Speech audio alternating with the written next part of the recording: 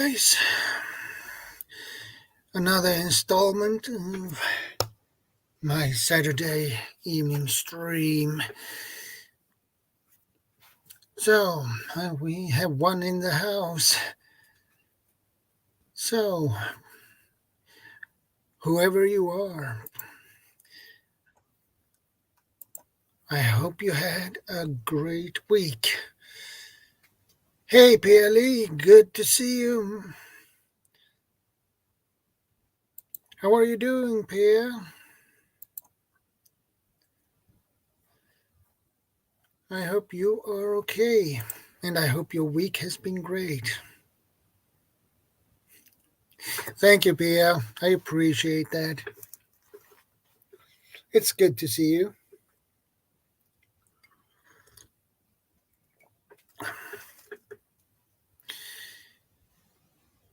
Yeah, a happy weekend.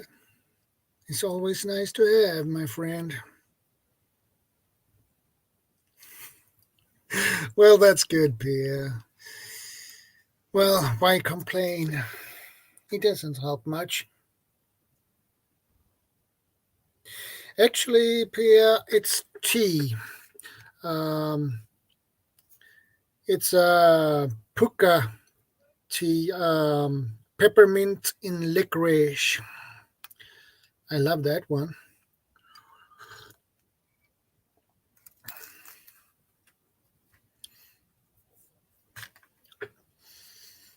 Um, the tea brand spells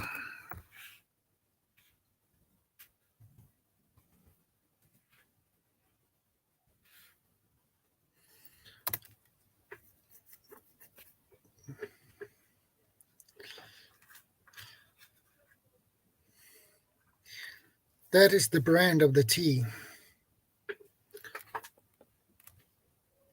Peppermint and licorice. I love that combination, actually. It's such a good flavor to it.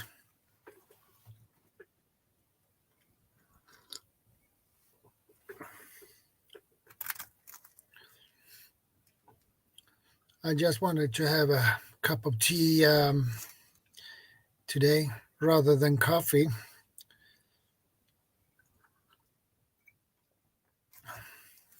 But my week has been pretty busy.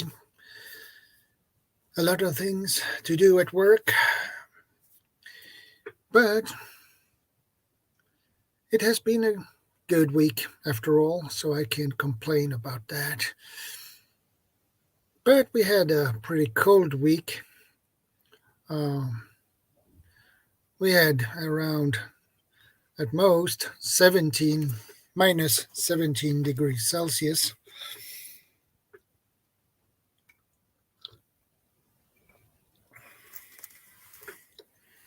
And we will still have a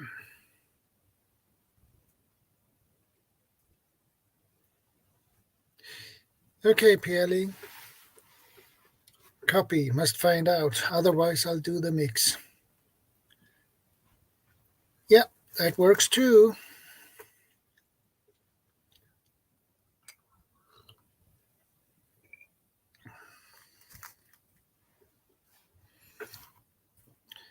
So we wait a couple of more minutes until more people drop in.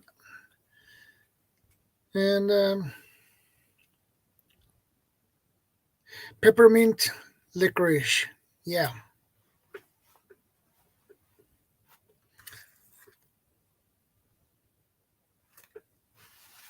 Peppermint and licorice. That's correct.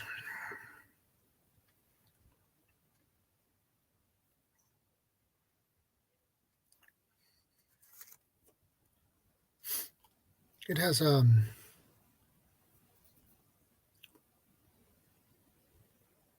distinct flavor of peppermint and the licorice. The first you notice is the licorice, and then you notice the peppermint.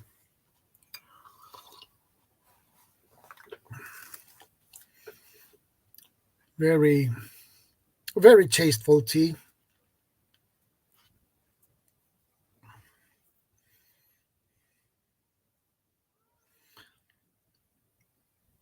We have 3 in the house.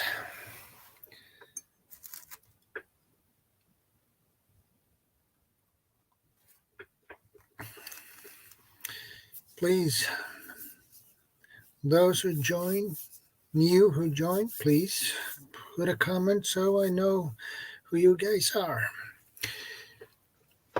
And I also put up the StreamYard link I pinned that in the top of the chat.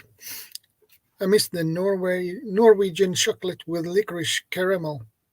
Okay, that sounds like an interesting combination, Pia. Wyoming Adventures, welcome, my friend. Good to see you. How are you doing, my friend? And we have Hendo 1974 too. Good to see you, brother.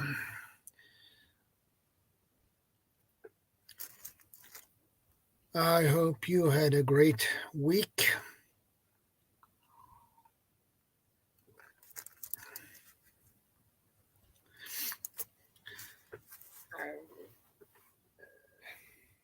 How is everything at your side, Wyoming? I hope everything is okay there.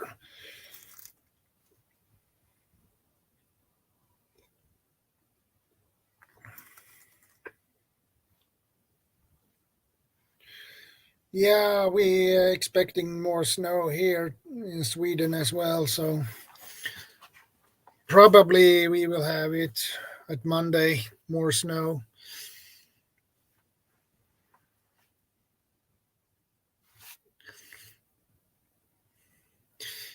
Yeah, Pia.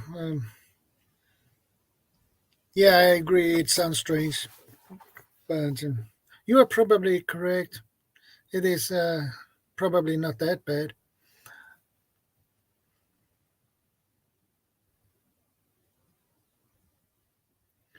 Hey, Shift Kicker. Good to see you, brother.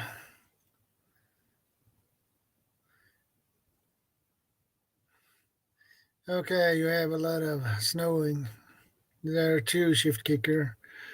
I've been dealing with an ulcer, unfortunately, and lots of snow here. Okay. Uh, I had an ulcer myself, and that is not funny in Wyoming. Women Outdoors, good to see you, man. How are you doing?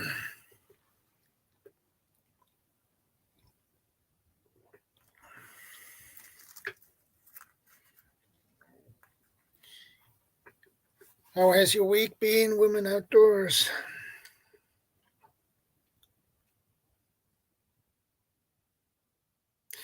Well, Hendo, I wonder where CR is.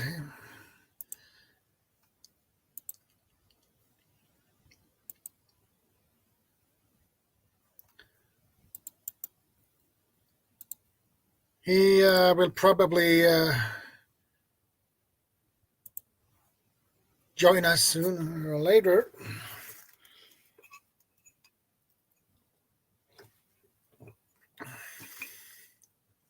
Doing good. That's awesome, woman. I'm doing pretty good myself, so I can't complain. We got a foot of snow today. Oh boy. That's a lot of snow, my friend. Uh, we're expecting 20 centimeters of snow on Monday. So that will be fun. Not, especially when I'm going to deliver my groceries. So that will be an issue if it comes that much snow. Yeah, woman outdoors figures when winter is almost over. Yeah. This week we had at most minus 17 degrees Celsius here, and we will still be at minus temperature next week as well. So it's pretty odd because we usually be on the plus side in March.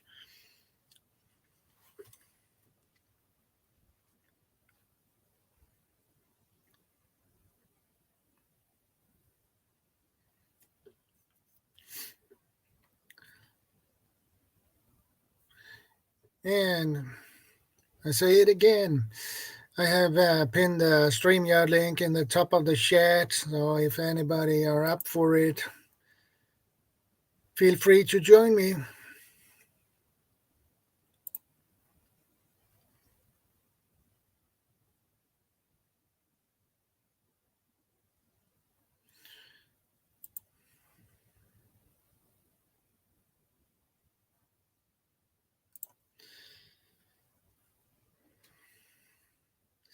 Yeah, I handle, yes, late cold weather, especially snow. Yeah. Yesterday we had Chinook winds, so that helps to melt snow. Yeah, I heard about those Chinook winds.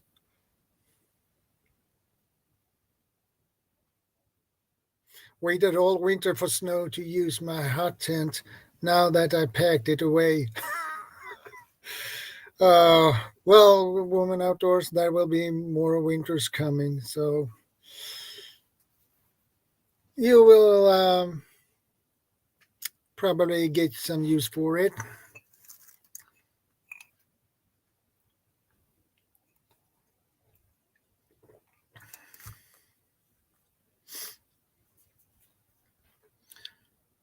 And the topic for today is tactical group strategies in a Shtf situation. That is an interesting topic, don't you think? Hey, CR, good to see you. Just wondered when you should pop in.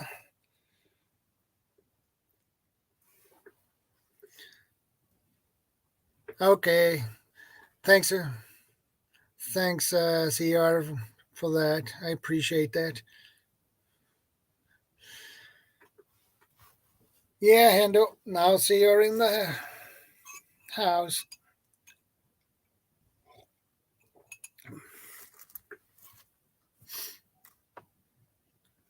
How are you doing, CR? I hope everything is okay with you, brother.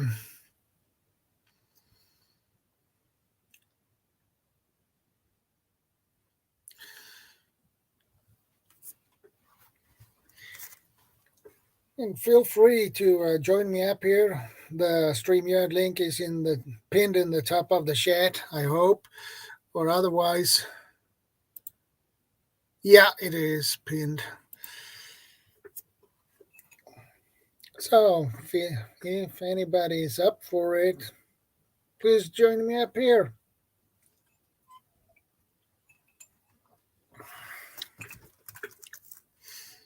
It's much more fun to have people on panel. It makes everything much easier.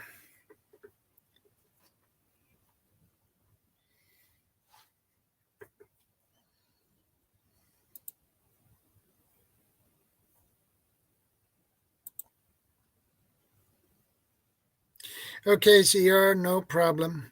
So you had a sunny day. Yeah, we had a sunny day today as well, CR.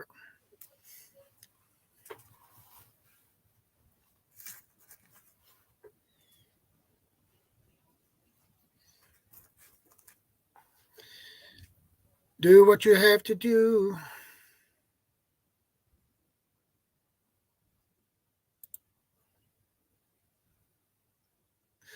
Yeah, CR gathering his snacks for the live stream. Probably. Or he just get his coffee.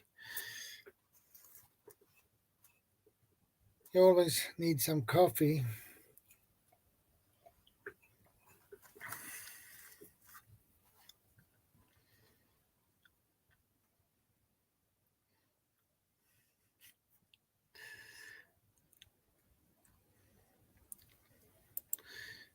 Yeah, both.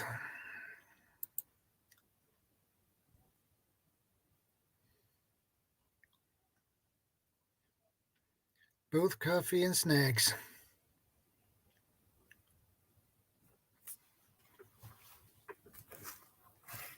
But anyway,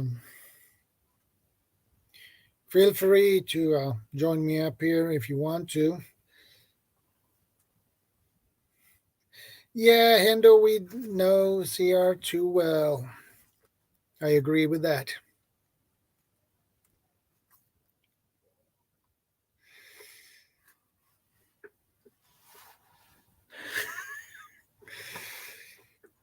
Yeah, we might. I hope that is an emoji with a pepperoni pizza. Um, I never tried that one before, but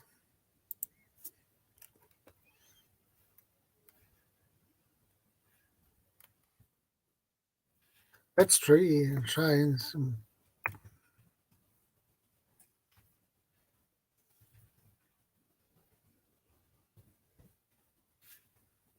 No, well,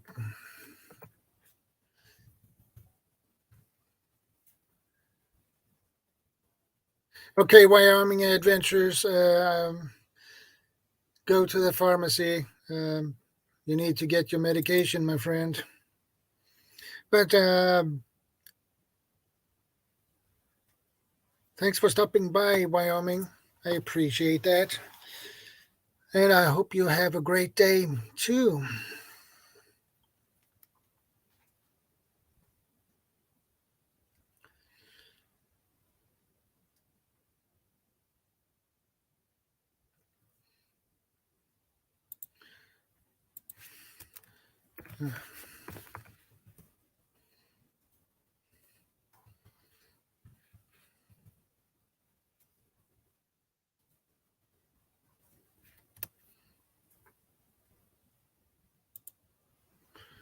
Well, that is the only pizza you can get in this shed, obviously.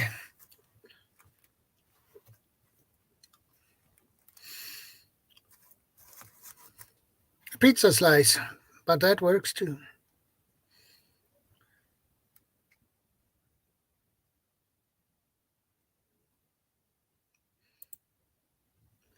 Fruit don't belong on pizzas except tomatoes.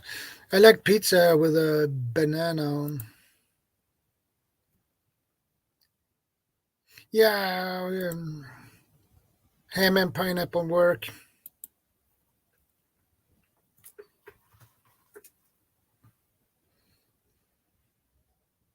That is, if I remember it correct, ham and pineapple. It's,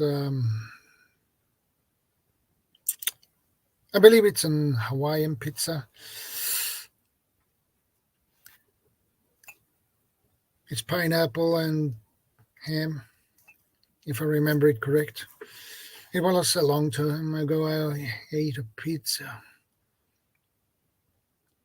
but I got tired of eating pizza.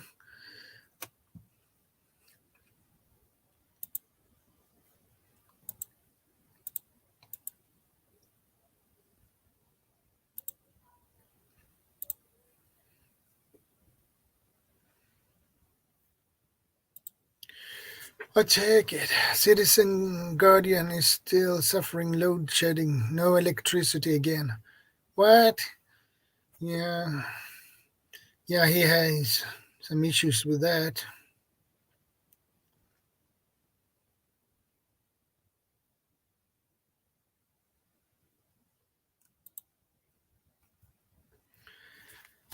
Anyone who wants to join me up here, feel free to do so. Just click the StreamYard link and pinned in the top of the chat.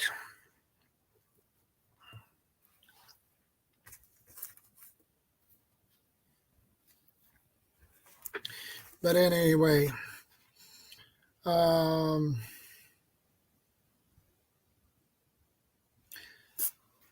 think we are going to get into this topic for today.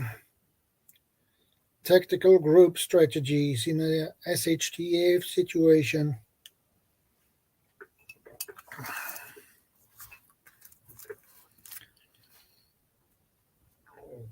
Well,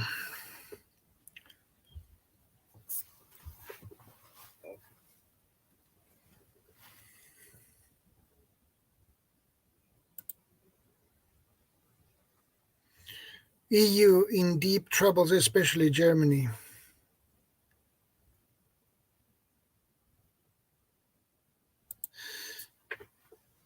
Okay, women outdoors, I was back.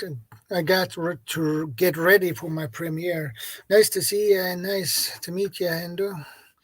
If you're still on, I will shoot back on. Yeah, I will probably run for 4 hours, so yeah, you will catch me. You will have the time for it, my friend. Well, groups in an SHTF in tactical group strategies. Well,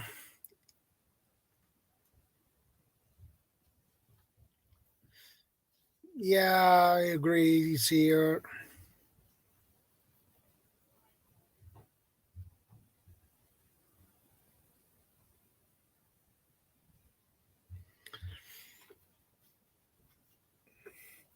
Hey, preparedness veteran. Good to see you and welcome to the stream, my friend. Hey, preparedness veteran, if you are up for it, you can join me up here. Hey, Corner Clubhouse, Cobalt, good to see you. I appreciate that, Corner Clubhouse. If you're up for it, preparedness veteran, you can click the pinned StreamYard link in the top of the chat as usual and join me up here.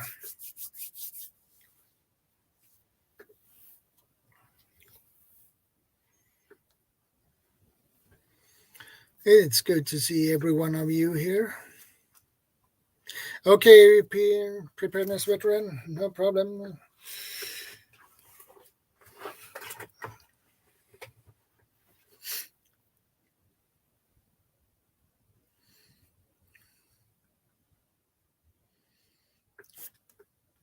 And as I would say was groups are always a good thing to have. But especially in an SHTF situation, you need to have a group.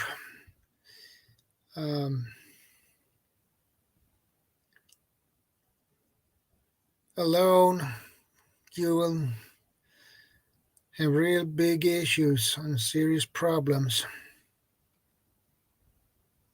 Yeah, I hope so too, Hendo. Good evening, preparedness veteran. Good to see you, brother. How you doing? Can you hear me? Yeah, I can hear you loud and clear. Good, good. Just work on me picture again. So stand by. Yeah, same as always. It's a common theme, I don't know.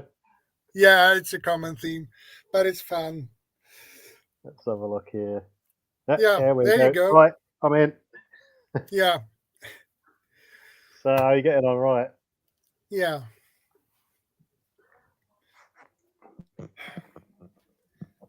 Today's topic, as I said, is tactical group strategies in a SHTF situation. Groups is a necessary thing in an SHTF, not to be a lone wolf,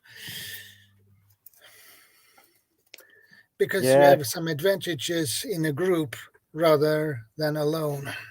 So yeah, definitely, it's of a complex scenario because not only have you got put your trust in other people, maybe you know them, maybe you don't. You might have just been bonded together just by the situation, and not necessarily you may not know him previously. So there's going to be lots of issues going on, especially if you don't know them. If you don't know the people you're with. Yeah, exactly. May not be that bad because you're probably all working towards a common goal. So you'll probably be all working together to get yourself out of that situation. But if you're talking tactical, yeah, then that's a completely different story altogether, because you've got to. There's got to be a level of training involved, and well, I mean, it depends on the situation, I suppose. Yeah. Tactical could mean a number of things, from trying to covertly get out of a situation, working as a team, or moving from one location to the other as a group. Yeah. Trying to avoid any unsavory people on the way. Or it could be actively going towards a location to loot it for all it's worth. It could be a variety of situations. Yeah, I agree. I think if you are on the move with your group, everyone should have their own specific task when you are on the move. Like in the military, when you are on move, everybody has a certain task. You keep an eye on the left, and you keep an eye on the right side. And yeah, exactly.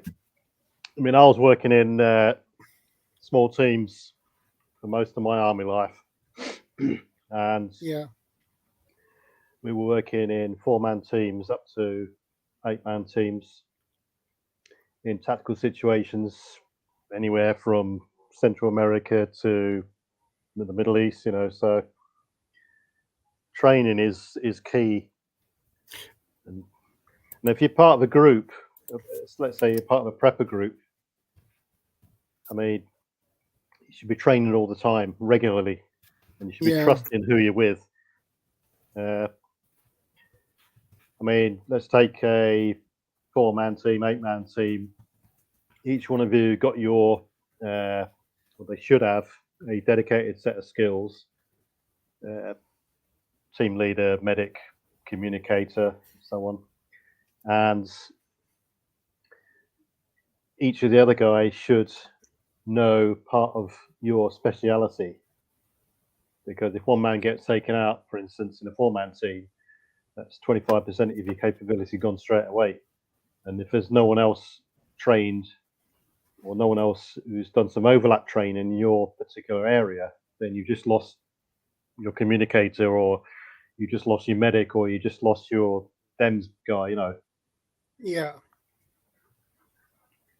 So training is key. But let's say if we take, we have a big family and they are in this group, and you have adults, you have teens, you have those who are between, let's say, 5 and up to 12 years old.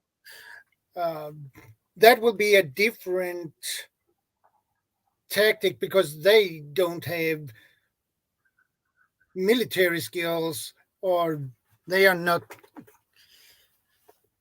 that's skilled in things that the adults are. Yeah, I mean, when you're talking working in groups or teams, there's so many factors involved, so many elements of skill training and knowledge involved, no matter whether it's a specialized military group or your family members moving from A to B or trying to get out of a danger zone. I mean, this could be anything from making noise, packing your rucksacks, to having the right gear, having the right amount of water with you, having the basic equipment, all the way through to knowing what to do in specific situations. And these sorts of elements are the basic elements is what will potentially get you into trouble. Get the basics right, and everything else should fall in place. But yeah, I mean, you could break it down into various sort of areas. You can break it down into personal skills, buddy skills, and into team skills. So, I mean, if you break it down into individual skills, personal skills, you don't want to be babysitting everyone all the time. Exactly. Because it's taking away activities that you could be doing rather than supervising someone all the time. But Yeah, I mean, exactly. some scenarios. I mean, if you're taking children with you or someone who's completely clueless, then there is an element of looking after them all the time anyway. But you can get around that sort of method by making them team up with someone, a buddy system. And probably you have, if it's a family, big family, you have probably elders in that group too. So yeah, pair them off, and it does relieve a lot of the supervision within the group, and it also allows people to personally count and confide in someone else. Yeah. Rather than keep it within themselves or bottled up, that sort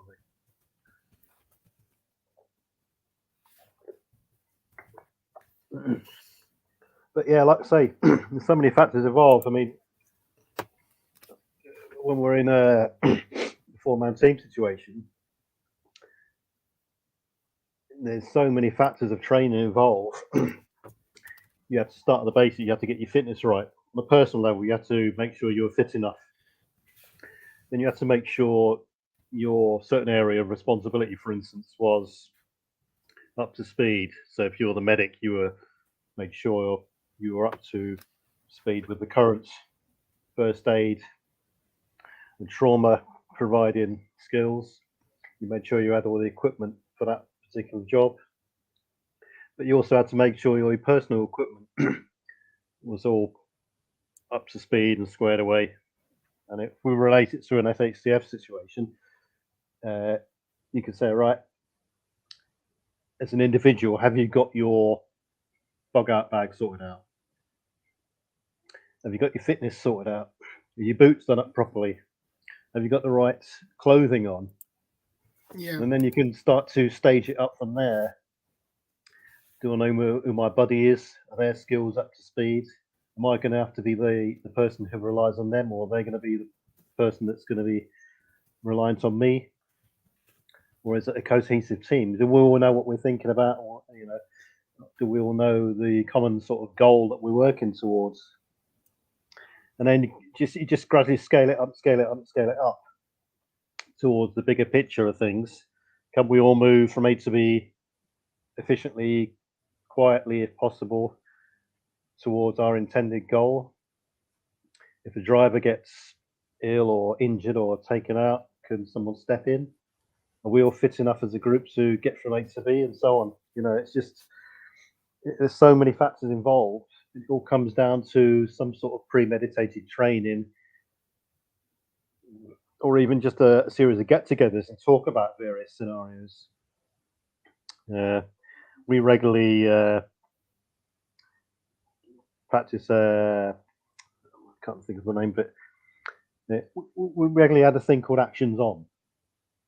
So as we discussed various scenarios and missions, or we got a set of orders for a particular mission, we always went through a sequence of actions on. So, like what ifs. So, what do we do, or what are the actions for ambush, or what are the actions for vehicle breakdown or separated?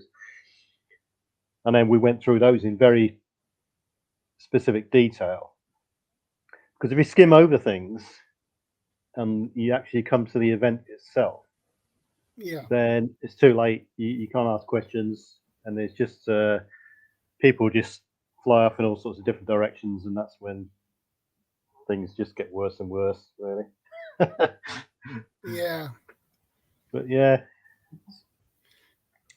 it's just so many aspects to it. I mean, you're better off if people sort of wade in and ask questions about that sort of thing, really.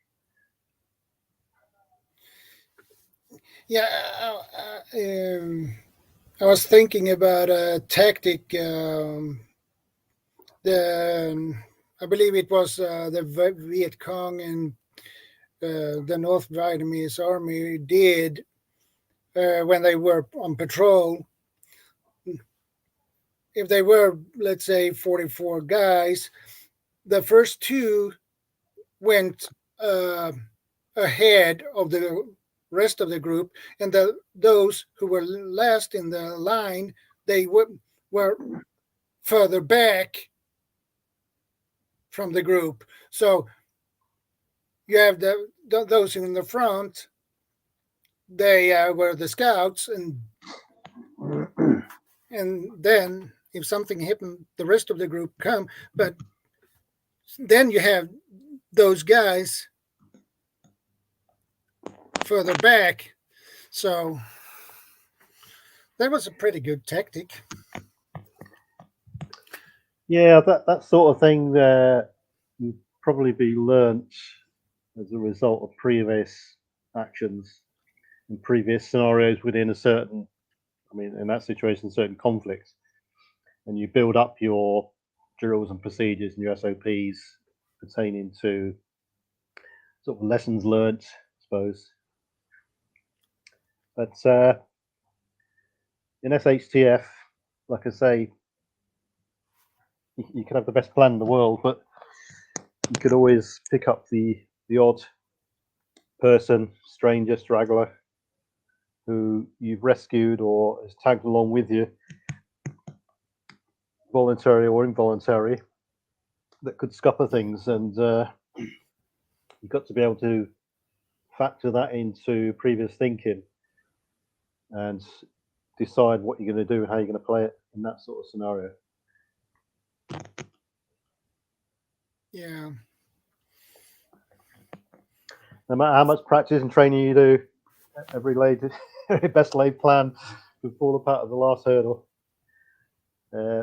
Thinking outside the box and contingency planning is also key, because guaranteed someone's going to throw a spanner in the works that's unforeseen. Yeah. And it could be the simplest of things which scuppers the whole plan, really.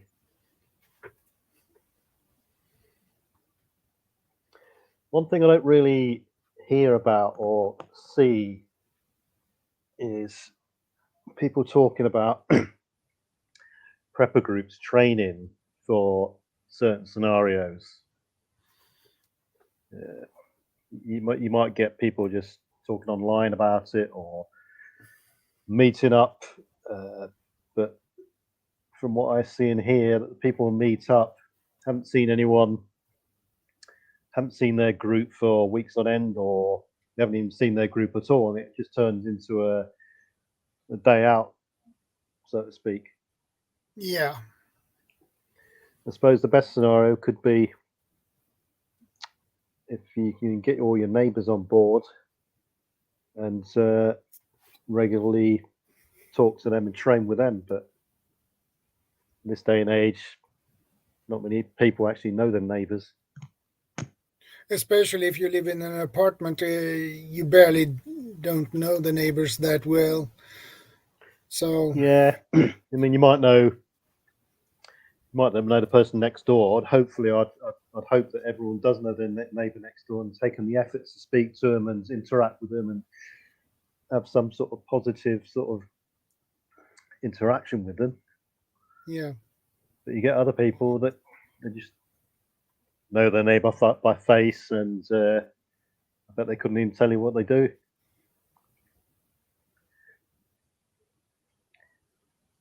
But then again, a lot of people are ignorant to SHTF scenarios, and yeah, a lot of people just don't think anything's going to happen.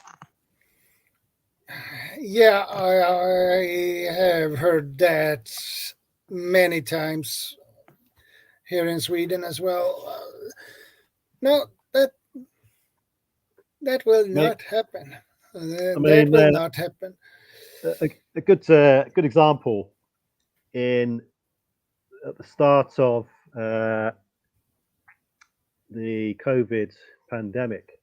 Yeah, I was on a boat in a marina at the time, and I got a tip off from a guy on a forum that I speak to regularly. He's from Vietnam, and yeah, he warned us in the December. He said, "Oh, take a look at this. Something's going to happen here." It was 45 people come down with some mysterious pneumonia infection in China. So I started to speak to a couple of people I speak to in this marina. And everyone started to talk to each other, thinking, "Oh, what's he all about?" I think a few eyebrows are raised, and then as things developed, people were starting to bond a bit more together.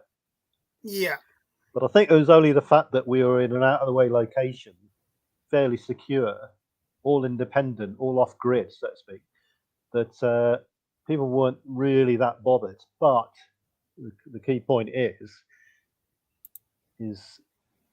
we're all in the same sort of situation and all working towards a common goal.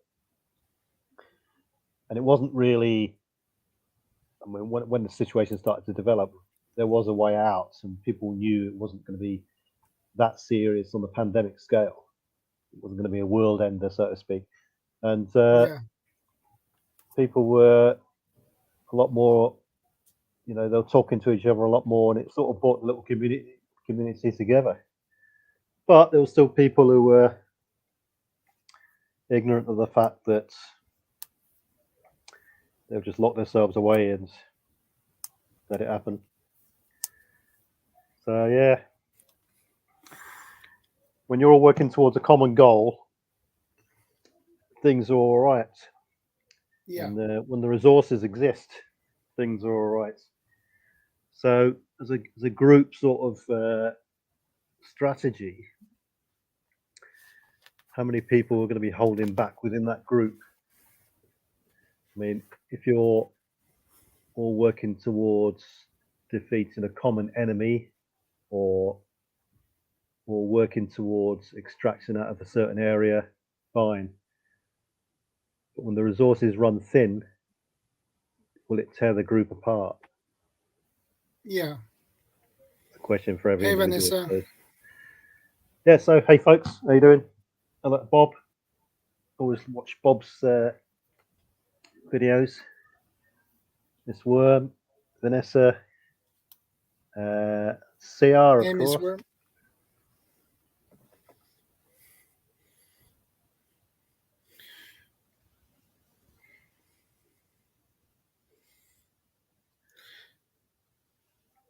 Yeah, I've been thinking. I think it was Bob that said something a couple of weeks ago. The fact that if anything's going to happen, the biggest danger is going to be from a local sort of crime source. Far more likely to die from the local scumbag around the corner Yeah, on drugs breaking into your house than an asteroid, killer earthquake, this sort of thing. yeah, So I don't know myself, but wondering if anyone out there has had any experience of neighbourhood watch schemes and group schemes or anything like that. But we had a couple of intruder scenarios in the last couple of months. And Hey, Con 50, welcome, my friend. yeah, it brought people together a bit. You got them talking to each other. The first thing that people were saying to each other is, "Oh, have you got a burglar alarm? Have you got security lights? Have you got a security camera?" That's as far as it went, and people just started to suddenly put these security cameras up and burglar alarms and all this sort of stuff. And then a couple of weeks later, after that sort of peak went, everyone just sort of withdrew into their houses again, and that's been it until the next event. So scare tactics don't really work for many people. Yeah. It works if you have a house, but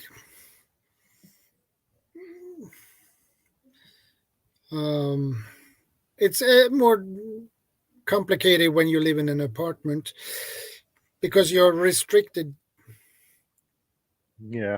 on what you can and not do, can do and not to do. So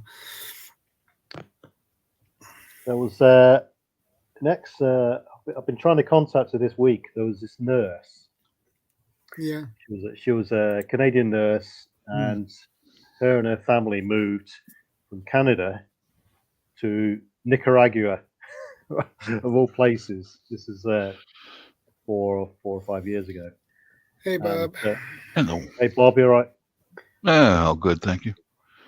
And they moved to Nicaragua, established their own little homestead a mile from the beach, built themselves up to a nice little self-sufficient plot and community. And then Nicaragua took a nosedive. And they were having to, on the hoof, develop their own group strategy for things like going shopping, getting money out of the bank, going fishing and things like this. And they were making their own improvised body armor. They were making modifications to their vehicles. They were going down to the local town in 2 vehicles in case one broke down. All the things you would imagine yourself doing, they were doing. And, they were arming themselves and all this sort of stuff. And that was a good, one of the good examples of a little group strategy they developed. Yeah. But she's gone offline, and I haven't heard anything since in the last couple of weeks. So, yeah, it would have been good to get them on here. That's the people you want to talk to, the people who've already been through it. Learn from them as much as you can. Yeah. If I could go back in conversation about neighbors. Example is like on Halloween night. They had a fire pit outside, and the neighbors were gathering around, and the first thing we did was get a security system put into the house, and I keep adding to it more. In fact, I did more today. But it's quite surprising how some people are very complacent. These are all homeowners, and they can do all this. They don't need permission. And I mentioned about my security system, whatever, just throwing a pebble in the water and seeing what happens. And a couple of the neighbors, one of the neighbors said absolutely nothing. So that's the guy who's probably on top of things, him and his wife. And another neighbor said, "Oh, we had a security system, but we turned it off because nothing ever happens here." And then another neighbor said, "Yes, it does. Remember, just 2 houses down, they got their car broken into." And then another neighbor said, "Yeah, there was another car get broken into in the middle of the night." It's like, surprise! Guess what? Some people become so complacent when they don't have to. I think it's a bit of laziness and complacency will make you a victim, And I stand by my guns when I say this, knowing this, you have more to worry about from normal street crime than you do from anything else. Anything else. Yeah. I just wanted to throw that in there, guys. Yeah. It's a good point. I remember seeing a clip that surfaced online. I can't remember if it was earlier on the year or late last year, but anyway, it was some sort of decent looking neighbourhood, snow on the ground, and there was some sort of altercation, some previous history of neighbours parking in other neighbours' car parking spots and shoveling snow on each other's cars and all that sort of stuff. And it escalated to the point argument broke out in the street, and the guy it got to the point some word was said wrong. Guy went back in his house, got shotgun, pistol, blew her away. Yeah, I saw that. You saw it. And yeah, like you say, that's a typical example of escalation, and you just never know. Yeah, but, normal street crime. Yeah. It's amazing how much you can gain and build up your own sort of personal picture of what's going on just by talking to people, neighbours. Yeah. Walking around, having a look, and this sort of thing. And it's also amazing how much you see people just walking around with their heads up their ass. It's just, honestly. It's a little frightening, isn't it? To see that these people are so totally unaware of their surroundings, walking down the sidewalk, surfing their phone. Oh, there's a victim right there. You're the victim, you know. Yeah. Yeah, and they have their headphones. I was going to say, walking along, head down, on the phone, and with the headphones on, listening to something else. I had an instance. I had an instance of that yesterday, gentlemen. We just recently got a house, so I had to get an electric lawnmower. It was delivered yesterday. It's still sitting in the box right over there. So I saw on my cameras that Amazon was here, and I opened the garage door and stepped out, and there's a young lady next to my front door dropping the package. And she turned around and didn't know I was there. Even though I opened the garage door and I stepped out of the building, you know why she didn't know I was there? Because she had her earbuds in and she couldn't hear a damn thing. She turned around and just, oh, I said, yeah, well, thanks for the delivery, you know. She's a delivery driver. She goes into all kinds of neighborhoods all day, and you've got your earbuds in? You're stupid. She's a target. She is a target. Yes, she is. Because if I wanted to do her harm, I could have grabbed her, brought her right into my garage, and you're gone, honey. You're never going to be seen again, or you understand what I'm saying. Yeah. Hey, RG Arizona. Good to see you, brother. Just shake my head sometimes. That's just, I don't know. Especially females, you really got to pay attention because they're already a natural target to predators. Yeah. And the elderly, you know. Yeah, I have seen it where I live. There is a lot of people who wear this type of headphones when they are in the downtown, and that makes me so annoyed. Take off those headphones when you are walking in downtown, please. Please. I had another instance last summer when we lived in the other house. You know, the area is swarming with addicts, and they will stop at nothing. They have no limits. And that addict rode by me on a BMX bike with his backpack, and I went, "Now there's one of them." And he rode over to the market, and there was this very elderly lady who should not have been alone, trying to get out of her car right by the front of the store, guys, right there. And she was so unstable and shaky, she could barely get out of the car. And that junkie saw her, and he rode right in front of her car, dropped his bike off, and he's looking at her, and he's slowly stepping towards her. People are passing by. Nobody even noticed what he was doing. Nobody but me. Yeah. You know, I'm not bragging, guys. I'm telling you. As soon as he started approaching her, he saw me standing behind her at parade rest, and I let him know, I've got my eyes on you. You know, and there must have been a dozen people passing by. Nobody paid any attention to that situation. That guy was going to rob her. I know it.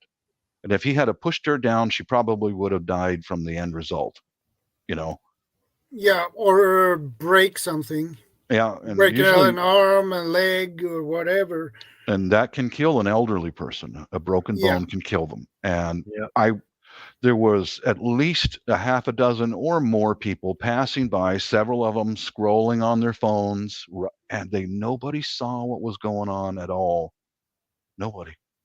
Yeah. I just scary, man. We'll see another sort of thing. Even if someone did see it, I think a lot of people nowadays just don't want to get involved or dragged into any sort of scenario like that. Yeah. It's as if the moral backbone of society is gone. Because it seems nowadays that for the most minor altercation, people are prepared to use the maximum amount of violence they've got at their disposal just to win over someone or get through the situation themselves. I mean, if you go back 30, 40 years plus or whatever, and you're walking down the street and bump into someone, it's a case of, oh, sorry, you know, and you walk on. These days, you do that, and it just turns into an escalated argument and worse, potentially. Mm-hmm. Yeah. Yeah, I agree with that. Just unaware of their surroundings. They're internet addicted. They can't think of anything else other than the next TikTok video. Yeah. Yeah. I see a lot of things when you're talking tactical group strategies. There's a lot of fantasists out there who think they can just don the body armor, grab the weapon, start patrolling the streets, and they are now the law of the land, sort of thing. And yeah, that's foolish. Just doesn't work, does it? I know. Yeah. Knowing I have history of martial law overseas and a lot of history here in the States with the addicts. And I was on a good panel the other day with several pretty knowledgeable guys, and they've never been in martial law. I have been as a civilian, alone. I mean, alone, guys. I'm not in the military. I'm alone, over 40, in martial law. And there's things that people aren't aware of is that, like, example is in martial law, if you carry around your AR-15 or your M16, you're going to get shot immediately without question. You're dead. Law enforcement or the military will kill you without a question. You're dead. That's it. And that's things that people with no experience are not aware of. You come out of there with your battle rattle and your AK-47, law enforcement and the military will kill you on the spot. Boom, you're dead. Because you're not one of them. They don't know who you are. They're going to kill you. Welcome, quiet listener. Good to see you, Victoria. And the best thing you can do if you have to be armed, which I was not armed, is carry a pistol and or a knife or both. That's how the locals do it. You know. But you're also going to be patted down by law enforcement again and again and again. So better off not to carry any weapons if you. So yeah, there's a lot of fantasy out there, vet. You know. Yeah. People. Now, I could see having that tactical gear to protect you and yours, but I wouldn't recommend you go outside using it. Yeah. I mean, when you mention a tactical group strategy, the thing that comes to mind immediately for me is a defensive collab, if you like, of your location or your area. or moving from A to B. You could be going to another location or going shopping for some more supplies or something. But if the situation is that desperate when you have to go out in a group and develop some sort of strategy, then I'd question, do you really need to go out at all? Right. Voluntarily for supplies and stuff. But I make sure we don't have to. I make absolutely sure we've got everything we need right here in the house. Come back to prepping, pre-plans, scenarios, keeping everyone informed, and everyone up to speed as what they got to do. It comes right down to the very basics of food and water, right on hand.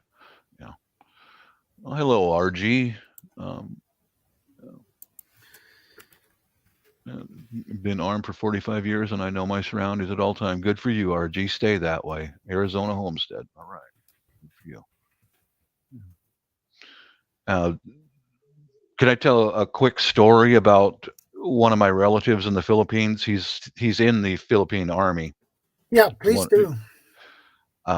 He was with us in April when we went back there, and in Christmas time when we back there. He's an infantry soldier, and in my opinion, the Philippine Army is the most experienced army in combat that I'm aware of.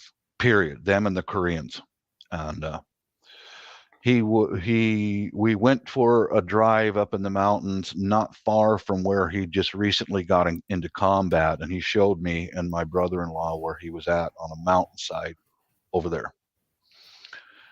And him and his partner were scouts for the squad, that were following behind them.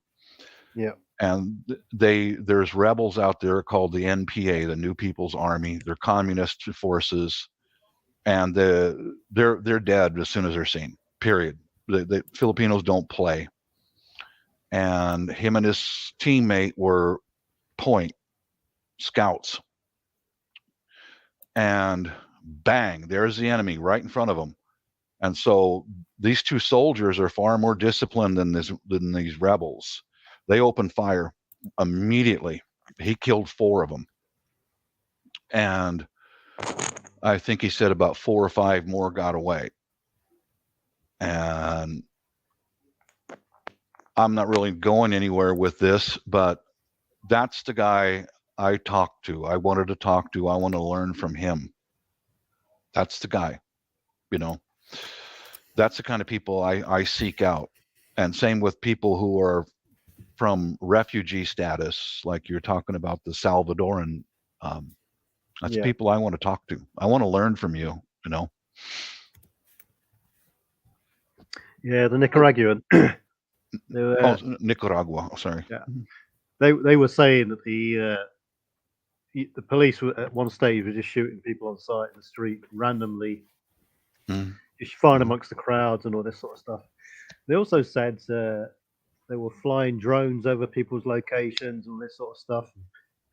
If you were trying to shoot them down, you'll be classed as an enemy, and then they'll come back and get you. Oh yeah. One particular story they told me was their son went fishing, and he got injured by the propeller on the boat, and quite deep lacerations in his thigh. And it was only the fact that they made their own colloidal silver that sped up the. They had to do their own medical treatment themselves. She was a nurse that made the injury heal a lot better than it would have done, apparently. So quite a good little resourceful story they told me. I can't remember the full details, but that was the main sort of brunt of it. I learned from a South Korean that tobacco is a coagulant. Right, yep. It hurts like hell, but it does work. If you've got a wound and you've got nothing else, empty out your cigarette pack and stuff it in that wound, and it will help to stop the bleeding.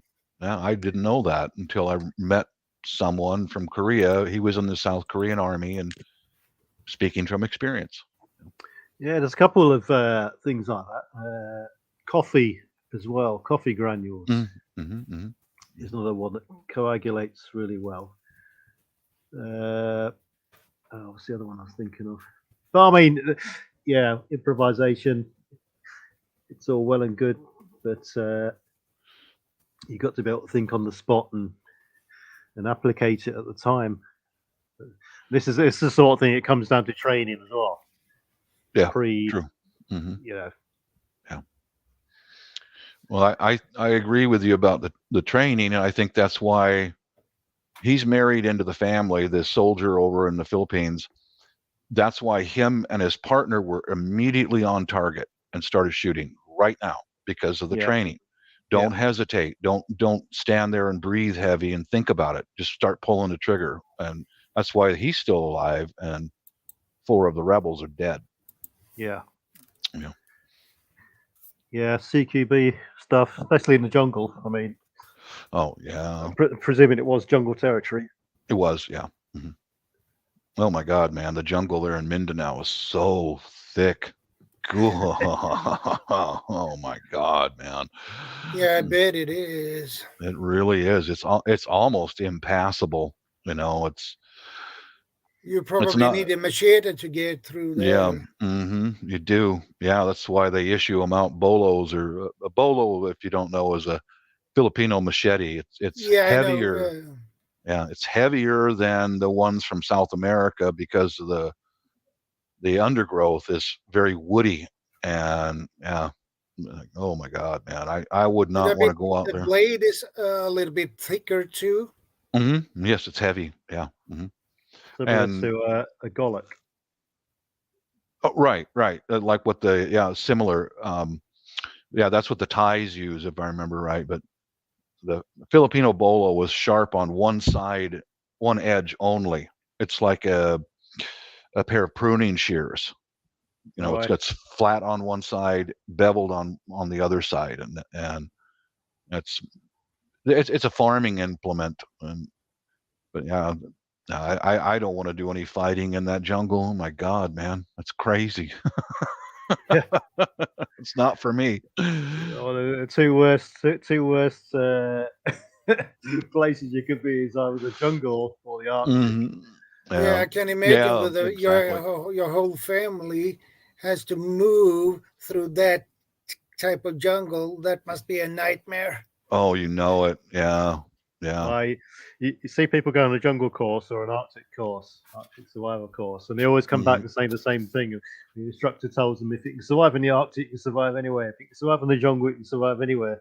And it's such a harsh environment. You know, you can't fight them. You got to work with them and all this sort of thing. Yeah. Yeah, pretty hardcore. It's easy to get dehydrated in jungle. Yes, because it is. Of this. Yeah. You're just always wet, always you need to rehydrate yourself. Yeah, that's true. Yeah. Because you don't feel how much you lose. Yeah. Because of the humidity. Especially the humidity, you don't get the evaporation sweat mechanism occurs when you get high humidity in those temperatures. You see. So you don't get the cooling effect.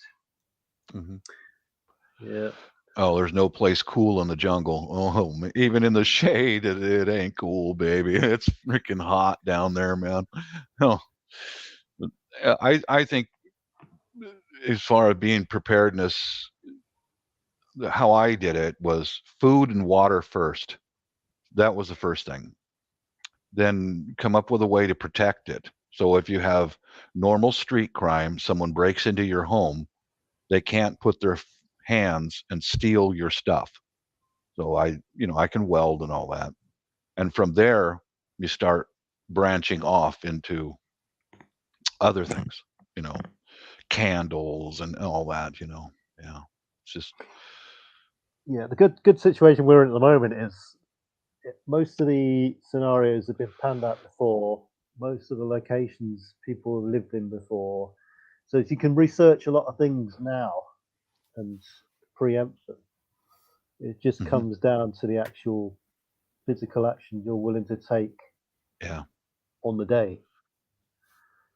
exactly, Hendo. That's where I started right there. Yeah. Yeah. Water, food, securities first. And yeah. I mean, once in a while, my wife and I will watch local news only when she comes home from work. During the day, I don't want to see it. I don't want nothing to do with the news. But there's Yeah. murders that occur here constantly now because of the drug trafficking, and that it's ugly and it's scary. And I had 19 attempted home invasions in the last place we lived because of drugs, and one successful. The guy walked right in. He walked right into my place. Right in. That was April 19th, 2016 at 10 a.m. From there on, I strapped. I put a pistol on my sidearm every day and night from that moment forward. And that stopped the rest of them. By me standing in my garage door strapped, Yeah. that's what stopped the rest of them. And, but So did this first guy get away? no, he did not. No. The police get him, or did you get him? Yeah, the police got him because this is a sequence of events. As he walked right into my place, and I thank God he stopped, because this guy was a career criminal. He spent his whole life in prison. I'm outmatched.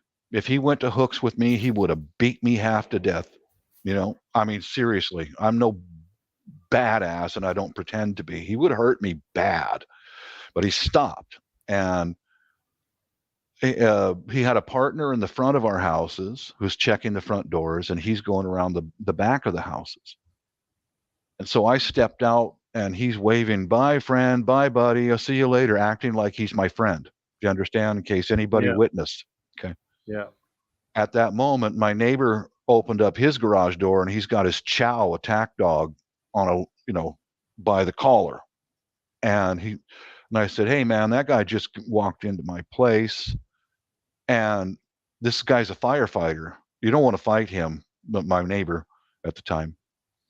And he says, "Yeah, he was somebody outside rattling our front doors." And I went, "Oh God, there's two of them."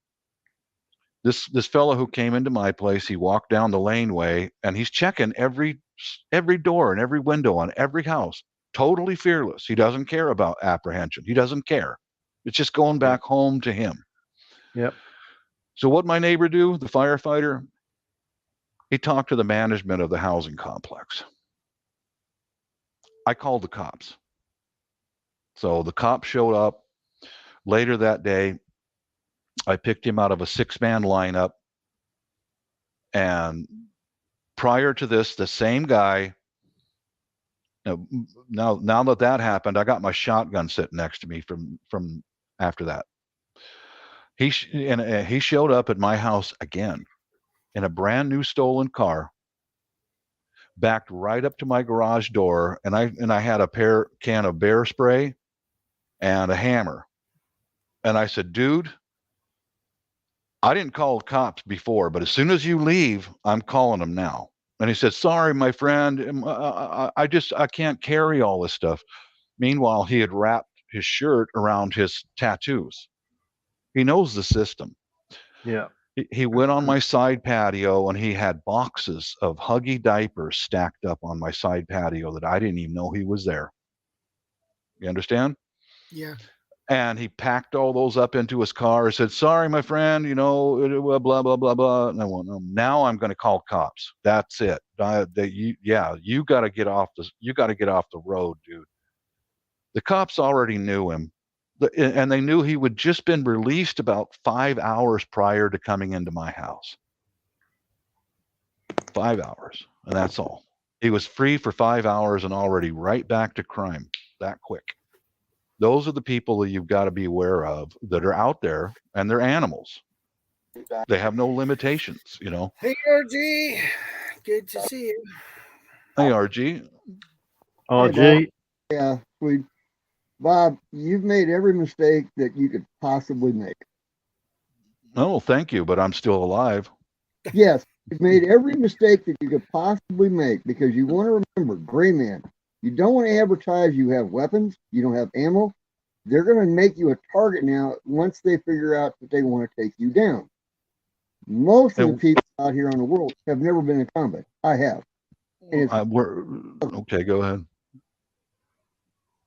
You have to remember, these guys are going to roam around no matter what. They're part of society now, whether we like it or not, because people don't stand up to them anymore. Showing a weapon is not the answer to your problem. Making them know that they're not supposed to be there is your answer to your problem. Well, thank you for your thoughts. I appreciate that. But I mean, I did 32 years in law enforcement, not counting the time I did in the military, and I worked in special ops. So I know this stuff like the back of my hand. okay. So it's not like I've never been to this show before. I've been to this before. So no disrespect to you, Bob. I mean, I understand what happened to you. I appreciate what you did. And to you at the moment in time, it seemed like the right thing to do. But you put a target on your back. So what would you suggest if someone is scoping out the area, walking around? They're known that you see them. You keep them present. You keep eye on contact with them. You don't have to have a weapon displayed. You can have a weapon not displayed. So if you need it, you have it. But you have to understand the ramifications in being involved in a shooting. Most folks don't understand. They figure, okay, I'm at my home. I can shoot this guy. I'm good to go. Police aren't going to come and harass me. No, sorry. You're going to get arrested. No matter I know what, that. you're going to go to jail. And unless you have some kind of legal program where you got an attorney on hand, bail bonds, the whole 9 yards, you're going to go to jail and you're going to sit in jail because you did the right thing for you, but the courts don't care. Nor their hands are bound by what they have to do. Now you'll get released maybe, or if you get some sleazebag attorney from some DA's office and says, oh, we've got to prosecute this man because he shot somebody that's important. I'm sorry. Let me add in that was one time that he did get in. I had 18 more instances of people trying to get into my house. 18. Okay, then you need to fortify your place to make it sure that you're not a target.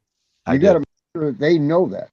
Okay, let me show you my shop. That's exactly what I did. Okay, let me show you my shop. Sure. That's a Miller welder, metal cutting saw, milling machine, lathe. That's exactly what I did. And every day I was making more and more layers of defense. But I was in a rental house, so I was limited to what I could do. Yeah, that's the problem. You're in a rental house, you're definitely limited. Yeah. But now this is my own home.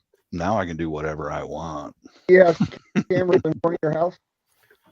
I'm looking at several cameras right here, right now. Already, if you've been through the incident you're in, you should have already had that. That should have been your top priority right there. Security. I was in a rental house. They made me take after. I'm talking about the house you're in now, not the rental. Yeah.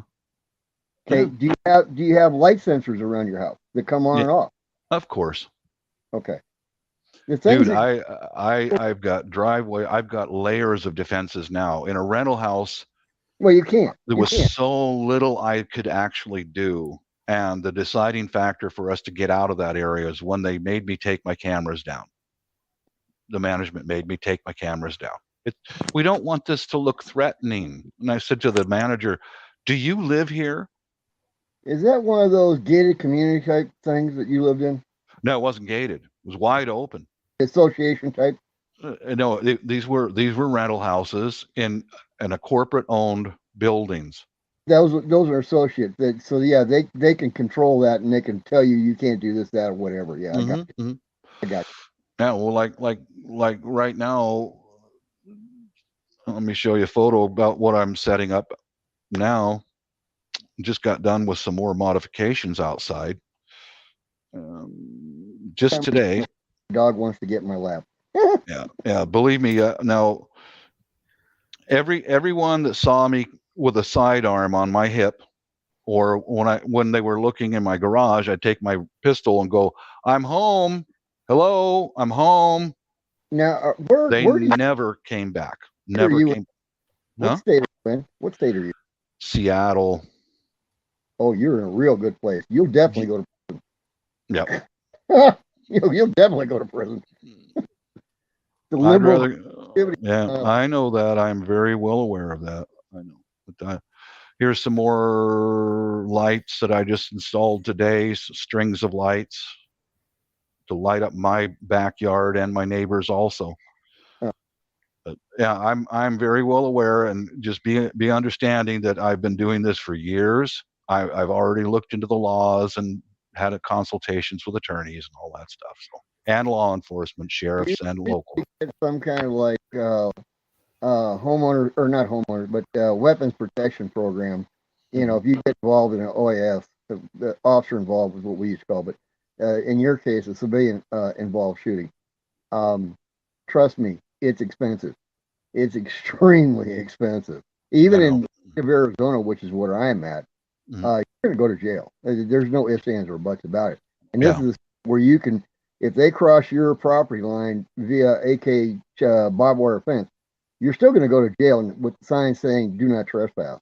I know that. I know that. Don't you have castle law over there? We do, but it doesn't make any difference. The courts want to make their money. No, because Well, I mean, at some point you're going to get arrested before, and the facts are going to be established. So if you're in the right, surely you will get away with it anyway. But that could take 5 to 15 years. Yeah, you're wrong about that, because it depends on the DA of that area, and in his area is extremely liberal.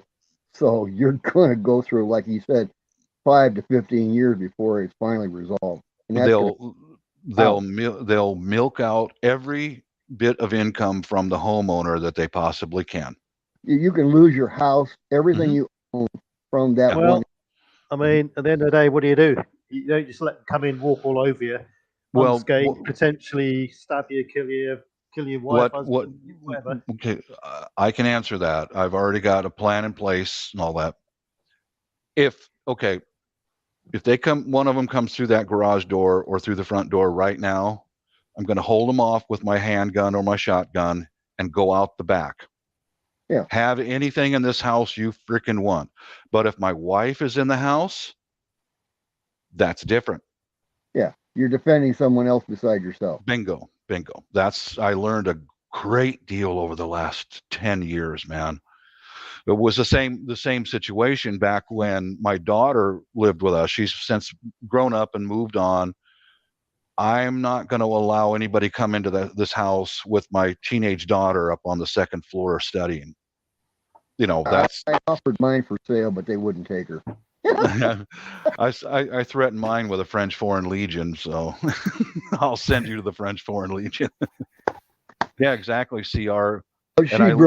She's grown now, so she's on her own. So is mine. But likewise, if you, I take it from your point of view, if you advertise the fact that you're carrying you got some sort of weapon, then it's going to deter someone who's just after some petty cash. Well, is that your thinking? Where I'm at, veteran, I was at a restaurant here in a very small town called Ashford, Arizona, and I had a citizen from your country, and they had not seen somebody wearing a sidearm before, and I'm amazed that I'm wearing a sidearm here in the United States. I totally understand, because I've had British bobbies come to the department that I work for, and they were just absolutely dumbfounded. Every cop had a gun, and they rolled with, AR-15s, shotguns, handguns, the whole 9 yards. Yeah, I mean, nowadays most of the police here, well, quite a few of them carry HKs, and they've got some form of access to weapons. But I've seen them. I've been to England several times. Yeah. The problem with our society in Britain is we live in such a sanitized society, and we're getting to the point now where crime has escalated beyond normal society hasn't caught up with the thinking of violent crime. You see what I mean? We're getting scenarios now where it's teenagers and kids going around in groups. We're all getting used to it so much that we don't even care anymore, and that's the sad part, because we should care. Yeah. Because that's the only way you're going to stop the problem. You cannot stop the problem if you don't care, and if you don't stand up and make a proactive approach to the problem. Like I was telling Bob, having the security system and things like that. But yeah, if you don't make it know you're not welcome, they'll just keep coming. This is another thing that I'm doing, is cutting back the bushes around my place. I'm making that in those 2 trees into bonsai trees, so I can see the back of my neighbor's house, and they can see the back side of mine. I know, but that's really sad that you have to take down an ornamental tree to take care of your property. That's the way it is. I know, and it shouldn't have to be that way. Yeah, I'm just why then we wouldn't have this problem, but they don't want to. Yeah, Mrs. and I discussed, she wanted me to cut those trees down. I said, no, I've got another solution. I'll make them both into bonsai, so they're transparent, just like all the other bushes and trees around my place. I work my ass off to protect my family and my house. Yeah. Favorite tactic at the moment over here is a group of 3 or 4 plus will come to your house, sledgehammer your door in, and they'll just run through your house, take what they want, and leave. They're mainly after vehicles, basically. Come in, take your keys. That's anywhere in the world right now these days. It sure is, unfortunately. Yeah, I mean, I see it on a regular basis. And in law enforcement, I used to see it even more. And I'm like, when are you guys going to stand up for yourself? But I understand and I empathize with them, because they can't, because of the court system. Yeah, our courts are so corrupt now. Oh yeah. I think if I'm active. I'm very active about this. We've got a house overseas, and in just a few years, Mrs. and I will be over in probably one of the safer countries in the world. There's another problem most people come up with. I'm going to run someplace else. That's the biggest mistake you can make. No, it's not. You stand your ground in your own country and say, no, I'm not accepting this. I've already done it for the last umpteen years, dude. I'm old now. You understand? You don't years old, son. I'm 70 years old. Well, you stay here if you want to. Go ahead. I'm leaving. We've already got a house overseas. That's fine. There's nothing wrong. Don't get me wrong. But I'm 70 years old and I'm still holding my ground. And I'm not going to get. That's fine.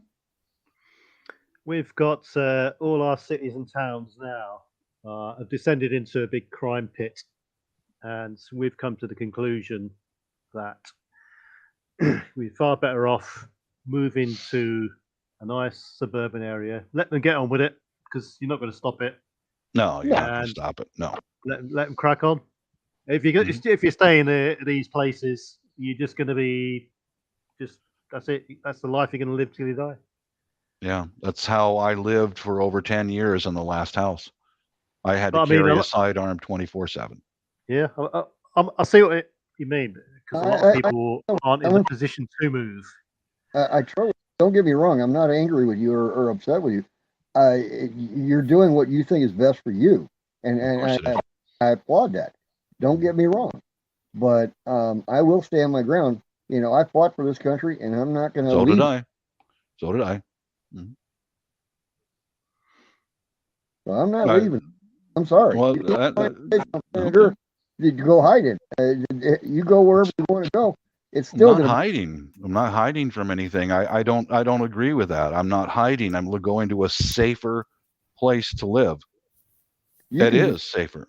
Like Bob, still running, and that's still hiding. And I'm sorry, you got a place on planet Earth that is so. I'll move there. I'll move with you. You're trying to make. I don't know nothing about you at all. I am not a coward. I am not running. I didn't say you were. Okay. But- With the implication that I'm running away, I'm going to step off. I'm going to go warm up a coffee. I'll be right back. Okay. Sorry, Swede. I apologize. Well, it's okay. I get quite passionate about this subject. Yeah, I noticed. Well, I see people doing this all the time, and they want to go find a place to hide, whether they think it's a good place or not. And guess what? It doesn't change anything. And the only way you're going to change things by standing ground. I learned that in combat, and I learned that in the world. And as long as you run, well, politicians are going to keep doing what they want to do. Country's going to keep doing what they want to do, and nothing changes. Well, I have not that much military experience as you have, but I did my service for 10 months. Yeah, in your country, is it still mandatory there in your country? They took away the mandatory part for a couple of years, but now it's mandatory but voluntary. So, if I remember back in my day, it used to be 2 years you had to do military, kind of military service. I did 10 months. Yeah. In the army. Yeah. Armored forces. Yeah. But I mean, it used to be 2-year tour over there, and then you stayed in the reserves for, I think I'll tell you were like 50, 55 or something like that. If I remember correctly. Yeah, you are probably correct. If I remember right, you used to have to, once you went into the military, you kept a rifle at home. And we're talking back in the 70s. I'm sorry, we're in 2023, different world. Yeah.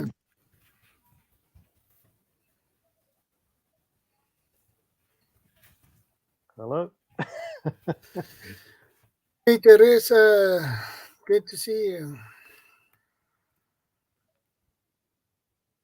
So, how's the weather there, Shadow? Well, we have sub-zero. Earlier this week we had at least minus 17 degrees Celsius. All right. It snowed here the other day, and the snow's still on the ground, but it's going to go away in the next couple of days, I reckon. Yeah, we still have snow. Where did he go? The problem is, well, he dropped off. He's gone. But we expect Monday 20 centimeters more snow. Ooh. Right. Good skiing weather. Yeah. You do any land laughing, dear Shadow? Well, I don't have any skis, so I need to get. One of the best form of fitness, that is. Yeah. Bob, I apologize if I upset you in any way. I did not mean to upset you whatsoever. Thank you. I appreciate that. I'm very sorry if I ruffled your feathers in any way. I'm very passionate about, how things should be and how things can be. And so I apologize, Bob, if I ruffled your feathers in any way. Thank you for the apology. It's accepted. Oh, snow. No, thanks, Shadow. You keep that snow in Sweden. I don't want none of it. You just keep it there, brother. I don't want it. Oh, I can send you some from here in Arizona. I can get it. No. Free. I'll send it to you free. Yeah. What's worrying me is if it comes 20 centimeters and I work Monday all the week. So the car I have, my company car, it's totally useless when it's winter. So you get tires. stuck. Yeah, I have winter tires on it, but you can get stuck easy, especially if they haven't plowed the roads. I can send you some mud, Swede. I got plenty free. Loads of it.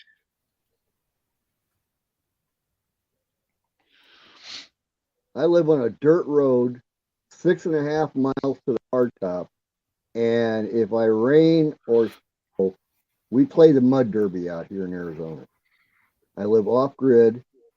Everything is based on my system that I have: power, water, the whole 9 yards. Don't have a well, so I have to truck in water, and I have to set up my system so that I am totally efficient. How far away from medical aid are you? We have a kind of, sort of, halfway emergency medical in Ashford, but as far as any trauma centers, it would be Williams or Prescott. So I'll rephrase the question. If you were to dial 911, how long would medical help be at your location? if I called now, I might see him tomorrow. Do you in America, by the way, do you have air ambulance? Oh yeah, we have them. Yeah. As long as they don't get lost. And I'm not making a joke of that, because they get lost. Out here, if you go by one set of maps, one says one thing, and if you go by another set of maps, it says completely opposite of what the other map said.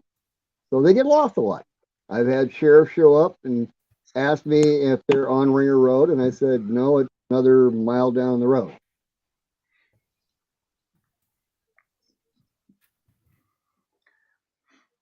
Oh, it's gone. So, Shadow, when what sorts of group strategies are you talking about? What did you have in mind? Well, if you have a larger group, you should, and if you have the possibility, you split the group so you have one part of the group is scouts, the other group is responsible for hunting, fishing, cooking, gathering water, and things like that, and the other is responsible for the security and the defense of your home base. Right. So you're thinking about a long-term sort of a scenario. Yeah. Right. We used to have working on 8-man teams. We used to have a rotation. So let's say you get 3 groups. Group 1 for a week would act as patrol. So they'd go out in the area, recce the area, have a presence on the ground, and do whatever. And you could relate this into an SHTF scenario. They could go out, go foraging, for instance, or for supplies, or seeing who is out there and protection, that sort of thing. Group 2 for a week, they would be in reserve. So they would be almost at rest, if you like, and they would be manning the communications and the general control of the area. And group 3 for a week, they'll be in defense. So it'll be their sole job to defend the location for a week. And then after the end of the week, they would all rotate round to the next job. See what I mean? So group 1 would take group 2's activities on, and group 2 would take group 3's activities on, and so on. But and that's the sort of system that the British Army works on, is that sort of work ethic, particularly in remote patrol bases and things like this. The problem is you can't really sustain that for any lengthy period of time. You have to be relieved, because it's such a taxing mode of operation.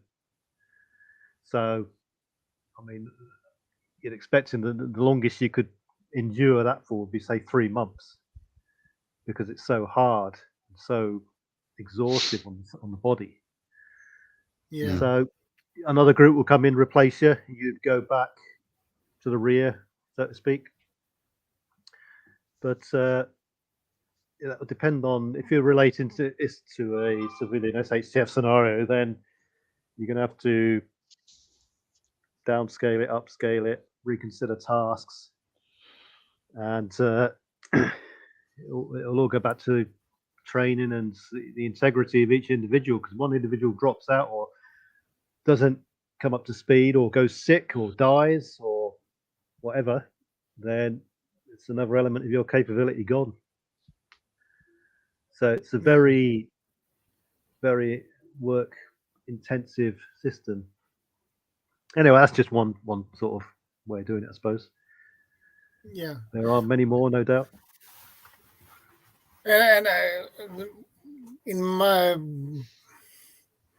how I was thinking, when you don't have the scouts on a supply run, scouting a supply run, they can scout the area near your base and check for if there is other people who are moving in close to your area or things like that. So yeah, whenever I talk to any civilians, I don't mean that in a derogatory way, about this sort of thing, and you mentioned the word tactical, you automatically try and relate things to how the military do it, and it's a bit of a failure from the start, really, because people have got to understand that if they're going to try and do things in SHTF as a small unit or team or group, the way the military do it, then it's potentially going to fall over, because the military have got this massive machine of support and administration behind them that keeps this sort of thing rolling along. Yeah, all the logistics. Yeah. Yep, the whole logistics scenario where they resupply them with food and fuel and water and so on. They've got a complete medical scenario where they can just extract someone out of the situation or resupply them with medical gear. Every aspect is covered, so that from a soldier's point of view, they go to an area, put the boots on the ground, patrol, so on, and it's all, everything in the background is taken care of. But in an SHTF scenario, that's it, you're on your own. So you've got to reel yourself in a bit and think, is this necessary to do? I mean, it's going back to the survival sort of basics, I suppose. It's trying to get the maximum output for the minimum of effort. And depending on how bad the SHTF situation is, you could have the period of time where infrastructure has completely broken down, and you've got a time period, if you like, in which the opportunity to grab resources while you can is still there, while everything is still functioning and able to function before it starts to corrode and become inoperable through weathering and so on. So, yeah, it's a lot to think about. I mean, how many people are actually going to thrive? How many people are going to just gradually die? But, survival. I mean, you're gradually slowing your demise down, or you actually growing. In a civilian situation, what I've seen from my own experience, the smartest thing the average civilians can do is stay out of sight as much as possible. Keep low profile as possible. Yeah, just stay out of sight. Yeah. Because like wife and I, we don't have a helicopters flying over dropping us food and water. We don't have that. We don't have anyone to fly us out of here if we get wounded. The logistics, we don't have that. As a civilian, you've got what you got, and try to stay out of. And I've seen stuff go down overseas, and that's what the population does. They get inside and they stay out of sight. Yeah, I was just about to say, when you're plunged into a sort of a bad situation, what you got is what you got, and that's it. The clock is ticking. If you ain't got any resupply, that's it. How long does it last? Yeah. Well, I had a lot of discussions with my wife, who's already lived through Civil War, and I said, "Well, what do we do? What do we do?" And she just says, "We die. Get used to it." You know, I mean, I do everything I can to protect us, but you know, she's being honest. What do we do with this, and what if we do with this? Well, we die. Get used to it, hon. That's how it is. You know. And most Americans have never even seen a dead man before. Yeah. Never. They've never seen anybody get shot. They've never seen a dead man. Yeah, and there's one thing just seeing a dead person, but seeing someone die is completely Yeah. different. Yes, it is. Yes, it is. It doesn't traumatic leave you, for- does it? It never leaves you, does it? Yeah. You think you're fine for 15 years, and then you wake up in the middle of the night, and there it is again. You know. Yeah, so the mental aspect to cope with as well. Yeah, that's what. Yeah, that's long term. It doesn't go away. It doesn't stop. Okay, I'm going to complain a little bit, but so many people out there are nearly all of them are law enforcement and special forces. Like on YouTube, there's millions and millions of them out there. It's like Yeah. millions and millions and millions. If there really was that many special forces and law enforcement, we'd all be one. You know what I'm referring to. Yeah. You know, yeah. Well, you made the biggest mistake. You showed, dude. They already know. You look around my neighborhood right here; they're all two-story houses, middle class. Everyone in the whole state knows that every house has got at least one weapon in it. They all know that. They all know that. But when I showed it to the addicted, turned my side and showed them the revolver, they never came back again. I never saw that person ever again. All of them. They put out the word, stay away from this guy's house, because they got cell phones too. Yeah, they want the easy target, don't they? Bingo. Exactly what they want. They don't. What is it? Risk versus reward. Yeah. Yeah. The risk is too high if you have a big gun pointing at them. Mm-hmm. Yeah. The same as the people here. They want to. You get the guy walking up and down the street trying door handles. He wants to go to a house, try the door handle of the car, for instance, open the car door, and someone's left their purse on the seat. That's him done. Easy. Yeah. That's what they want. What they don't want is to try the door handle of the car. It's locked. Try an attempt to break into a house, and they're faced with someone who's prepared to confront them. Or an alarm system. Well, yeah. The last thing they want to do, because they're stepping into the unknown most of the time, is get hurt themselves. Yeah. So, unfortunately, 9 times out of 10, if you confront the burglar over here and you hurt them, then you're going to get in serious trouble sometimes. Yeah. But yeah, I mean, I'm sure most people know that it all comes down to the use of proportionate violence. Yeah. As the number one self-defense measure. Yeah. It's been a few cases here in the last couple of weeks in the papers. One in Scotland, one in the Midlands, and one down south, where one guy was a weapon owner. He had some shotguns. He collected knives, he had a couple of samurai swords, and so on. The burglar went into his house, tried to. I'm not sure exactly what happened in the house, but anyway, the upside of the story was the guy ran out the house with all that goods. I don't know, but the homeowner, he chased him out of the house, tracked him down, and I think he stabbed him. That. Oh, That's I wouldn't do that because the threat is gone. Right. So he is now taking active measures to hurt someone, if it's a burglar or whatever. So he has just been sentenced for that. What did they give him? What was his sentence? I think it was something like 18 months. Oh prison. man. Yeah, because they actively, the danger was gone. He actively went out the house in a bit of rage or whatever. Yeah. So that was the mistake. Hmm. There's also, I can foresee here a rise in vigilante groups, people banding together, small communities to deter these people, track them down later on and give them a good beating.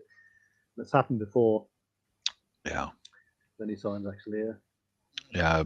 That I for me, I wouldn't be a vigilante group. That's asking for trouble. Yeah, it is. In the heat of the moment, fine. But once you Yeah. start premeditating a further Mhm. attack on someone, then you're just setting yourself up for more Exactly. grief then. Yeah. So, Yeah, I agree. Yeah. a lot of people here are in the, like I said earlier, the mind state hasn't caught up with the rate of crime yet over here. Oh. People are shocked when they hear that next door has been attempted burgled.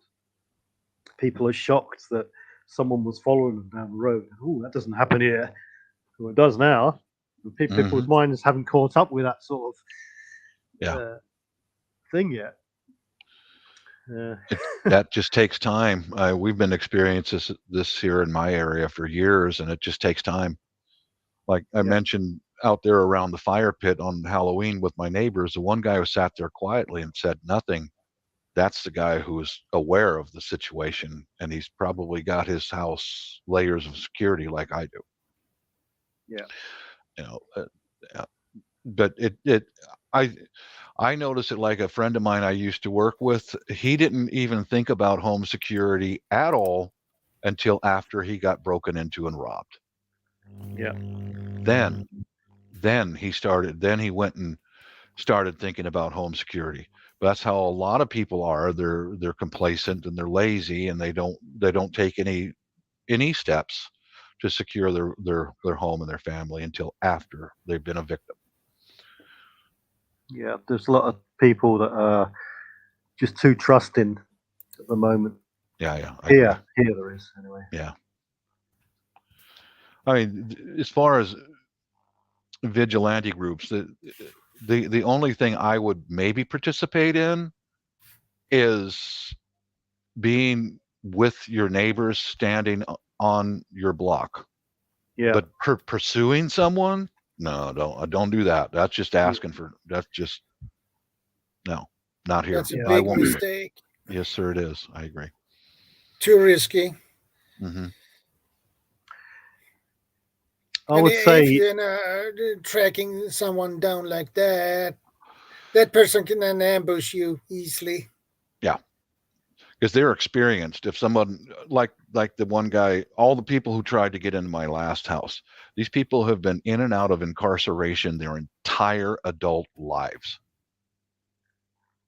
I'm not going to go pursue someone like that because they're used to fighting and stabbing. They've seen it. They've done it. I'm not going to go after that guy. But just that's my look on that. I'm going to go fight down a guy who's been beaten as a child his whole childhood, but in the prison system his whole adult life, and I'm going to actively go after that guy. That's dumb. That's really dumb. The thing with prisons is they go in there and it's like a big training establishment for them. They go there. They got a gym to get stronger. You go there to learn extra skills that you can get someone with, make new contacts, and they come out almost like a super criminal. They do, and especially if they get out of prison, they already know each other and they pair up when they're out doing this stuff. No, man, me alone, no, I ain't going after them. Plus the legal ramifications, like that fellow you were just telling us about, that 18 months in prison. Oh, it's Courtney, the Quookie. Courtney's here. Hello, darling.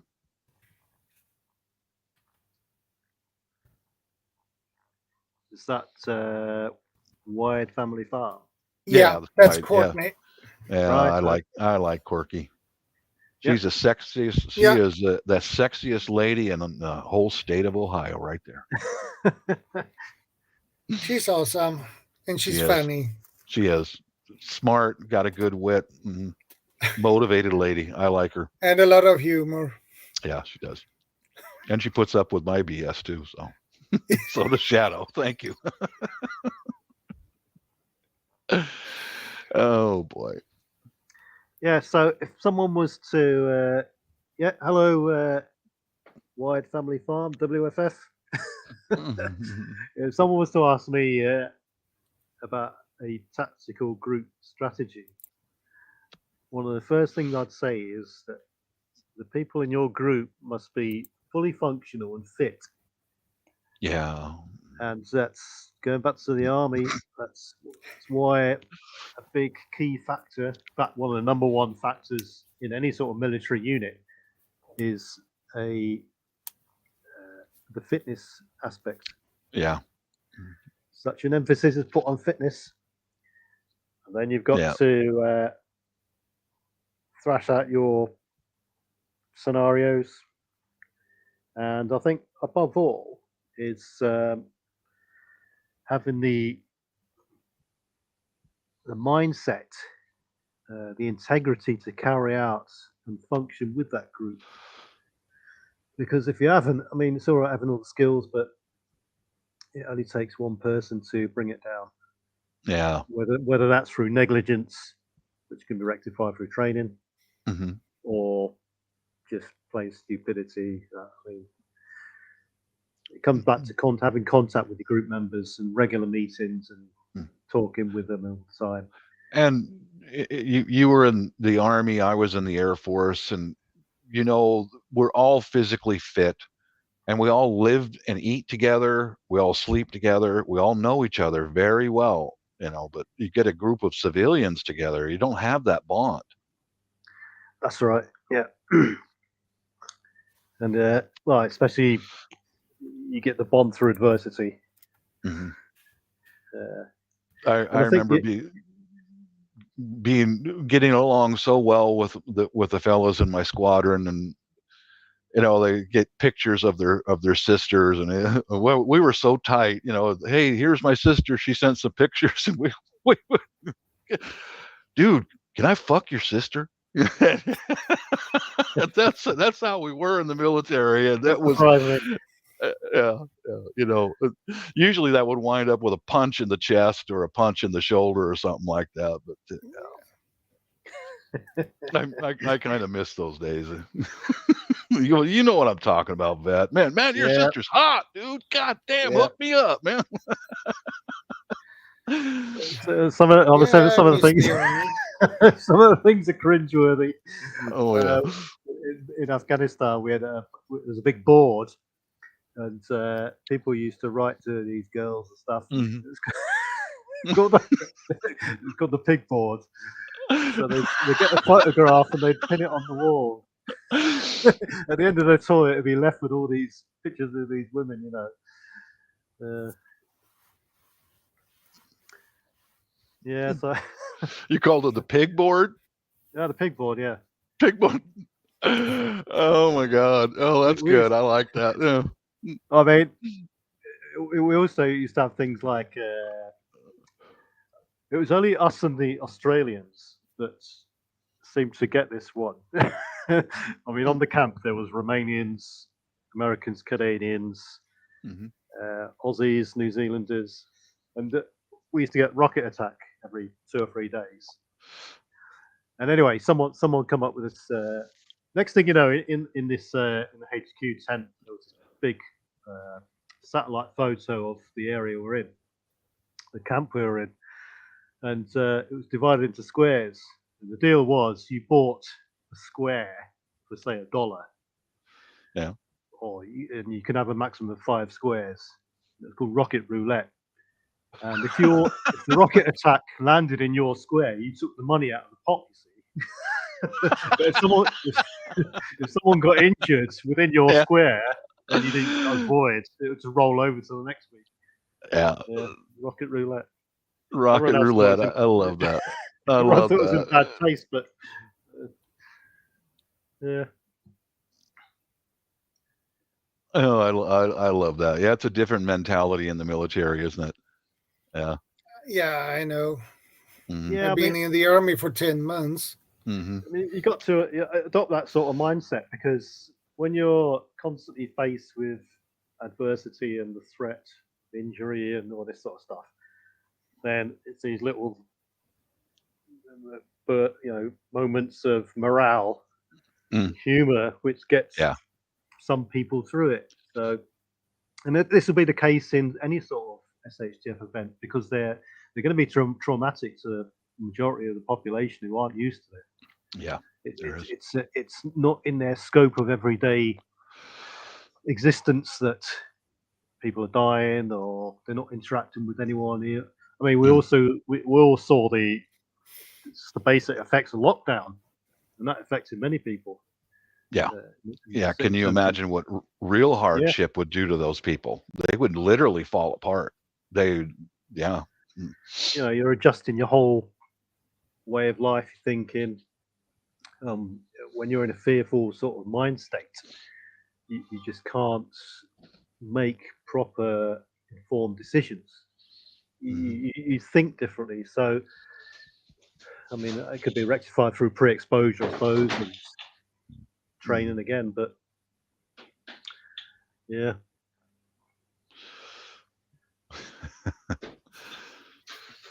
Yeah, there goes my son. I'll mute here. It's getting noisy. And there we have. I thought you just needed a female on panel, y'all. You needed a female. Indeed. You did. Indeed. I agree. Hello. Hi, Good Bob. to see you. How you doing? Well, Courtney, if you send me $20 US, I'll gladly put on some lipstick and be a female on the panel. But you gotta pay me. You gotta pay me. You gotta pay for that. Bob's setting up a board there. Oh my Lord. A mini skirt and lipstick, and I'll be your girl. I'll be your dancing partner. You gotta save that for ladies' night, Bob. Oh God. Well, in that case, we can call you Drag Bob. Drag Bob.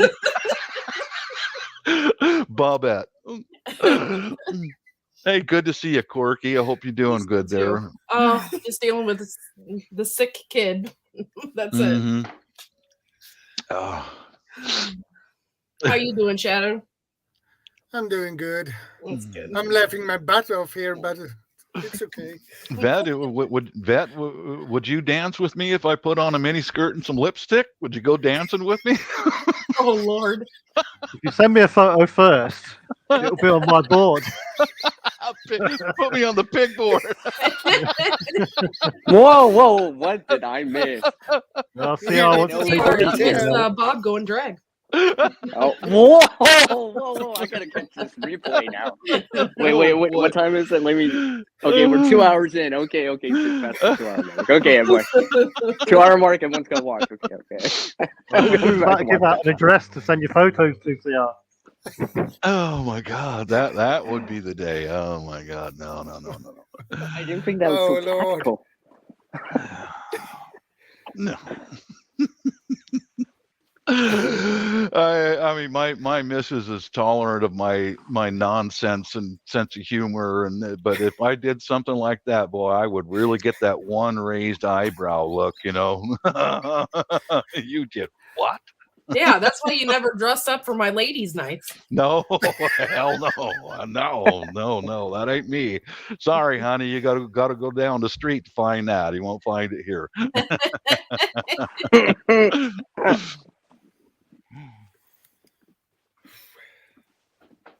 So what's it like in Canada right now, CR? Cold? Oh, we got snow here too.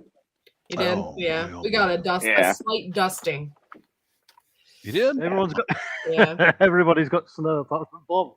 Well, it's all that snow from like Iowa and stuff like that, right? It's coming up north, right? So yeah, it's reaching the border right now.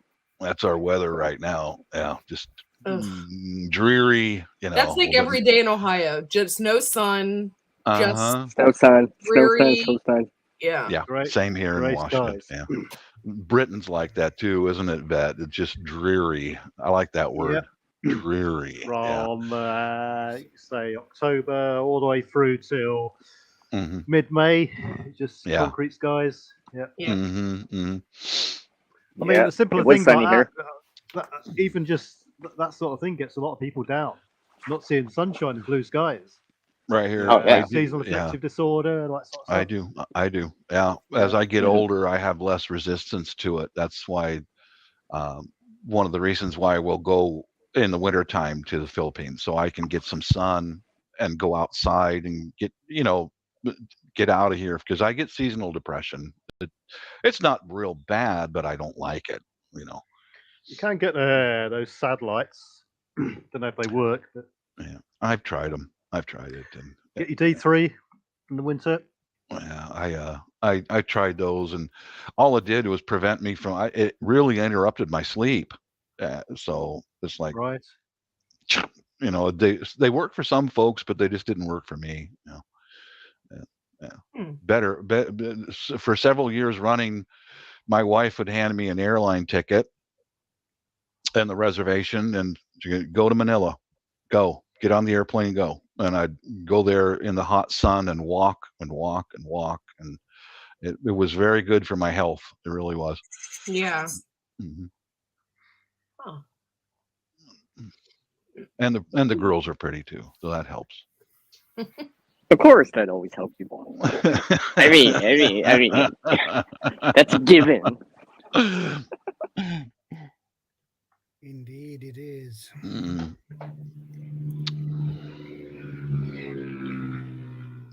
Someone's stomach. Oh no, it's almost spring. So now the idiot down the street from me, we live out in the country, but the idiot down the street from me thinks it's okay to run his ATVs and dirt bikes and everything else up and down the road constantly. It starts from like 4:00 p.m. and doesn't end till 11 o'clock at night. Oh, Obnoxious. man. Spike strips to sort that out. Little wire across the road, right about chin level. My husband said he was going to get a slingshot. You mean barbed wire? Yeah, off he goes. Oops, I didn't see that. Where did that come from? Where did that come from? Exactly. That's the correct answer. Nothing to see here. No. Do you know what this smart ass right baloney did? She made a video, because I have little shame. I've said, yeah, man, I shit my pants in Madrid, Spain, and shit like that. She made up. Here we go. She made up a little video of the different countries I've shit my pants in. She's done flying to Manila, then flying to Madrid, and then a copy of my voice going, "Nothing to see here." Smart ass Courtney. It was so funny. Nothing to see here. Nothing to see here. Watch that goddamn Spanish olive oil, boy. It'll loosen your bowels like nothing else. Oh, here we go. We'll have to search for that video. Smart ass. I love you, Courtney. You're awesome. I love you too.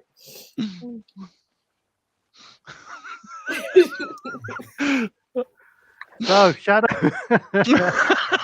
I guess I came at the best time again. Yes. You love it, CR. You love it. Oh, I do. I'm signing out, and I'm going to leave you But all. I just got here. Oh, wow. I mean, I didn't know Courtney was going to beat me here. No, that was a real surprise. I know. It's like, Yeah, it's I'm not CR. No, it's working on a Courtney. Saturday. It's very strange for me, but Yeah. You find me here almost every Saturday, Courtney. If you ever want to come and drop in, I'd be glad to see you. Yeah, we're always the co-host. Yeah. CR is the co-host, and I'm the weirdo who shows up. Well, sometimes you Hey, show now. up before I Dada, do. don't be stealing my weirdo. He's my resident weirdo.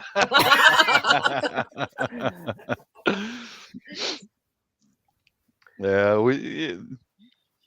I don't know. I'll go back to that other guy that was on panel a little while ago. The ex special forces, the 50 years law enforcement, and Bob, you're an idiot. I was like, oh God, not another one. He called you an idiot for real? Well, yeah. I told him, well, we're leaving, going to go live overseas. What's the problem? People like you run away. I won't run away. It's like, that's when my middle finger came up. Has he lived in Seattle? No. He says he lives a million miles out into the Arizona desert. Oh, okay. Yeah, exactly, Courtney. Have you lived in Seattle? Yeah, some places aren't so great. No, they're not. Yeah. So yeah, I'm off, guys. All right, take care, We'll veteran. probably pop in next week, Shadow. Yay. Yeah, nice to meet you. Yeah, no worries. Thanks for stopping by, my friend. Yeah, And no good to problem. see you. Might even bang a video out this week. Yeah, good. Oh, okay, Good. okay. Right on. I don't know, Vet. just something to say to everyone I'm still alive and stuff like that. Right, I'll catch you all later. And, All right, Yeah, peace to catch you, my later, friend. Take care. Signing off. Take Stay care. safe. Mhm. Yeah, Corky. You know how many people blow smoke on YouTube. There's I get always so so sick many. of it. You always, Yeah.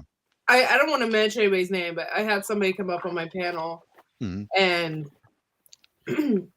they were all about vets, and they had all these videos of them like in like nursing homes, or like looked like he was a paramedic or something. Yeah.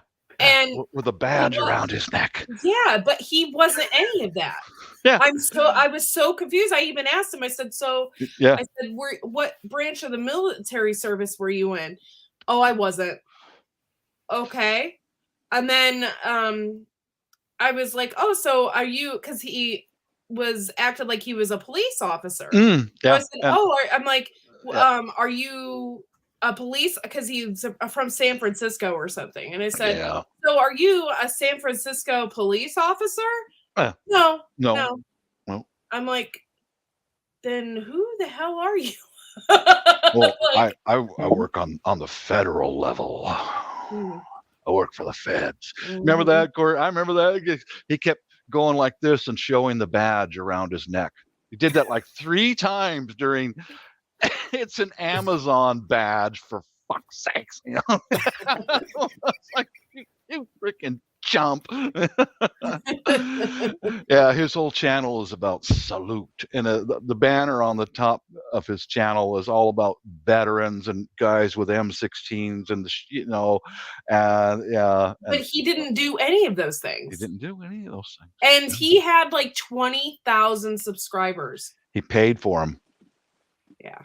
I guess somewhere or another you can send YouTube money, and they'll sell you subscribers. As I understand it. Yeah, as I understand it. That's how some folks do that. Yeah, it's just as I understand. I don't know how it works. I'm not even going to look into it. But remember that he said this channel cost me $2,000 or something like that. Why? Because, I mean, I don't get it. I mean, really, honestly, you're not going to get paid that much for 20,000 subscribers. I know people that have 50,000. Well, you still need a view. Make like $300 or $400 a year.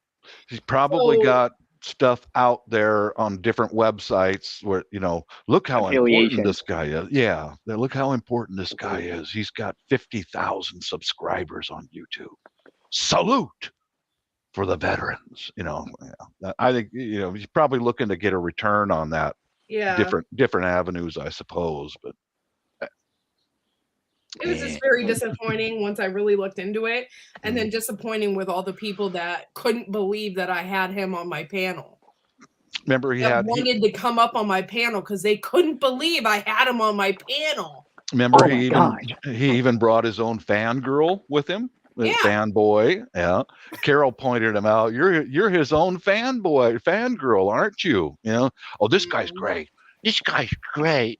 Go, guys, he's a really wonderful fella. You're his own fanboy, aren't you? Yeah. Yeah. I just recently with that other old guy telling me how wrong I am and da da da da da da da, and I said, excuse me, but I got to go get a cup of coffee. Oh, speak of coffee. I got to step out. I said, right in there, brother. Go grab a cup. Yeah.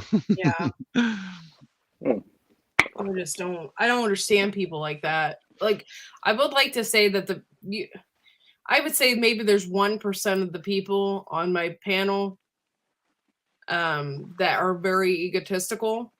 Yeah. And I just kind of look past it because I know who they are. Yeah. But other than that, I'm like, I usually don't surround myself with people like that. Can you imagine how pathetic their life is to sit there and lie and lie and lie and over exaggerate? How fucking pathetic is that you've got to over exaggerate yourself, and knowing full well that the people you're talking to are not stupid, and we know that you're a liar. Yeah. And still do it. Well, you'll be surprised, Bob, like, because I was I'm in that gardening community, and we try to grow as much food as we possibly can. You'd be surprised. There was a couple people on there, one particular person who said they grew 6,000 pounds of food. Wow. That's a farm. It's a lie. She lied. And so she said she grew 6,000 pounds of food. And she grew too much, so she gave 1,000 of it to shelters and kept the 5,000 and canned it and did all this stuff with it. And she didn't here to come to find out they did, because that year they were taking our square footage. So they knew her square footage. They knew exactly how much she really could grow, and it was like impossible. Yeah. So, like, why would you lie about something like that? Isn't that pathetic? Yeah. It's just, it's over the top. It really is. That's pathetic.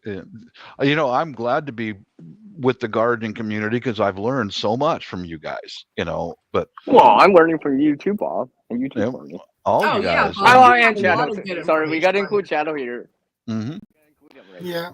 I learned one thing for sure is I am far more handsome than Shadow is. I am a damn good looking guy. Shadow's just envious of that.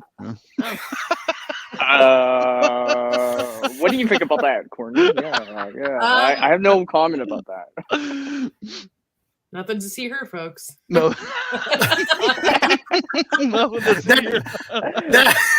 That means no comment. No comment. I said that one afternoon on Shadow's panel, and there was a lady in with us, and oh my God, how could you be so mean? And I don't know, it's like we're grown men, for God's sakes, we're joking, As long as everyone's laughing, right? Yeah, just to break it. As long as everyone's laughing. If someone's not laughing, then that's really Yeah. Yeah, but to go back to that liar gardener. Now, if she showed her filling up her vehicle with apples and potatoes and taking it to the shelter, giving it away, that's different. But making it, I don't know. I guess there's just so many folks out there who have real low self-esteem and can't deal with it. Yeah. And can't deal with it in a healthy way. Like, I'm not going to mention any names, but she's also one of those people that always have like yoga pants on and are always bending over the camera, that need like special attention. I get it. Yeah. Yeah. That's so sad. Hey, Shadow. Hey, Shadow, can I chime in on something? It just kind of remind me of something. Yeah, right sure. When you remember how I like to tie it back to our topic here every so often. It was kind of reminding me, if you were meeting someone just randomly in a situation, right? And let's say for a common goal or whatever, like Preparedness Veterans said, you don't know, they might tell the truth, but they might kind of hyper exaggerate Yeah, there's a lot of A that. little Yeah. bit, a little bit more Yeah. than you would be like. I thought you said you knew this. Just a little, but you said you knew it just a little, right? Yeah. And then you're, Mhm. and you would know. So Better to exaggerate about how many women you've been with. No one can verify that. I didn't ask that, Bob. You know, He's just throwing it in there at once. That was the question. I found it to be foolish to sit there and tell lies and over exaggerate, because eventually you're going to get caught. And then where are you? You know, you're in that trash bin with all the rest. You know, it's just stupid. It just Yeah. You know, and the base will just give out, and you'll just. The blow up doll girlfriend. Yeah, Courtney still got my blow up doll held hostage. I don't look very great right now, but hold on, I'll show it. Hi guys. There it is. I love that. There it is. I love that. I love that. Yeah. There she is. Boeing wouldn't give me a day of bereavement leave when she popped. Boeing said, "No, you better get your ass to work." Courtney, are you wearing that hoodie? Yes. New hoodie. Yes. I like that hoodie. Oh, As soon as I saw it, I was just like, "That's that same hoodie that I commented on." not that this is gross or anything. So I went to a makeup store with my husband. My husband bought me a bunch of makeup, which is a rarity, right? So I sprayed this perfume on myself, right? And it was the best smelling perfume ever. And I haven't washed it since. It just smells. And it's been like, oh my gosh, it just smells so good. I couldn't wash it yet. Just like the commercial. It just smells too good. All right, good. Did you buy some of that perfume? No, I couldn't afford it. Oh yeah, some of that stuff is like ching. I Wow. definitely sampled it. Oh yeah, it's a very nice sample. My missus has got a hypersensitive nose, and yeah, she's not into the perfumes. No. They like and the makeup and stuff. Because of her eyes and nose, like this morning when she went to work, just a little bit of lipstick. That's it. You know, that's all she usually wears. That's all. But you know, sensitive skin and eyes, and like I'm so glad, because man, some of that perfume, I've priced some of it. Like, are you kidding me? Is this liquid gold? Oh my god, man! Yeah, well, it's gold to somebody. Tell the That smells good. Really, really nice perfume and the not so nice perfume. Like the cheap perfume doesn't stick around. It doesn't like. I've noticed that it doesn't stay on your clothes like the good stuff does. Yeah, there you go, Hendo. And now he knows what you like, and he can give you. Yeah, that's yeah. You bet he will. He probably need to save up for it. Work a little overtime. Yeah. Yeah. This cost me a whole month's worth of pay. Yeah.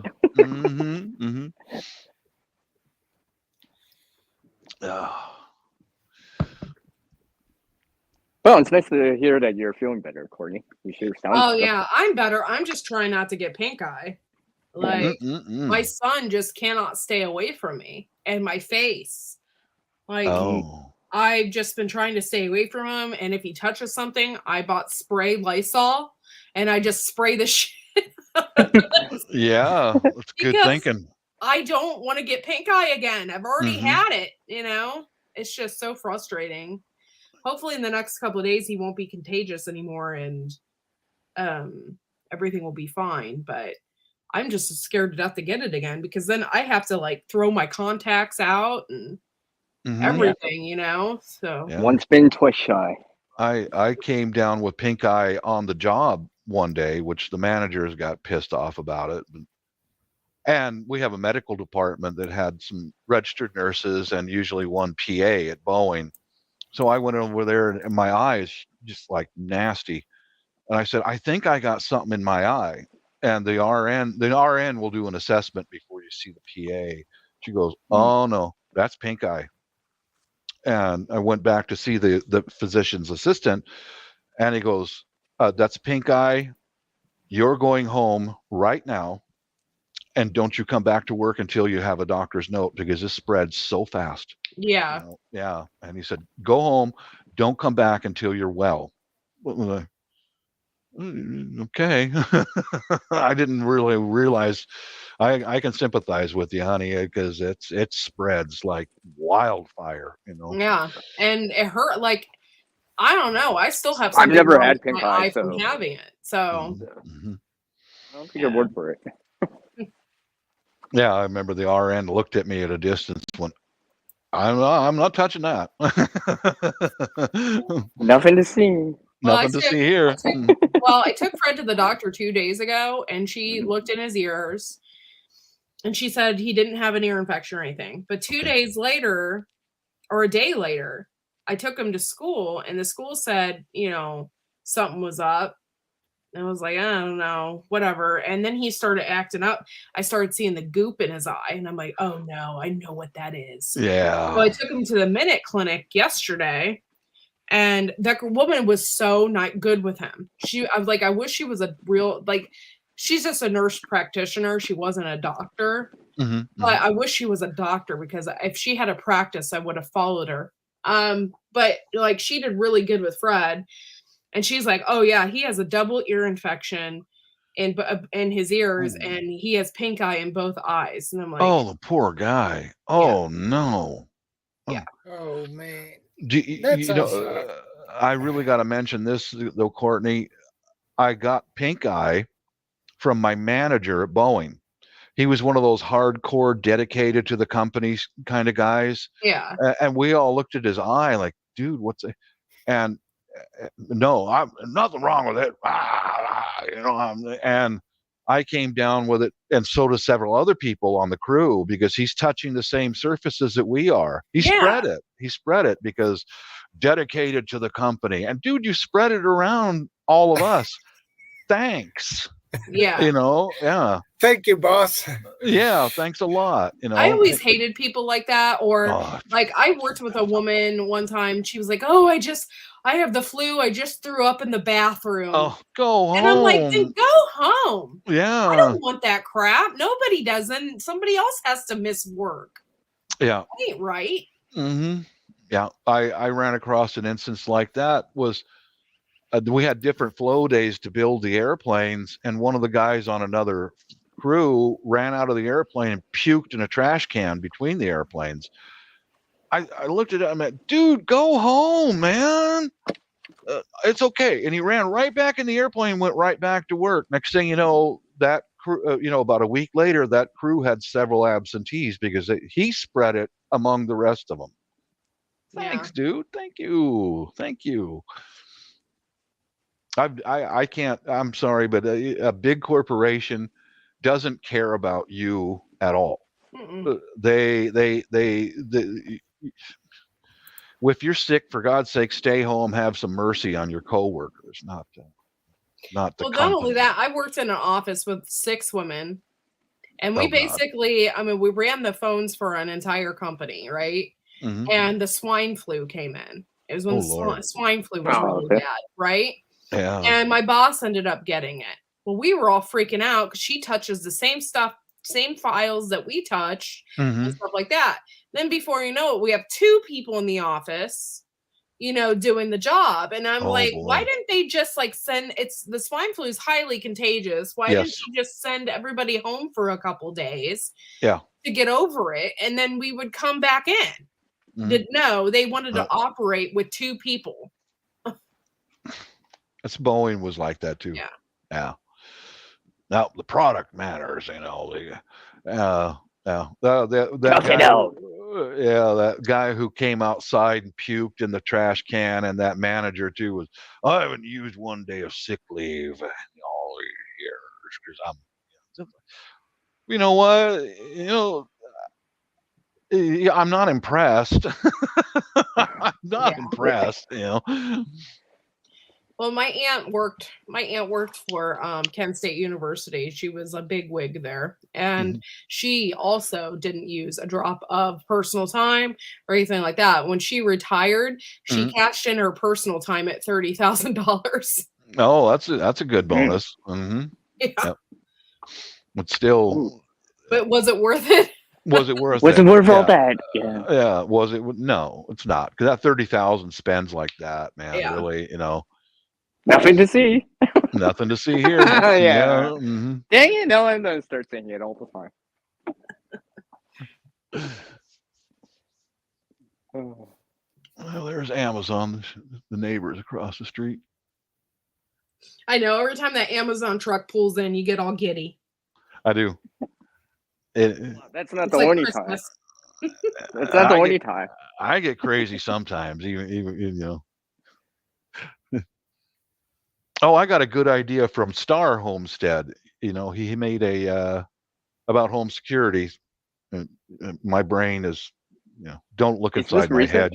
Is this yeah, recent? you won't look. You won't like it if you look inside of here. Okay, you guys, you just won't like it. He showed how he keeps his chickens out of his garden with those bird spikes, and I went, bingo. I'm gonna get some of those stainless steel ones for some home security for some of my second floor windows. Oh yeah. You mentioned this last week. Yeah. Oh God, how much money do I have in my? Damn it.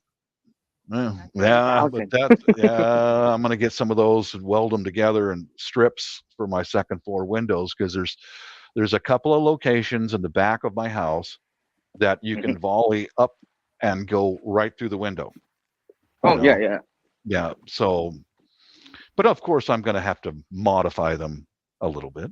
That's why I don't want the plastic ones. I want the metal ones. Yeah. Metal ones is more reliable, hold up better. The plastic ones, they can take that pry bar that they all carry and just smash, get out of the way and go. I was watching interviews with criminals, and one fella said that he's in prison. One fella said that he can get up there and volley through a second floor window, and he's strong enough to grab those plastic window frames and rip them out right out of the frame and come right in. The rhubarb's doing good, Hendo. Thanks for asking. I'm probably going to buy, Mrs. and I are going to go out some nurseries tomorrow. I'll probably buy another one.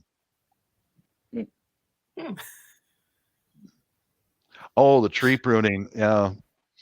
I want you to know that I'm very angry and upset with all of you people from keeping me away from doing tree pruning, and I don't like any of you. Oh. No, I don't like any of you. I don't like any of you because you're holding me up. I see how you are. I see how it is now. We see how it is now, right? I agree with Courtney. I'll be right back.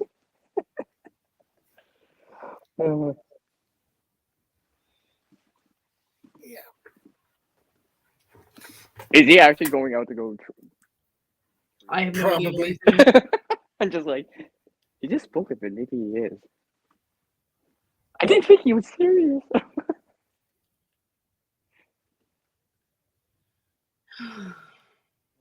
So,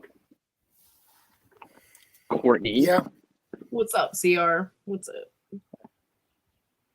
So, what's your point of view on this topic?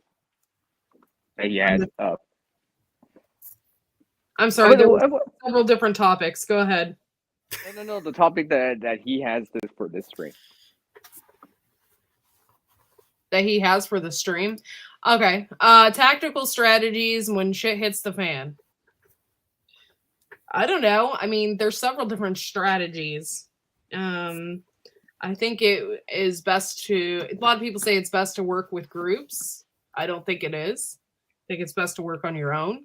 People in groups tend to, well, it's different. I guess if you were in the military, then working with a group of people that were in the military is different versus civilian people. Civilian people tend to not get along and always fight for power.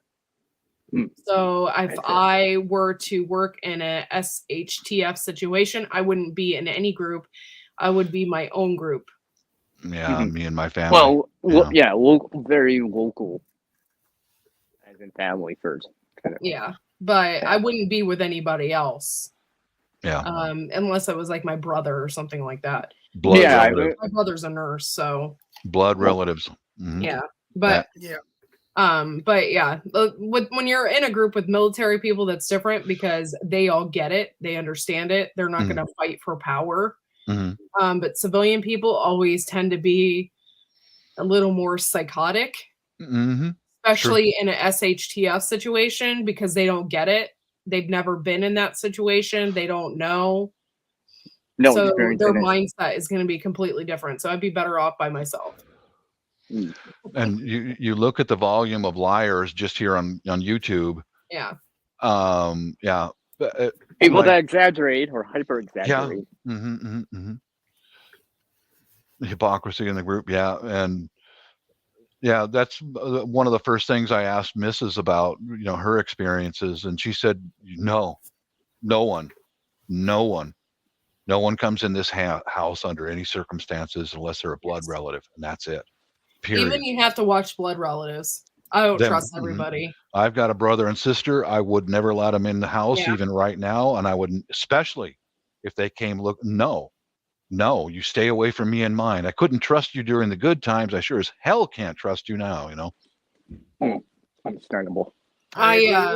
Mental immaturity. Thank you. I have a aunt and uncle who I think would wrap us out in a minute. When it came, like, this is just a scenario. Say, for instance, they started cracking down on weapons and started pulling things and stuff like that. I think they would be the first ones to say something. Yeah. They'd be like, well, they have them. Go ahead and take them. Yeah, I'll even show you where they live. Yeah. Because I want to help you. Yeah, so I kind of keep my distance as far as that is concerned. I know one time we were here and we were all shooting out back and they came over and they're like, oh, I'm surprised the cops haven't came. I'm like, we live out in the freaking country. Who the hell's going to come? And if the sheriff's come, he's going to be like, oh, what you guys doing? You want to shoot? I'll shoot too, That's just how it is. So I don't know what the heck they're talking about, but I just kind of get sick of that kind of mindset. So yeah, that's like forming a group with your neighbors. No one's coming in my house. Yeah. Period. Because if you can't really rely on them now, just think if things go bad. They'll run away. They'll I'm the macho guy. Yeah, that's a guy who's going to take off and leave you. Exactly. That's the they won't have your back. Right. Who want to do the job. If they can't do the chores you give them, why you don't have any use for of them. You need to have people you have use for. Nothing. Because they are my aunt and uncle are just not that I don't care if you're a left wing or a right wing. I really don't care. But like my aunt and uncle specifically, they're so far left. They took a trip to Alaska. They have lots of money. Okay. So they took a trip to Alaska and they're like, we're so happy we saw the glaciers because they might not be there anymore. And I get it. I just kind of, what? Yeah, I get it. I was like, are you serious right now? Like, they're freaking glaciers. Like, they're still going to be there. They're frozen. Like, I just don't. I mean, and at one point in time where I live right now, there was glaciers. I mean, do you not see that? I mean, glaciers carved out the Great Lakes. I don't understand people's logic. I mean, it's because CNN said so. Yeah. I just was like shocked. Well, I want to see the glaciers, but I also realize I have to do other things too. No. I don't know, but I just was completely taken back by that comment. Real, Well, yeah. I was gonna say, Got that there's right, some, Andrew. I was gonna say, there's always gonna be pros and cons with people, right? And it's, that's where the like-minded minds or individuals comes into play because you'll have the tendency to get along probably a little bit Yeah. better because generally your common goal is still there. I'll be right back in a moment. Okay. In a group now, you won't find me in a group of people. I just won't do it. I just don't think it's necessary No. for me to be in a group, especially since I know a lot. I don't need to spread that knowledge to other people. That's how I feel about that. Yeah. So I just will do my own thing. And Yeah. For me, the closest I'll get to a group is I know my neighbors. yeah. And like right now, one of the reasons why I got my garage door open is because I'm watching their houses. And they recognize all of us by sight. But yeah, that's as closest to a group that I want to be in. Or no, I really don't know them, but I know them by sight. That's as close as I'm gonna get. It's like, Well, a lot of people think my perspective is a little cold and yeah. whatnot. And no, I'm not going to be giving my food away and stuff like that. And people are like, oh, well, I'm going to have little baggies made up and I'm going to be giving people, food. And I'm like, no, I'm not doing that. I'm sorry. No, You can have food for bartering. Yeah, there's one situation that Steve brought up on one of Gil's shows, and there is a situation where I would do that. Is say if it's the neighbor's child and their parents are dead, then I will give that child food. But if their parents are dead, but I've done it overseas, giving out food lots of times. And my method of doing it there is that I will sit back and watch the person and I will watch them to see if they're with a group. You got to be street smart. And then I'll go into a Jollibee and get them some cheeseburgers and some French fries and walk by, hand it to the kid and keep walking. Yeah. Don't hang out. I've done that hundreds of times overseas. Same with a handicap guy. I've done it hundreds of times. Walk by, give them the food, and get out of there, because you don't know who might be coming up behind you. But, yeah. I can't really see things going that far downhill in Canada, US, Mexico, and all that. Yeah, I don't see it. You know what I mean. Yeah. But I still stick with my guns. Or you've got more to be concerned about with normal street crime than you do from. Yeah, if it gets bad here, it's our economy. I'm not going to sound like pro. I don't want to sound pro America, but I am because I'm in America. But our economy is, ahead of everybody else's. I mean, we were pretty good with that. So if our economy is not booming, the third world countries are really not booming. Yeah. They're really having a hard time with it. So, I got to remember that as well, like not everybody lives like we do. No, that's for sure. I've seen it. Yeah. What was the name of that channel, that weird old guy who told me I'm doing everything wrong? What was his channel name? Oh, God. You're doing everything wrong? Yeah. I'm doing everything wrong.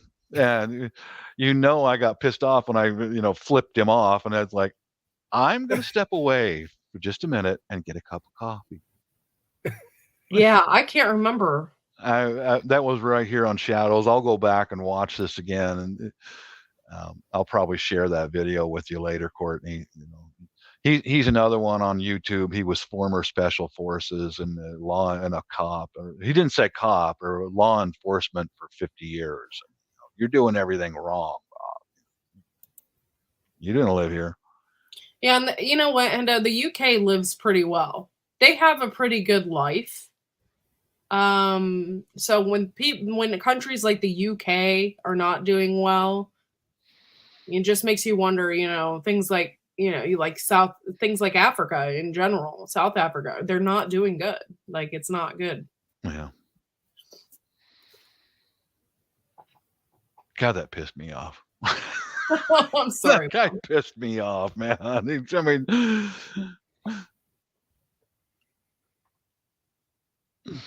yeah.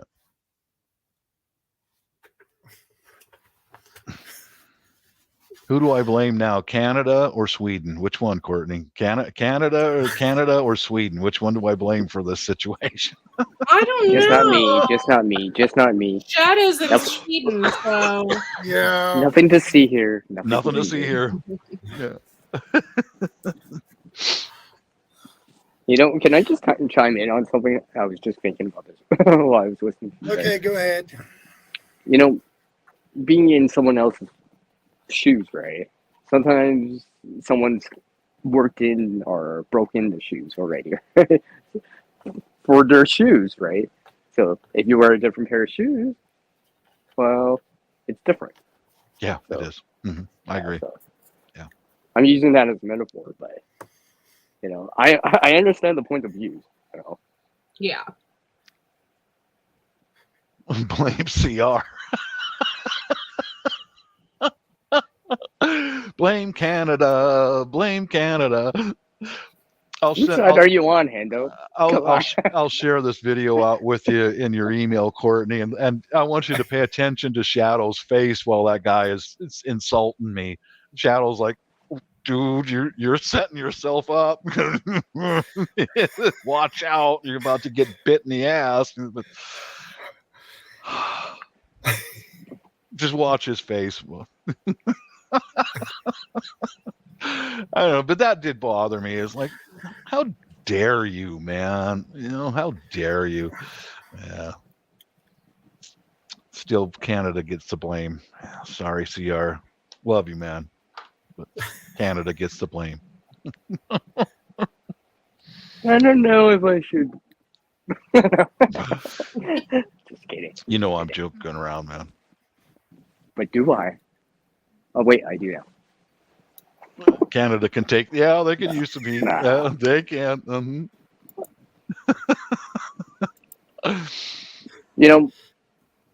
People can say next week. That's it. Boom! Right there. I like this Hendo guy. I like this guy. People. Yeah, he's cool. I was gonna say people can see now. See, I got derailed there. Now I lost my train of thought there. Oh my gosh. Anyways, whatever.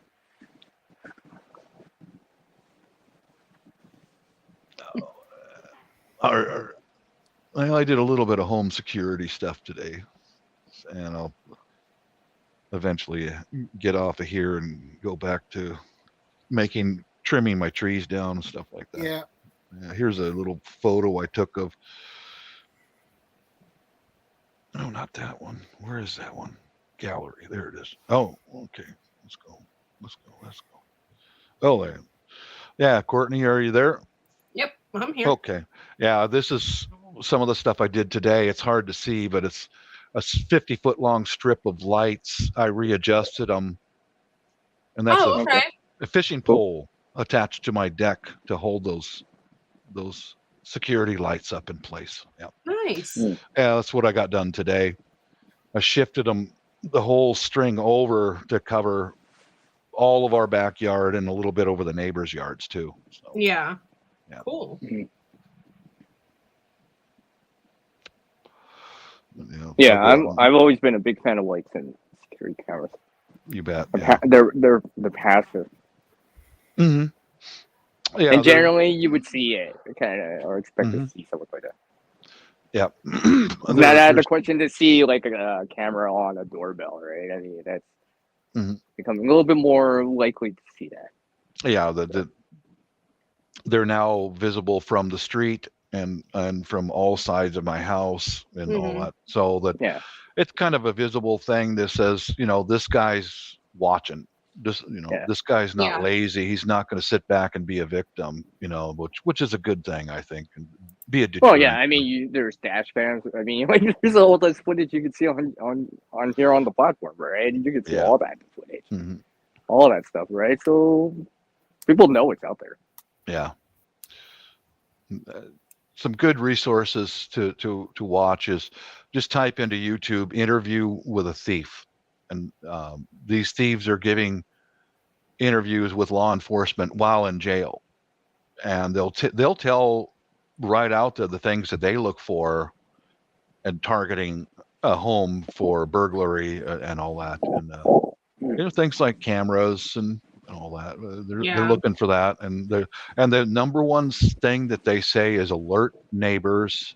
If they go to an area that's got neighborhood watch and they see people out, like I'm doing with my door open right now, if they come into that neighborhood and they've been seen by somebody, they leave, they get out, because they know that that's a conviction. Yeah. Yeah, someone's mowing the grass or something like that. Someone's outside, sitting outside, and all this other stuff, right? It's just like, yeah. It's one thing if camera spots you, but then it's like, well, this person actually spotted me, or a person, yeah, an actual person yeah, who can, you know, Mhm. back up like that camera footage or whatever, right? So yeah. All of them that I've seen interviewed so far say that's the best deterrence, as someone out there with eyes on, and they say, I don't want to be seen. Get out, just leave. Yeah. You know. Mhm. But I like it here. But I learned an awful lot in the last place I lived. I learned a lot, and you know, I like it here. You Oh, adapt to I the bet- situation in the neighborhood. I'm still not letting my guard down, guys. I'm adding Mhm. more and adding more and doing more and doing more. You know, I think I just remember what I was going to say earlier, or something like that. You know, there's time to hold your ground, shelter in place, but then there's other times that, unfortunately, or because you have to, or it's the better choice in this case, on the situation, to go or regroup. Yeah. But I mean, that's like anything. Humans have migrated around, but they've also like kind of held their ground for a bit too. Yeah. But then We have McBee in Scottish Fitness. Good evening, my friend. hi. Greetings, everybody. Hello. I'm at the gym. Doing good. Yeah, I can see that. Yeah, I'm not gonna trail, but the gym. Yeah. I'm gonna get a permission from the boss lady. See if When I I'm got any drinking, I money. have a horrible Scottish accent. Oh, okay. Oh, it's awful. It's terrible. horrible. Oh.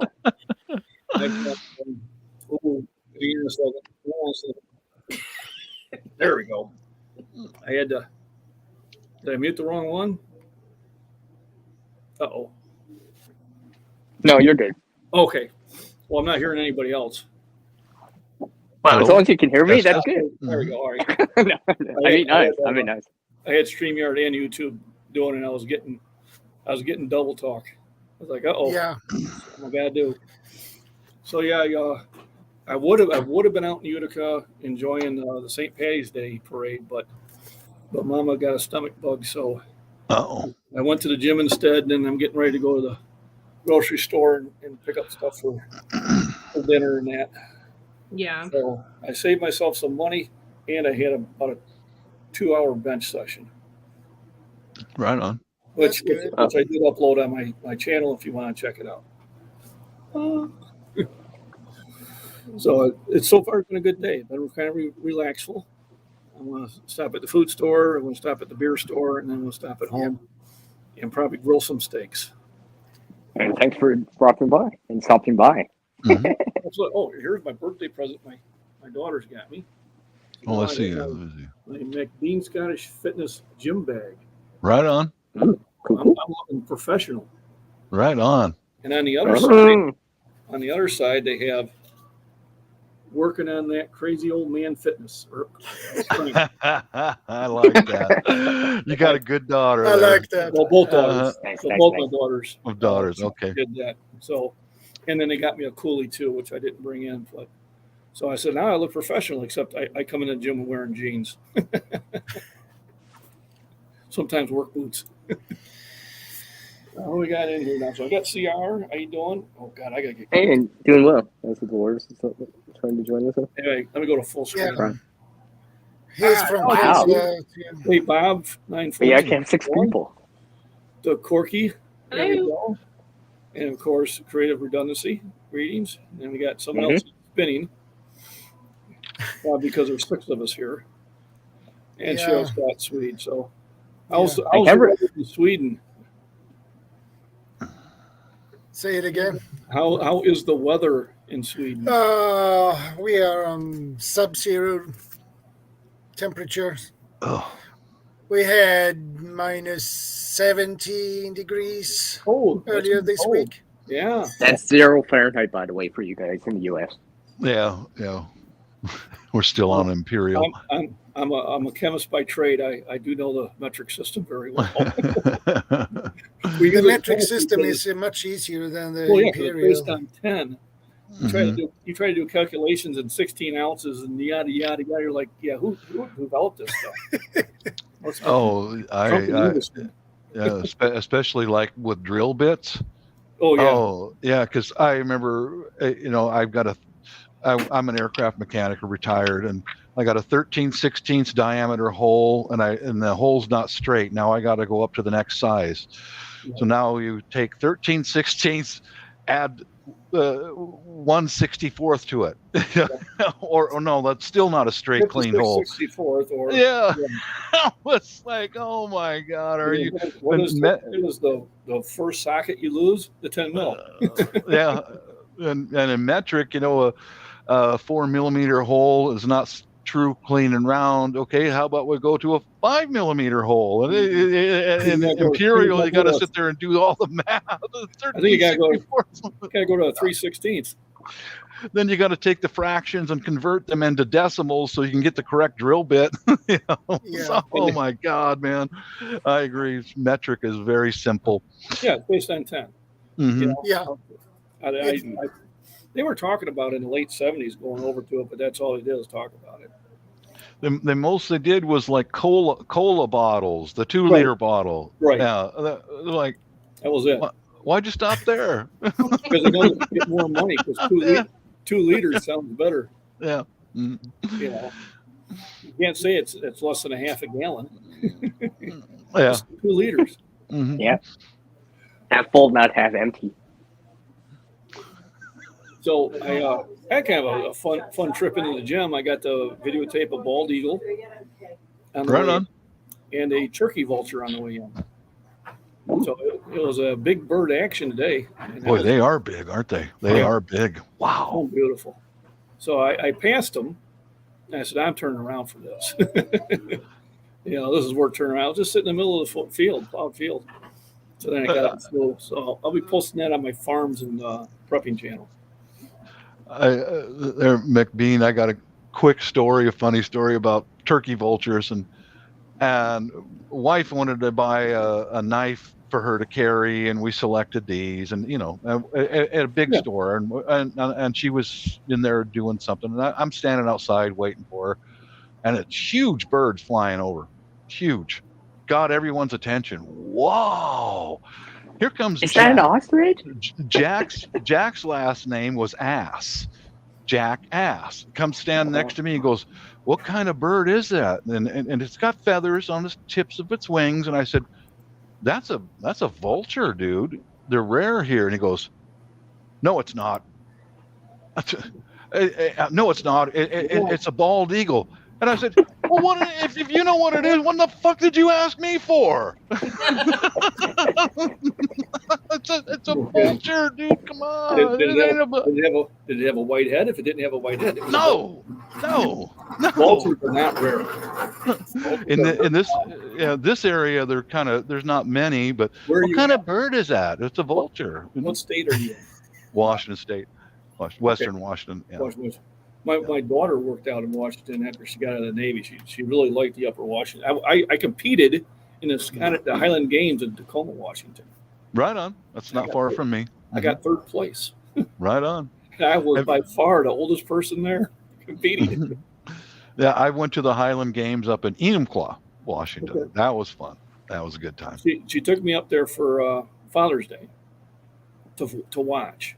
Mhm. So I bought a kilt, just a maintenance kilt, $60, and bought the stocks, and then I went up there and I said, "Hey, can I compete?" And they're looking at like, because this was only a couple of years ago, so I was like 59, and like, "Are you serious?" Well, yeah. And so I suppose you can, you got to sign a waiver. I said, "Well, I know that." Mm-hmm. So they did have a amateur division, which I went into. There was about 21 of us. Right on. The next youngest was 15 years younger than I was. And he dropped out, and an 18-year-old kid dropped out because it's as hard as it looks. I believe But I had fun, but boy, and it was the sheep throw with the bale of hay that I won, because I was baling hay ever since I was 11 years old. Right on. I could throw a bale of hay up to a 10-foot loft that weighed more than I did. I gotta go, guys. I got a screaming kid. Okay. Well, Okay, no Bye, problem. Take care, guys. Courtney. Yep. Thanks for Take staying care, by. Courtney. Courtney. Bye, guys. Bye. But yeah, no, it's funny. Take care, If you knew what it stay was, safe. if you knew what it was, why was he asking you? I guess he's just a jackass. That's why I call him Jackass. Jackass. we get a lot of vultures here. When we moved out here in the country, my wife was a city girl, Mhm. and I wasn't. And like one day there was a turkey vulture in our front yard. And she goes, "What the hell is that?" I said, "It's a turkey vulture." She like, "There's vultures?" I said, "Oh God, yes, there's vultures here." I said, "Dead on the road, how do you think they disappear?" Yeah, they're there one day, gone the next. Yeah. Mm-hmm. So they just now started coming back in the area because they disappear in the winter. And I tend to see about 5 to 6 of them every day, easily. Different ones. I mean, you'll see them numerous times. But now the bald eagles are starting to come in.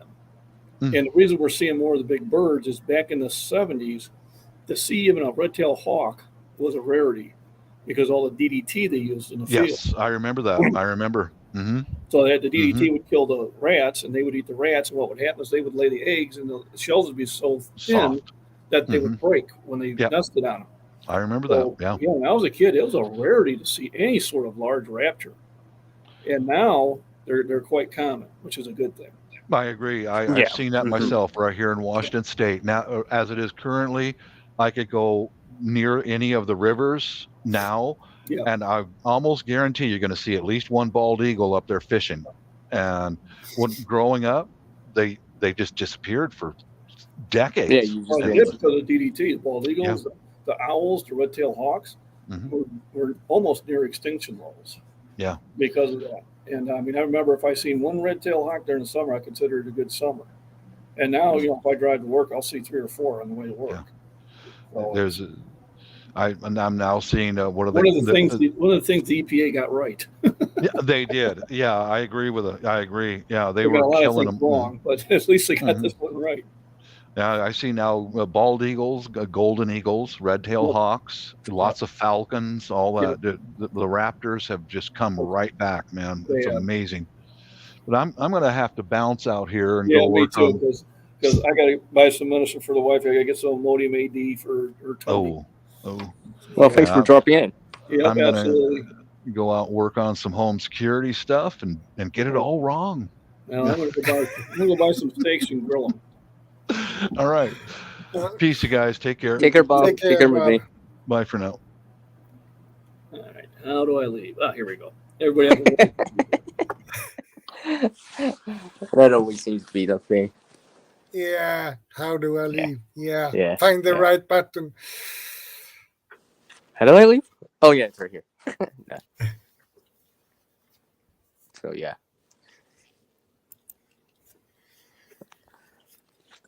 Has the wildlife grown more in number since the lockdowns globally? So the wildlife in south in the areas you never saw them for decades. Well, that's a good question.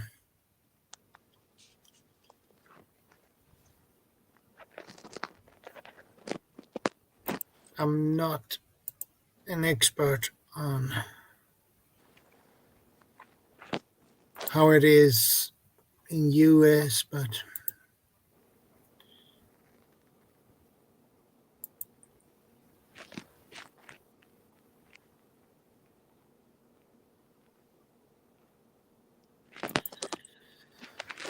well, or it's a possibility that their environment has gone better, healthier. Well, I mean, it's probably always existed, but we just noticed it Yeah, more, and then little things did help. You know,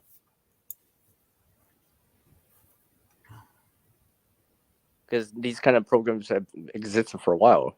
I would assume, yeah, right? You know, where they're trying to reintroduce or whatever.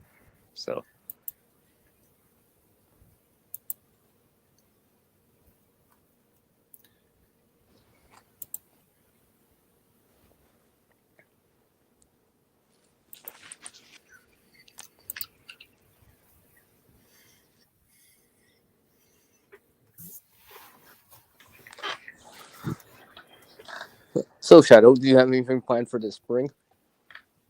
By the way, planned. well, in work or it's well.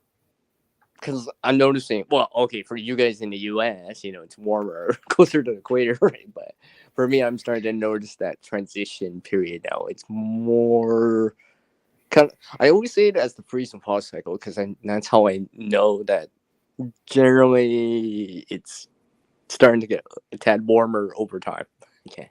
Yeah, but normally we usually in March we usually be above minus. We usually on plus,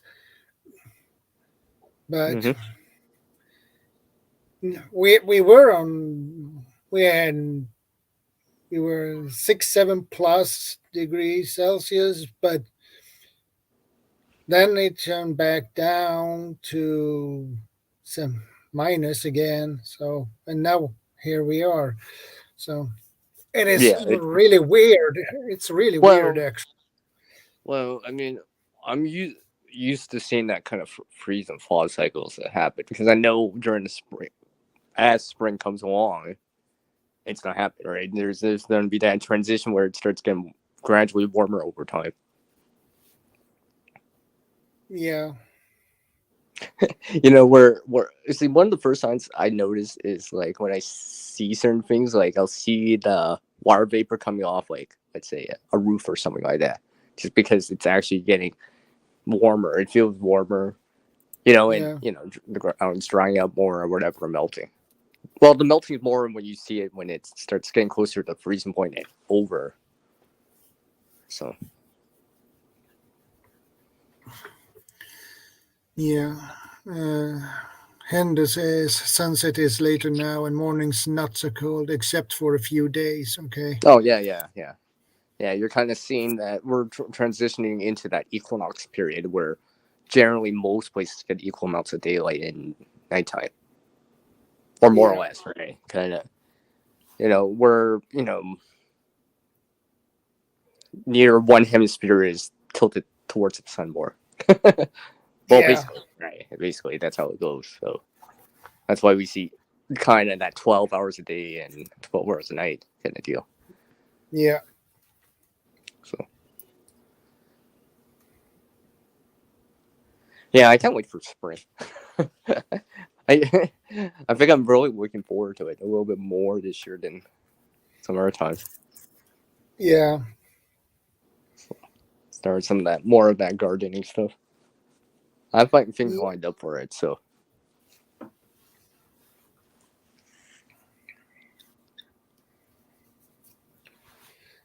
Yeah, I'm gonna try to see.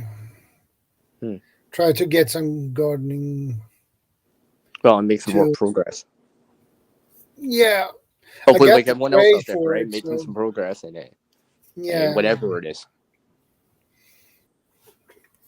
Like I know it's a little bit more Hey, directed to right. Diors. Hey, Steve. Shadow. Oh, there we are. Hey, hi, Yeah, Steve. sorry. I tried connecting with the phone while I was driving back home, and friggin' Nope. for some reason I must have dropped just enough bars of service that wouldn't allow me to connect. So I was like, all right, we'll just wait till I get home. Probably be just safer that way anyway. Yeah. Yeah. You know, sometimes it's not even worth it, right? The signal's bad, and yeah. Yeah, much more stable connection when at home. Yeah, you can actually follow along better, right? It's a little bit easier to follow along with people. You can actually read and type or whatever, right? Yeah, well, I know on the phone, I don't think there's really any ability for me to actually look at the comments on the phone. I've only ever got in on live stream one time via the phone, and that was a while ago, and I don't remember being able to look at any comments. So, but appreciate being here. You're most welcome. Yeah. But do you have your own point of view about this topic? I know you wrote a few things earlier. Oh yeah.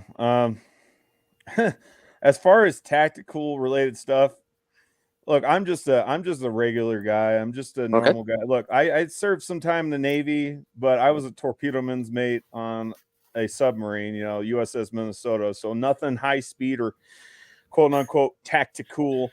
I come from more of a maintenance and logistics background. As I would say, my tactical experience pretty much ends at me guarding a $3 billion government asset with a shotgun and a 9mm service pistol.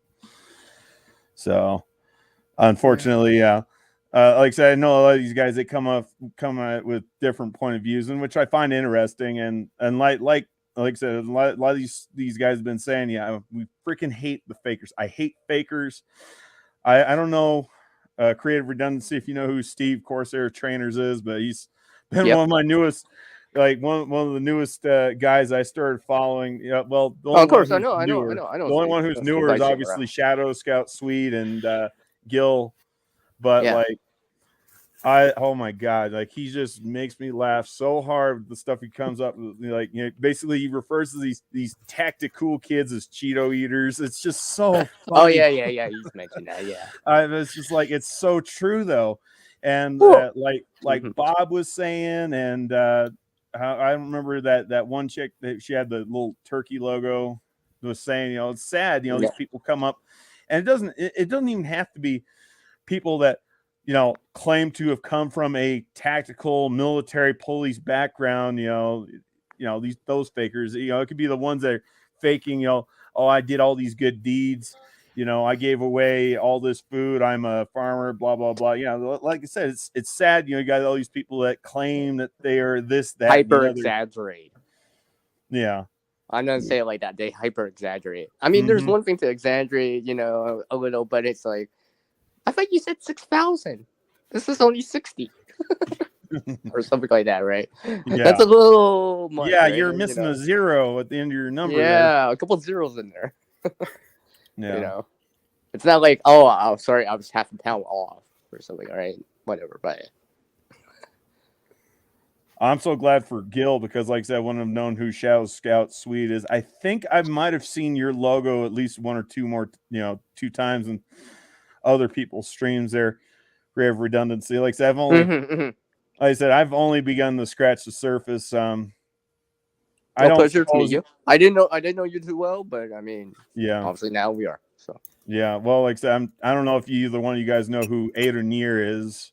He's I see him around. He's the British guy. If it weren't for Aid, I wouldn't have known who Steve Corsair Trainers was or Gil was. In fact, my first experience with meeting up with Steve Corsair Trainer, well, I shouldn't say in person, I was just saying like getting to know who he was by watching that one live stream where Steve Corsair Trainers politely destroyed this one piece of shit. Oh, sorry, I mean Cass. This one piece of crap guy, this one faker. But I'm so glad he deleted his channel because quite frankly, he don't need to be here. Okay. I think I know that one, but I'll just Leave it I'm at gonna that. call his. I'm gonna shout his name out. You know, I don't give a crap. You know, I don't care Well, what it's anybody not. says. Well, it's not just about you. Yeah, Sometimes it's like about Shadow if too. I get myself kicked off the stream, No, that's for it's my like own doing. But this guy, man, I don't. Like I said, I don't like him at all. But his name was Fat Man Prepper or Fat Man Prepping. What a freaking faker! But I tell you what, nothing made me more uncomfortable when I was watching the replay of that live stream, Gil's live stream, and Steve having to go in there and correct him on everything he said. But nothing made me more uncomfortable right before Steve came in, him saying, I'm a lone coyote. I have no problems killing you to steal your chickens or take what I need. All right. Well, guess what you just did there, guy? Guess what you just did? You just got yourself an SOS order by me. So, and for any of you who don't know what an SOS order, like I said, anybody who's in the military, you know what an SOS order is. But anybody who doesn't know what an SOS order, just look it up, okay? But you get an SOS order if you ever show up in my neck of the woods. That's how dangerous you are to me.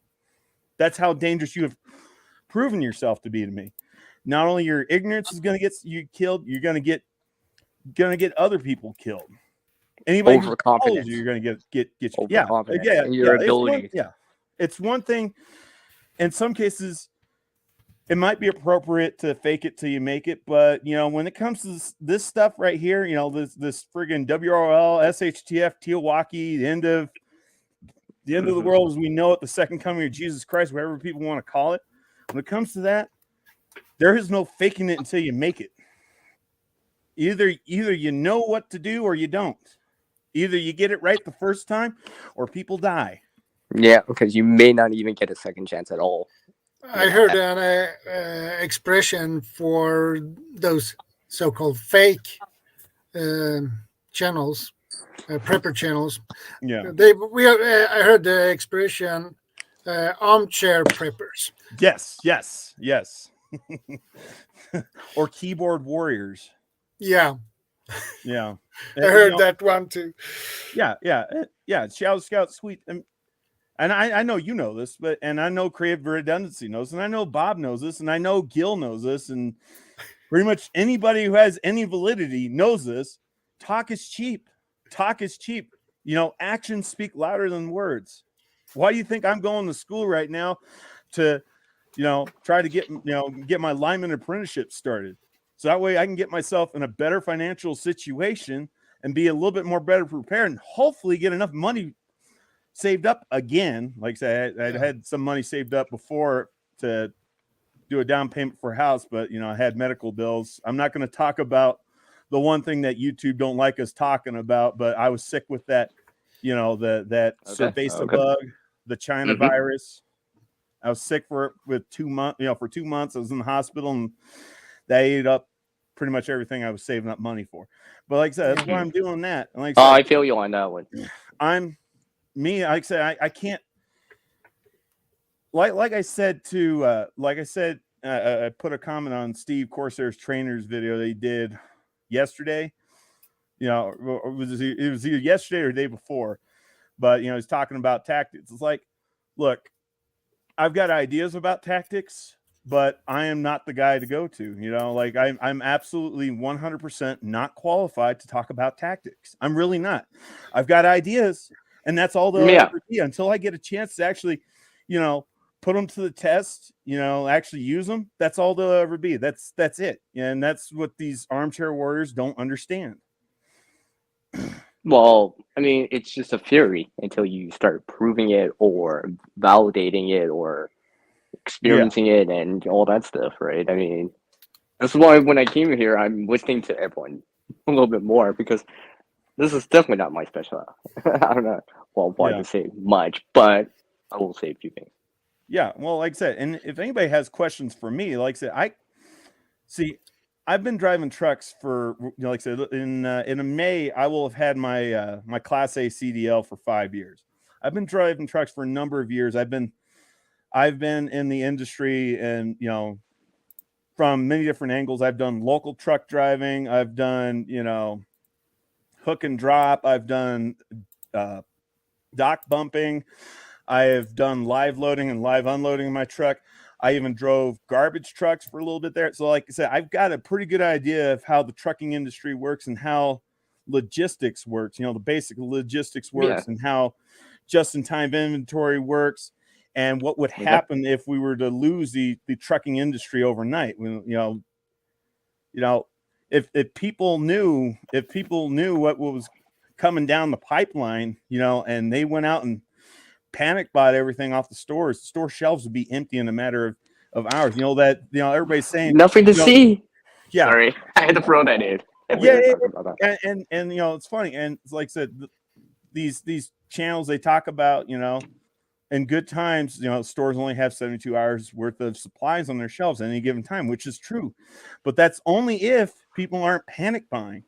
If people notice that something's not right, we're not getting deliveries of things, people are going to go in there and they're going to put themselves out. That's the reality. And like I said, that's my expertise as far as you look at storms, hurricanes, or anything like that. You see that all the time, right? Yeah. It's just like nothing to see. Yeah. Now, like I said, Next if you aisle. got questions about tactics and everything, do not come to me about that. What kind of comm gear should I have? I don't know, man. I really don't know. I have a 40-channel portable CB, and I've already tested it, and it does not have very good reception. I've got a new antenna for it, but it doesn't have. I haven't got a chance to test the new antenna. It's one of those folding three. The antennas that fold into threes. I think they call it like a whip antenna or whatever. Yeah. I haven't got a chance to test it with that whip antenna yet, but I know with a little short, like little 10-inch stubby antenna that came with, does not get crap for reception at all. So you need a larger antenna for that. Yeah, and like I say, it's like a little 2-watt CB, CB radio. If anybody comes and asks me what kind of tactics do I need to know for kicking down doors, dude, I couldn't tell you. I was never a door kicker when I was in the Navy. Yeah, you might have ideas, but you've never done them. Ideas, you've never done them, right? I never done them. I never done them. I said I would be doing you knowledge, but without experience. Unlike I'd be doing you just as much of a disservice as I'd be doing myself by telling you something that could be right, might be right, but I mean, when people's lives are on the line, do you really want to be, would you rather just go with the sure thing, or you just want to, gamble people's lives away? Like I said, talk is cheap. Gotta talk. If you want to talk the talk, you gotta walk the walk, or not just, oh, hey, I went for this nice long walk. Oh, here we go. I'll bring you guys along. Well, like I was talking, when Steve did join me last week on my live stream. Like I said, I don't do live streams that often, like very rarely. It's like once every few months I might do a live stream. But I was saying, like, eventually I would like, when I get enough money saved up, I would like to be so far out in the country where I could set up my own private gun range and set up something to where I could practice CQC, close quarters combat, kicking indoors, and maneuvering with a team of like 4 or 5 other guys, try practice, just do some entry-level SWAT training, basic Bubba style SWAT style training. I would like to do that. I really would. But like I said, I'm not in the position to do that. And so right now I'm not in the position to be given any advice. In fact, I will, if anybody has any questions for me, ask me as far as that goes, I'm going to direct them back to Steve, Corsairs Trainers. I'm going to redirect them back to staff. To someone more at Step One Survival, or someone maybe that's even more John qualified. at Prepare Mind Channel. Like I said, those guys were infantry. Those guys are ground pounders. Actually, all 3 of them happen to be Marines too. The guys I just named off. Just a coincidence. Yeah, no, literally, that was actually, I just realized that, and it's like, and then you also got a guy, Mike Helton. I believe his channel name is Mike Helton Prepping and Survival. I'm I know that Mike. dude too. Yeah. I have known him for a couple of years now. Yeah. Like I said, he was actually one Mike, of the first channels that I subscribed to. Yeah, Mike Helton. He's a dude in his own class. Yeah. He's more into the outdoor stuff, but he seems to be pretty dead set in his ways, and he seems to be the kind of guy you don't want to mess around with. I mean, he's an ex-military. Yeah, he's Army. And he got shot. So he showed me his old wound. One piece of the rib was basically gone, Dang. and so he had basically a hole here. Jeez. No rib at all. Dang.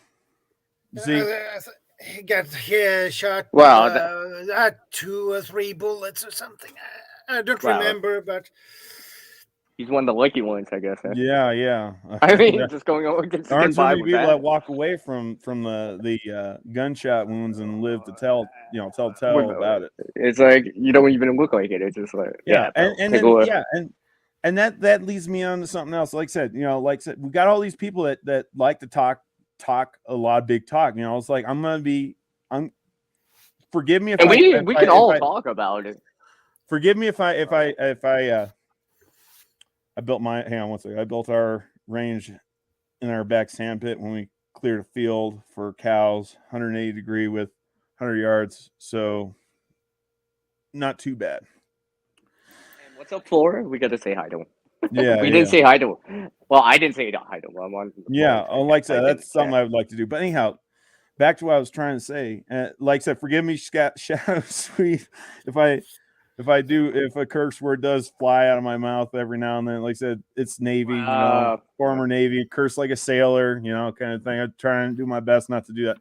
But I'm going to use an expression, but there are some people out there that think, when shit hits the fan, they're going to be king shit on Turd Island. I'm sorry, but there's going to be bigger, badder, meaner guys out there with bigger guns that are better well equipped, that are better well trained. They're going to freaking give you an education, and that education is going to come at a price.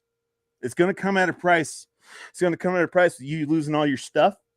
It's going to come at a price of you potentially losing everyone you love and care for, your close friends, your family members. Potentially could end up with you dying too. I mean, that'd probably be the least worst case scenario, I guess. If we're just talking about you, the straw man, or an absolute worst case scenario, all those things happen, and you're the only guy who survived. Boy, wouldn't that be some guilt to be weighed on your head? It's like, man, I thought I knew this and that, and then somebody came in and killed everybody I knew. Because I thought I was so cool, and I really wasn't, because these guys showed me I wasn't cool, and now I got everybody killed. I got my wife and my kids killed. Wouldn't that be something to live with? Well, that would be tough to live with. Yeah. So I mean, well, that in itself would be PTSD, right? Yeah. Oh. Yeah. You would never forget that. You would never forget that. No, it would be like always on your mind constantly. Yeah, I mean, if you didn't decide to eat a bullet then, I mean,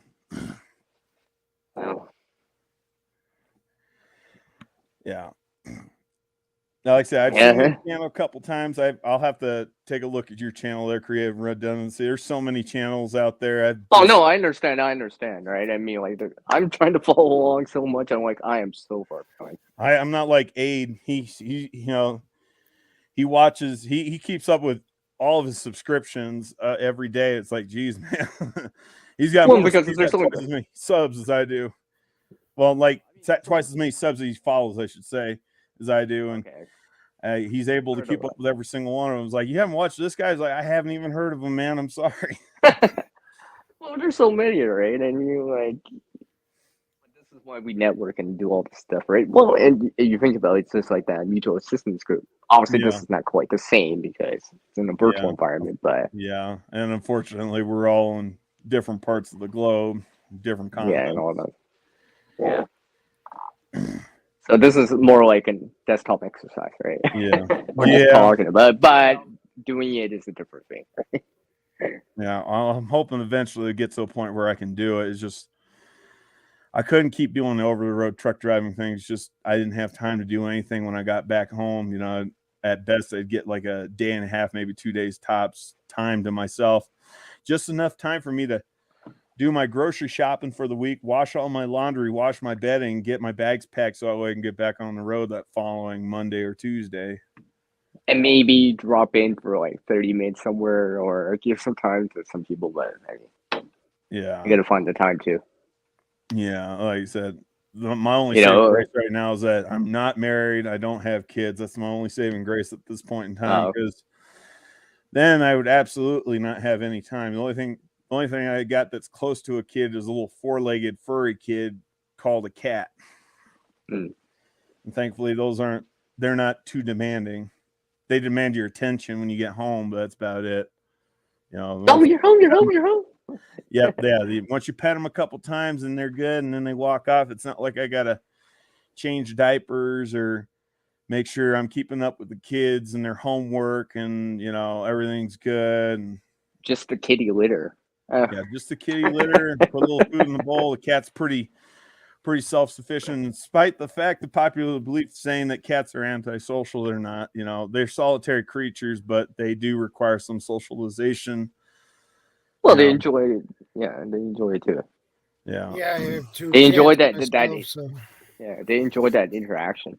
Yeah. With Sorry, I other didn't mean to creatures or hijack your stream there, ShadowScoutSwede. I was going to talk about that guy so from don't worry. Arizona, and I was hearing him laying into Bob. I mean, I kind of on Bob's side on that. You know, it's like, you know, not everybody's a fighter, man. Like, I understand that you're gung ho about this due to the fact that you've had prior, you know, combat service, you know, experience. And him saying that he's 70 years old, that leads me to believe that either A, he's possibly a Vietnam War vet, or B, he's a Desert Storm vet, or he could have seen both conflicts for all I may know. I don't know. But yeah, not everybody out there is a fighter, you know. Well, we all wear different shoes, right? Yeah. I keep using that as a metaphor because, you know, it's true. We all wear different shoes. Some of our shoes are a little bit wider, a little skinnier, a little smaller, a little bit bigger. But Yeah, you know, until you get into those pair of shoes, you're like, oh, so that's how it is. Yeah, and I agree. There is a time to fight, and then there's a time to friggin' get out of Dodge. Well, this is why I always believe in having both multiple options and having kind of that shelter in place plug-in plan, and then that's evacuation type plan. Yeah, the shelter in place. Yeah, I like to have both available because I really have more options. Yeah, you know, when you don't have options, then your back's against the wall. Then what? Mm-hmm. Then you might do something you regret or yeah, or something like that. All right, so. See, like a person like myself, you know, being a single guy, you know, really the only thing that's going to die, unfortunately, would be my cat. But, you know, like I said, as far as other people, less likely at this point in time. But, you know, like I said, if I had a wife and kids, you know, I don't, you know, like I said, it's going to change the dynamics a lot because I'm going to be less inclined to want to do stuff. And then, of course, like I said, I'm not disrespecting that Arizona guy because, like I said, it sounded like he's got some knowledge of stuff like that. He's probably got some inside knowledge that I don't know, you know, like, because like I said, I've never seen combat. It's not to say I haven't seen people die. You know, I've seen plenty of people die in my life. It's just probably not nearly as much as him, not nearly as much as the guys who served, you know, in the sandbox out in Iraq and Afghanistan, or people who are actually in the thick of it out in Vietnam. I was in the army for 10 months. Yeah. 1991. So armored forces. So yeah. I know there's a few of the European countries where they basically conscript all males. Like once they reach the age of 18, they're required to do like something like 1 or 2 years of like limited military service. Here in Sweden we had, it depends on what they place you.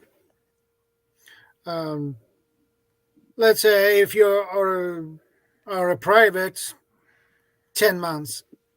If you were a corporal or something higher, higher rank. You had your higher rank. You had 15 months. Okay, so the higher the rank, the higher the pay grade, the longer. What the hell? Like I'm trying to think of the I hate it when my mind draws blanks.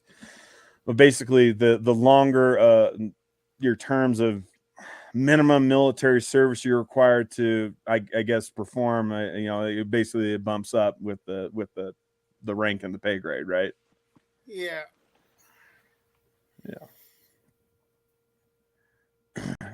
Now, creative redundancy. Where are you from? I'm sorry, Canada. Sorry, Canada. I don't have the. Yeah, I don't have that air icon on. Usually, I put the Maple Leaf version that I fear on. Okay. Yeah. Whereabouts in Canada? Out west here. Where? It's snowing. It's still snowing out west, actually. So what? I don't You know, in I don't- Alberta or Something like that. what's that? Yes. Yes. Okay. Try. Yeah, like I said, it's been a while since I've taken a geography course. I think was it Alberta and Yellowknife are out west. Well, hey, I'm trying to learn my U.S. geography too. I'm trying to pick it up. I'm trying to pick it up a little bit more now. I'm like, oh wait, that's in that time zone. Okay. Yeah. Well, I'm in Mountain Standard right now, but there's talk saying that Colorado is going to be doing away with the daylight savings.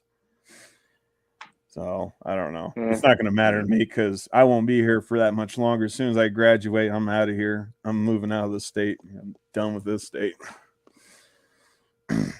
I've done my part to try to change it for the good, try to keep it from getting too left leaning, but it just, I feel like I'm a disenfranchised voter, so it's time for me to leave. I'm already seeing the writing on the walls. Well, I guess, you know what? Since nobody knows who I am, anybody who's in the stream, I'll just go ahead and give you a little bit of backstory, who I am. So like I said, I grew up in the LDS church. I'm no longer practicing. I haven't been practicing in a while, but I've always grown up around food storage. It's never, like I said, it was not uncommon. It wasn't weird to me to see, large pantries full of canned goods. And it was something that my mom always did. And then later on, joined the military and had seen some stuff, that kind of raised some eyebrows at the time. I didn't really connect the dots. But I remember when I walked up in the command and control, I was watching the fire techs. They were doing a drill simulation where we were intercepting this cargo container vessel and we were simulating launching torpedoes at it. And I was thinking to myself, why would we launch torpedoes at a cargo container vessel? It doesn't make any sense. It's like Somali steal ships all the time. I don't understand why are we blowing it up. It wouldn't be until probably about 6, 7, maybe 8 months later, I'd seen somewhere on YouTube that a North Korean cargo container vessel had been intercepted at the Panamanian Canal. It actually had an old Soviet era Scud missile concealed inside one of the containers underneath a bunch of bags of sugar. And I'd also briefly heard something about EMP, EMP weapon. I'd heard about EMP weapons, but I never really thought too much, what the destructiveness, how destructive they really were and how bad it would actually be if they were ever actually used.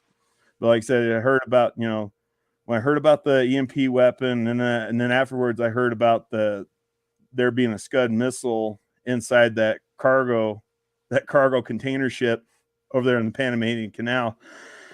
That's when basically I was kind of like in oh shit mode, you know what I mean? It was like, we could have very well, like I said, when I say we, I'm talking about the US, we could have very well potentially had an EMP weapon detonated over the United States. And that to me is like probably one of my biggest fears, something like that happening, because I know that 9 out of 10 will die. Yeah, fundamentally, it would change the dynamics and more. Yes. Be very, very, highly noticeable. You would not, right? Now, with that said, some people need like a CPAP. Yeah. And stuff like that. So I know people on YouTube that have to take one, use one. I know a friend that has to take one. So I would feel Yeah. for them, And like right? I said, I would feel for them, right? yeah. You know, and are like- people that it's like, oh, the biggest inconvenience is like no free age or whatever, right? You know, Yeah. so And I was you gonna say can get by. the scary part is, like I said, you know, when the United States goes down, there's gonna be a power vacuum. You don't think that the enemies of the world wouldn't try to seize on that? You don't think that there wouldn't be other countries like not duking it out?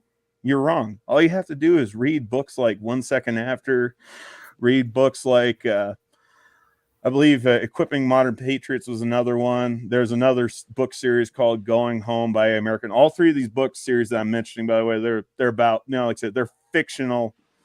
They're fictional scenarios, but they're basically scenarios. All three of them, they all start with the same thing. An EMP weapon was used, you know, detonated over the United States. And like I said, probably the one that stuck with me the most would have to be the 1 Second After book series by William R. Forstchen. But then there are also other good book series that aren't even EMP related, you know, deal with like light civil war, you know, light civil conflict. Well, I mean, there's books that deal with survival too, right? What's that? Oh yeah, no, like I said, these books they do have some good survival knowledge they'll put out there. Well, because I always mention, you know, every so often I'll mention the Hatchet, right? I mean, like that's kind of like, you know, kind of like a book that most people would be like, oh yeah, that one, you know. I remember that as a kid. No, I remember that book as a kid, right? And it's one of the things I still remember. Because, you know, we were reading about it, and I don't even think I've ever mentioned this story, even on my own channel. Yeah. But, you know, we it was during a class activity. It was almost like a desktop exercise, and we're just kind of read the first chapter or whatever, right? And we were just kind of making a list of priority of items, right? So I guess, you know, our cutting tool would be at the top, right, and stuff like that. And we're just kind of going for that process, right? So like whole class kind of deal, right? And we're just kind of seeing priorities of like importance and stuff like that, right? You know, so like a cutting tool, blah blah blah, later, blah blah, right? Yeah. So I always remember that now. Yeah, I don't remember doing too many exercises in school as far as like, you know. Well, that was the only time, right? I mean, I think it was like a day or two at most, but I mean, like, it was. I mean, for school, right? I mean, and you know, it only went so far, but because it's educational, and right? Because we're reading about the book, right? So yeah, we're doing an exercise to kind of reinforce that. Okay, keep that comment up there, Scout Swede. Yeah. Yeah. No, you keep going. I'm gonna get to that comment here in a minute here. No, keep going, creative. Oh yeah. So I mean, that doesn't even have to do with anything electronical, but I mean, like, just thinking to myself, I was just like, that's why I have candles too, right? Everything that are kind of non-electric or don't rely on electricity, right? So I have because I like to have options. When you have options, you can choose to pass at that time. Whatever works, whatever's better choice at that time.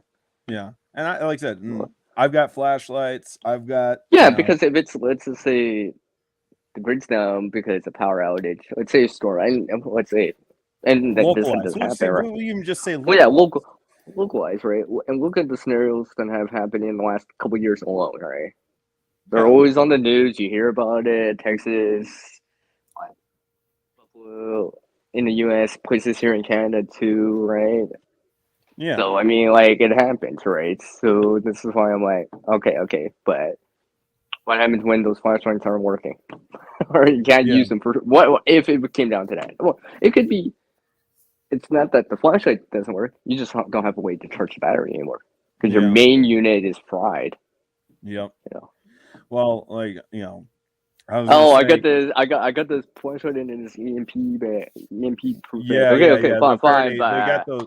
They actually do make the Faraday bags. They sell them on Amazon. I don't know if they'd be rated for an EMP. I mean, it's worth a try, but at the same time, you know, don't put all your eggs in one basket. But these Exactly, Faraday right. bags are supposed to be. They're I supposed would, to I be would like not. static discharge I would bags. hope. I would hope they help. Yeah. No way. I mean, is anyone putting their bag through like hardcore tests? Not just I'm putting it in the microwave or blah blah blah blah blah. Nah. So one of the things that I was told, again, I have no way of being able to prove or disprove how accurate this statement is. If we're going to talk about Faraday cages, because we're going on a whole nother subject here, but I was told if you got a radio or if you got a cell phone, you power it on, and like for a cell phone, you make a phone call or whatever, and call that phone, see if the phone's going to keep signal. If you're able to hear yourself on the phone once you put it in your quote unquote Faraday cage, it's not good enough.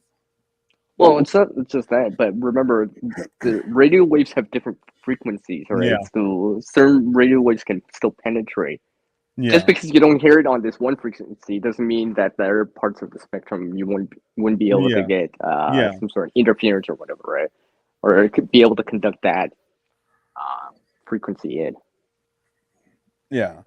And that's why I say something about not just like, it's in a microwave or it's in I'm trying to call this phone or whatever. Try everything if you Yeah. And like I said, for my quote unquote Faraday cages, like the only things I've protected were basically spare parts and pieces for my pickup truck so I can get it running again. That's it. Because I remember what this video that BA did a long time ago. It's like and saying what happens when what if everyone's Faraday cages fail or right? No, right? Then what, right? And then I think she was talking about like glow sticks, candles, chemical lighting sources and stuff like that, and maybe hand tools, mechanical advantage type of tools that use pulleys and all that stuff, all this other stuff, right? Because it's just like that's the way to start thinking about it. Yeah. And hopefully it would never happen. Yeah, hopefully it never happens. No, because it's something bad. Now I was going to say actually probably worse than a grid down. Yeah, it's actually more widespread and affecting a lot more. Are you talking about CME or are you talking about? I'm just saying. Yeah, because CME is completely different from an EMP. They've got similar destructive patterns, but an EMP is going to be more destructive because it's got a more concentrated frequency designed to take out small scale electronics like your cell phones, anything with printed microcircuitry, anything with just small LEDs. LEDs are part of it. Any of that. Like I said, it's designed to wipe that out. On top of that, wipe out the power grid. Yeah, that's the because the EMP. Yeah, because that's different from a grid down situation. Because that is grid down. That is grid down. Okay. That is a grid down. Okay, that's a particular grid down situation. It's the next level beyond that kind of deal, I guess. Right. Well, I mean, next level beyond that would be something that would affect everyone worldwide, like all of the countries worldwide. That would be the ultimate. The end of the world Teowaki moment that everybody likes to talk about, Yeah. Because I'd be if I think about it, I'm like, well, if the power went out, I'd be like, okay, the power is still working, so it's not this. I'm not noticing these error effects that are like, okay. But if I start noticing, it's like, phone's not turning on, this thing turning on, I'd be like, this is happening. Kind of deal. Yeah. And like I said, I was gonna say, EMP. I mean, it'd be bad. I mean, it'd be horrible. And like I said, in every single one of those books that I mentioned, book titles, in some way, shape, or form, we always had aid coming to us. The country that was affected by the EMP, we always had aid coming to us from outside powers, outside countries. Like England, wherever. That's what every single one of those point of books resupply. Right? Yeah. So we had a point of rebuilding. And what granted, still a lot of people died, and in no way, shape, or form could anybody count on that. But I'm just saying, at least there was some sort of outside help, even though those powers that were trying to help us didn't necessarily have our best interests at heart, if you want to say that. Mm-hmm. Now, a situation where if it was like a giant solar storm, like I said, like a CME that went all the way around the globe. Yeah, and a knocked coronal out all mass the power grids. ejection. It might not fry the small scale electronics, so cars will still be operational. An individual cell phone will still be operational, minus the fact it won't have the cell tower, the cell network, or the internet to make it work, because all that would be fried. But you still have cars. But the problem is now everybody's in the same boat. That's your end of the world. That's your Tiawaki. That's much more. Well, yeah, that's much harder because there's no that's your resupply. There's no. Sorry. Yeah, there's no resupply. There's no, right. Yeah. There's no quote unquote help coming. Yeah. Like I said, that's your online banking going down. That's like 5-6 years and so forth of trying to get back. At least, right? At least in time. Yeah, that's your just in time inventory. Your just in time delivery disappearing. That's medical supplies going away. Hospitals shutting down. I mean, a lot of these hospitals are equipped with backup generators, but at best, you might, those hospitals in question might have fuel has to be sourced in. Fuel has to be sourced in. Yep, fuel has to be sourced in. Those generators at best might have to and hopefully it's all running too. Right? You're assuming it's running. Yeah. Yeah, there's the other thing that do have electronic people like to talk about is the pole shifting. Again, like I said, I can sit here and discuss, the many different ways that, we as a human race could potentially die and everything like that. The only things I'm going to try to worry about are things that are within my control. If it's my time to go, it's my time to go. It's that I pretty much come to that conclusion. But if I can at least avoid a long, drawn out, painful death, I'm going to try to do that. And that's why I want to be prepared. And now it's going to go back to. Yeah, I don't think anyone wants to be like dehydration, starving. Yeah. And some people go for that, by the way, or whatever. Yeah. It could be as simple as exposure to that. Yeah, well, I was going to say that for you, especially because you're up there. I mean, and that does happen, and you do hear about it during the winter. I mean, look at, and that's what the grid places like Buffalo, places like the I-95, other places in California too, right? I've heard.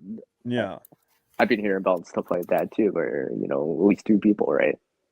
Prayers to the family. I was going to say about Hando 19742. They you literally have electrical equipment burned underground from EMP going off, frying electrical circuits. That is possible. Like I said, that's possible if the electrical equipment in question is actually connected to anything that's up to the surface as far as the power grid and whether or not it's energized. So underground will protect, like if you've ever been inside a tunnel, you'll notice it'll screw with your radio reception, it'll screw with your cell phone reception. Now, as of lately, there'll probably be some people saying, "Oh, I didn't screw with mine. I went through the Eisenhower Tunnel 970. I didn't have any cell phone loss." Well, you probably did, and you didn't realize it, but that's because they installed cell phone tower. Oh yeah, exactly. Because the radio signal is not going to go through the earth. It can't. Well, yeah, I mean, the radio signals are part of the light spectrum, right? Yeah. So they get blocked and just kind of get absorbed by like rocks and the ground. It loses kind of its. But if something is not energized, like I said, again, all this stuff is we're talking about theory, unless we have a way of actually, I know, right? I mean, like, be able to do, starfish, be able to replicate Starfish Prime of 1962 all over again. All this stuff is in theory, so we don't really have any way of knowing one way or the other. But like all our I'm going to say in theory, and a circuit that is not energized, that is de-energized, it's isolated. Okay, it doesn't even necessarily have to be in a Faraday cage or fully shielded. It's just got to be shielded enough. In theory, as long as it's not energized and it's not in the direct path of that destructive force from an EMP, in theory, it's more likely to still work again. It's more likely to be put back in operation and not be fried. I'm not saying that is a statement. Like I say, it's one. Like I said, if it's energized and that EMP goes off, it's guaranteed it's going to get fried. why we have options. Welcome, That's why Fireman CV. Good to see you, brother. Fireman. Well, that's why we have options, right? Options in the Uh, we got the primary, the alternate, the contingency, then emergency. I've been reading about that piece. I've been pacing myself on that too. I'm like, oh, okay, that's cool, accurate. I put a link in the private chat to YouTube channel, EMP Dr. Arthur Bradley. Yeah. He works for NASA. And I think I've seen some. Yeah, he's an expert on this when it comes to EMP. Yeah. Hey, Thor. What's going on, guys? What's up? What is up, man? I hope you're doing amazing today, and the gods have been smiling on you. Yeah. Yeah. Well, at least God do it. You sound like an old man right now, Shadow. Like, oh yeah, it's been good. Oh yeah. Oh, let me spray. Yeah. Oh, that hurt. Yeah, I know. Sound like me in the morning getting out of bed. Yeah. But like I said, I'm not an expert in this stuff. I'm not an expert in any of this stuff. About the only thing that I could say that I can't even really say I'm an expert in logistics. I know a lot more than most people just because I've been in the field. Just like Steve Corsair Trainers, he knows a lot about being infantry and knows a lot about law enforcement, knows a lot about these street gangs. You know, like I said, I know some information, but I don't know the whole picture. Like I said, I know quite a bit about the effects of an EMP and a CME, and hell, I even do a little bit of backyard mechanic stuff, you know, when I'm doing my own repairs to my own vehicles. But like I said, a lot of this stuff, unfortunately, it's just going to be theory. You know, it's going to be in theory until it ever gets put in practice. You know, like I said, we're going to have a hard time.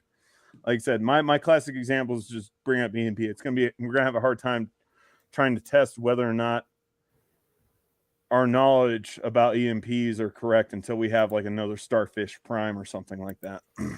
Until it actually happens, right? Yeah. I forget who it was said something like, if you study 15 minutes a day, if you study, do practical stuff, like focus 15 minutes a day on a certain subject, by, you know, however many years you'll be an expert in it.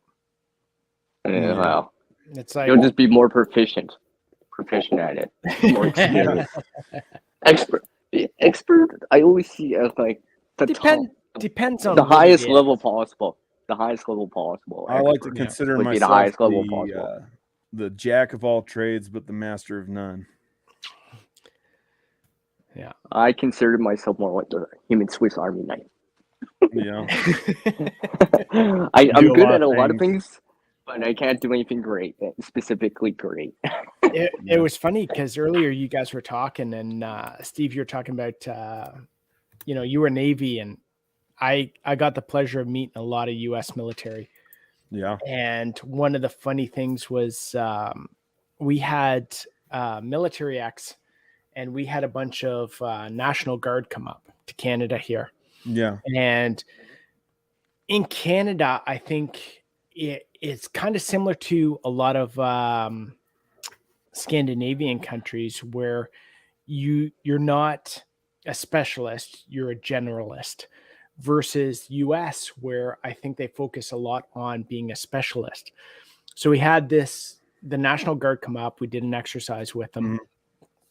And I was talking to the one guy, and he was like this big guy. Like, I swear he's like 300 pounds, pure muscle, but he was like 5'8".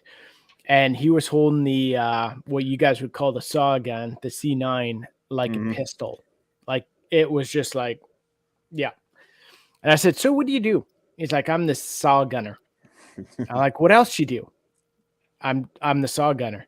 I'm like, yeah, I understand that. But like for me in the Canadian military, I was armored recce. So we do reconnaissance, we do navigation, we do the C9, the C6, the C7. I know the C7 is the Canadian version of the M16. Yeah, exactly. The C9 is the 308 machine gun. The C6 is the 308 machine gun.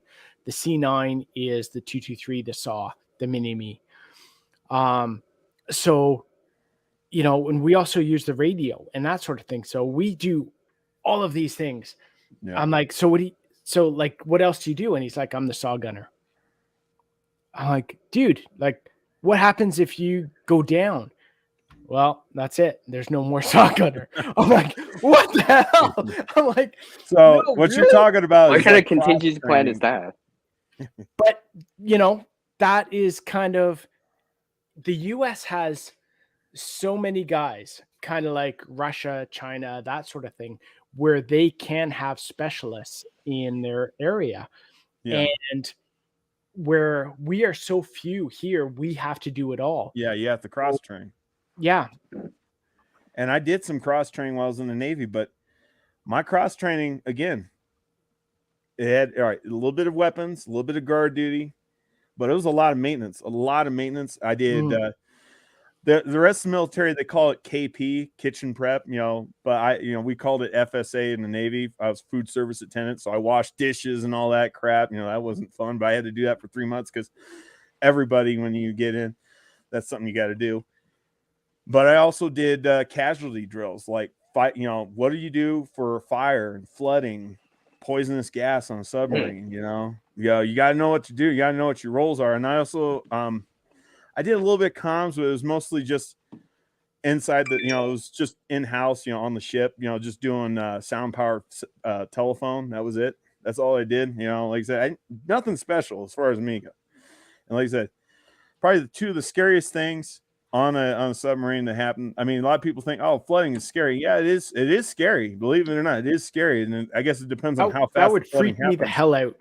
I'm like, Oh, there's well, no that'd way I want to be- be Navy, because if you're out there and you start flooding, or you're on a ship and it starts sinking, I'm like, Well, here's the deal. It depends on how quick the flooding is happening. If it's happening real quick, so fast, it'll happen that fast. You'll die. You won't even know it happened. True. That would be the nice way of going. Just so fast it's gone. The two of the scariest things that could potentially happen on a submarine is having a main steam line rupture and having a fire. Oh yeah. Oh yeah. Fire and main steam line rupture. I didn't have to deal too much with the main steam line rupture because that was the nuclear trained personnel back after. That was their equipment. That was their problem. It wasn't to say that us guys from the forward end of the boat wouldn't go back there and help them, shut off some isolation valves for the reactor and all that. But that was mostly their deal. Our deal was anything to do with fire, like fire, flooding. Fire is probably going, hands down for me, it'd probably be the scariest thing. Yeah. Because Well, I imagine it would be like in a cave, right? Those miners and stuff like that. I imagine it would be like that. No oxygen. You basically just pass out because no oxygen. Yeah. So so two things are happening. Yeah, the fire is consuming the very oxygen you need to breathe and stay alive. And secondly, I know there's carbon dioxide scrubbers and stuff like that to scrub the air. Right? Yeah. And then secondly, but then the those only fire go is so far. consuming the very equipment that you need to get you safely back up to the surface. Yeah. So that's why basically fire the is one home's of the burning scariest up, right? things that could happen. Even on a surface ship, that fire is really scary. Yeah. Oh yeah, I imagine. If you have a fire on board, you have poison gases too. Yeah. So everybody in the Navy, we doubled up as DC men, damage control.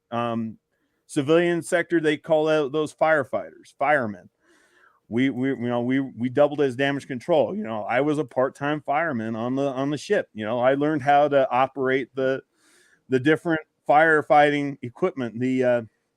I learned how to operate the bales. I learned the difference between a 1.5 inch hose and a 2-inch hose, and I learned the difference between a non-collapsible hose and a collapsible hose. I learned what AFFF was and what kind of fires it was used to fight, and what the difference was between like chemical fire extinguishers and it sounds CO2. like the Navy is a lot more like, you train a lot more different things than Yeah. say just army or armored kind of thing. Yeah. Well, like I said, especially submarine service, because at any given time on a fast attack submarine, you only have about between 150 to 160 crewmen.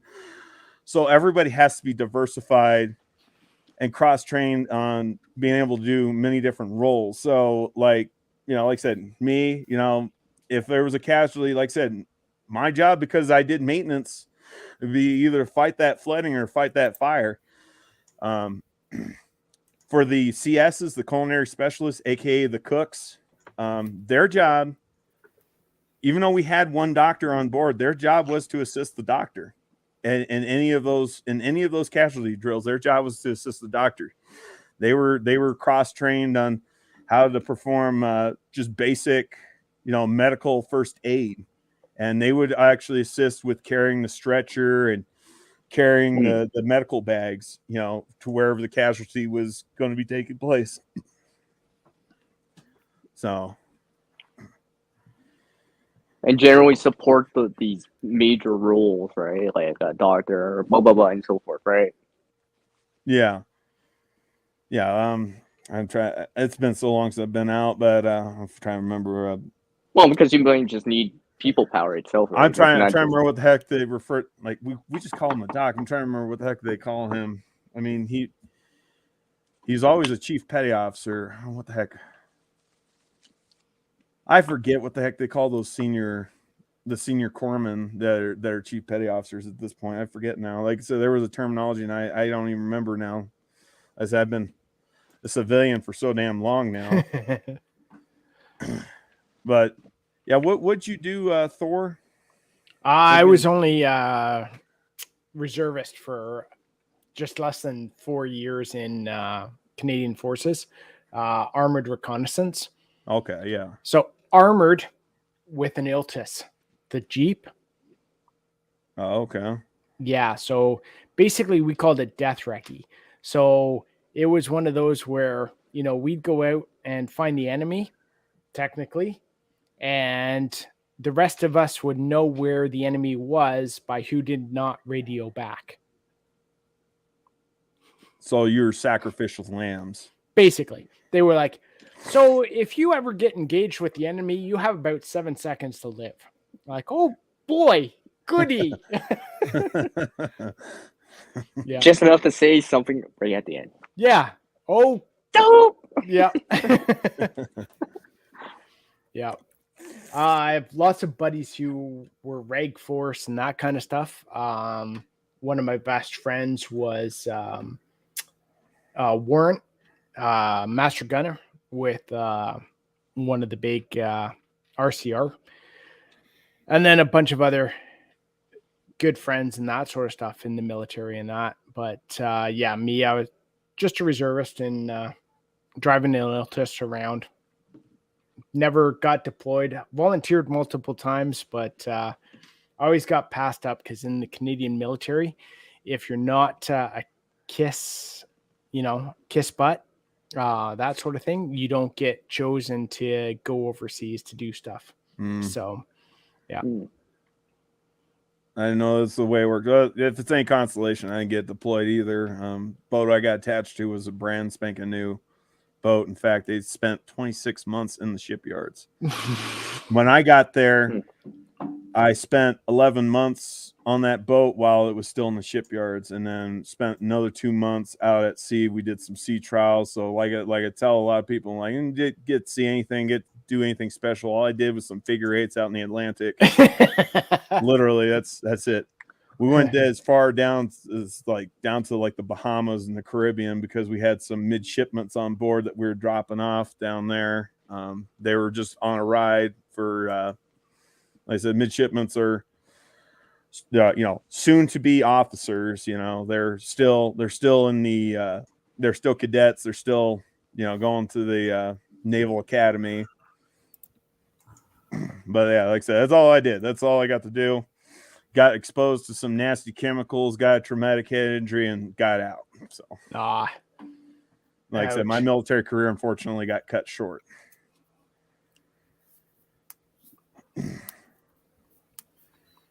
Yeah, believe it or not, people don't realize how toxic those paints that are used on naval ships, how toxic that paint really is. Oh, everything in the military is toxic. It's like, Yeah. you know, It's got to be what they- rust proof. It's got to be rust proof. It's got to have this. It's got to have all what this they stuff. paint stuff with, what they scan stuff with, what they poke you with, Mm-hmm. everything. It's like, you know, It's pretty common to come back, you know, potentially with something in your system that's carcinogenic. yeah. If you're not wrecked on the inside with stuff, you know, you'll be wrecked on the outside. It's Yep. like, yeah. And Yeah, wrecked on the definitely. inside isn't just limited to your body. It could be wrecked in here, you know. Yeah, exactly. Yep. Yep. Oh, what about you, Shadow Scout? Like, I mean, like, I know you said you did 10 months in the Army over there. What all did you do? Well, did the maintains, prune trees. I'm not Paint laughing because I jobs. had to do some similar shit in the Navy.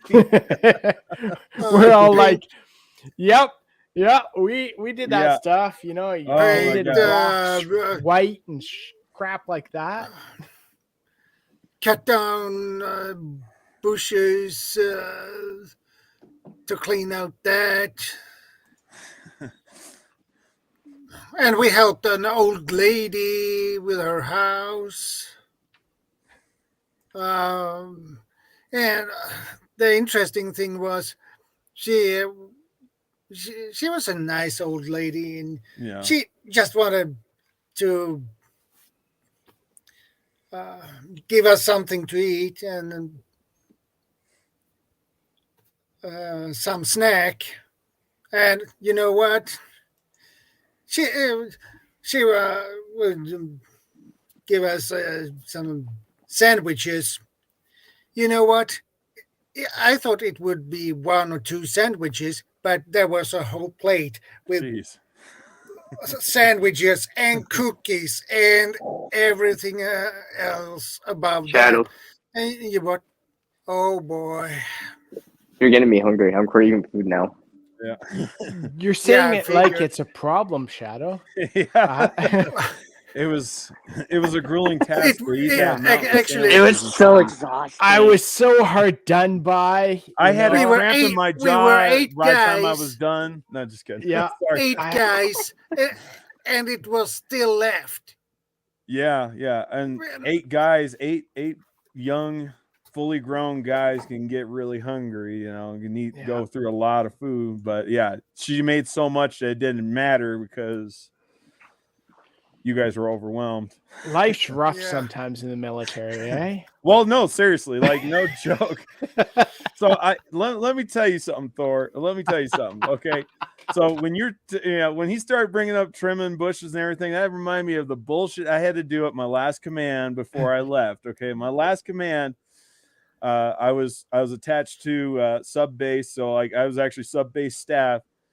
And I was just doing bullshit maintenance around the base. We were doing anything from emptying out trash cans, picking up litter, raking leaves.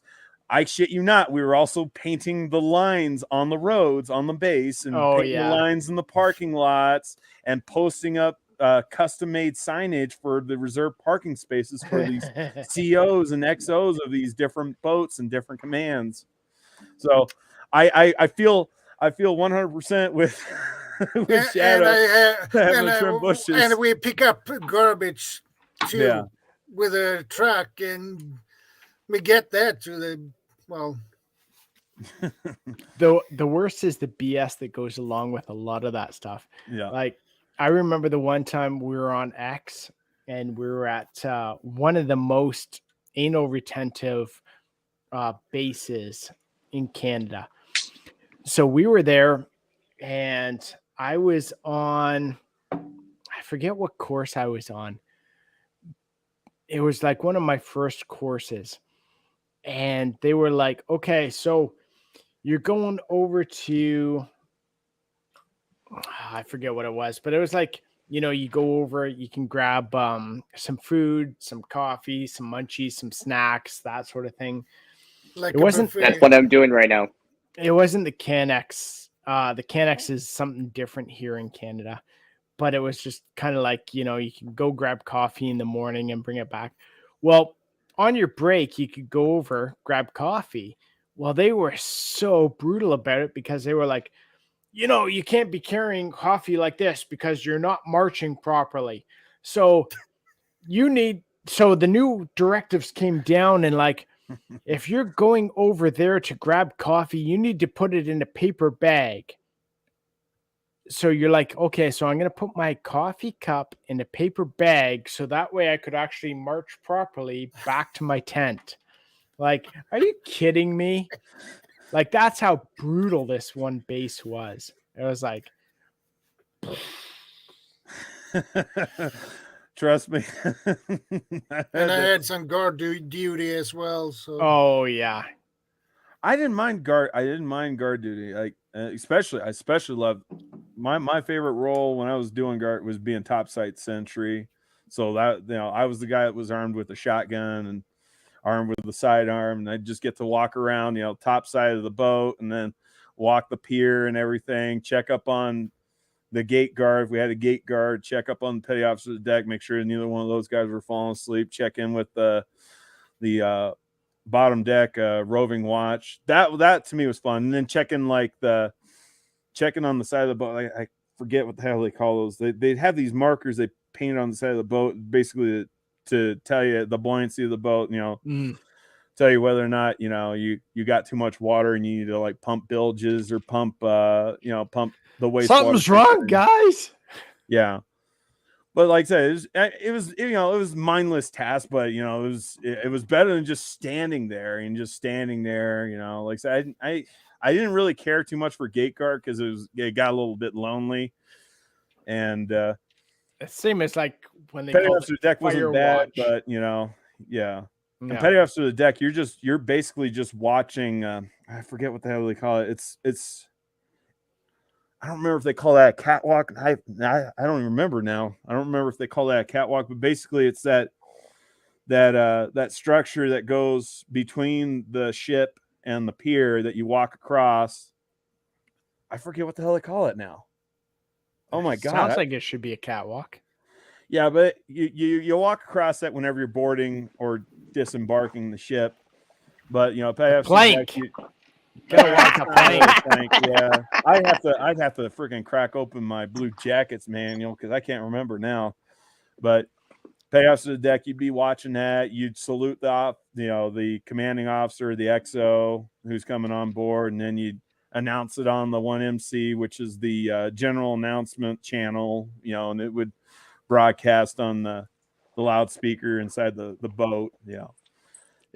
USS Minnesota arriving, USS Minnesota departing, XO arriving, XO departing. By the way, when I say USS Minnesota, that's you would say USS Minnesota instead of saying commander, commanding officer, like I said, you just say USS Minnesota. Like I said. But that like I said, and then you'd ring the bell, as he's arriving or he's departing and everything like that. That was the petty officer of the deck's job. Gate guard, you'd stand there and you'd salute people as they come by and check their ID, make sure they're meant to be there, and then you'd open up the gate and everything. And then, are you authorized to be here? Yeah. Oh, let me tell you, dude. Oh my god. Sorry, I got some gate guard story. I gotta tell you, that really pissed me off. Before you get into that, I gotta go. I gotta get back to cooking dinner and a whole bunch. Yeah, of stuff. you don't want to burn the food now. No, I'm doing some chicken pot pie. Oh, okay. Well, you don't want to burn the pie either. So right now the whole thing is just simmering, and now I gotta run back and I'm gonna roll out the puff pastry, throw it in the thing, and then I'm more hungry.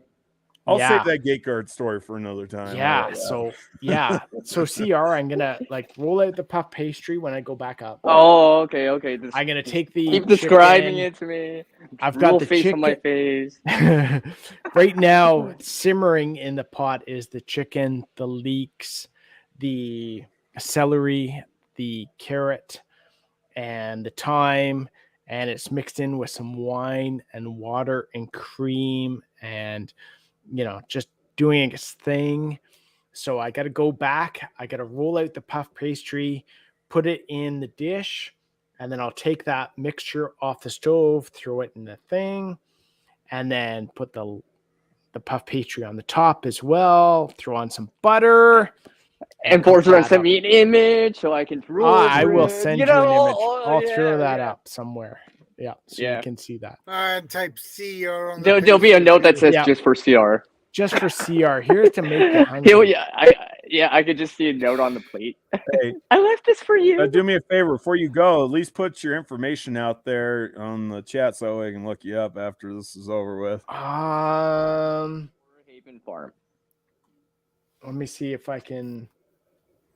Shadow, I think you Or made me the a mod, mods. right? You don't even have to put out a link. Just put out Yeah, your username. Just put out your username. That way I can Yeah, copy you were. it. Well, I know he typed in the side chat, so.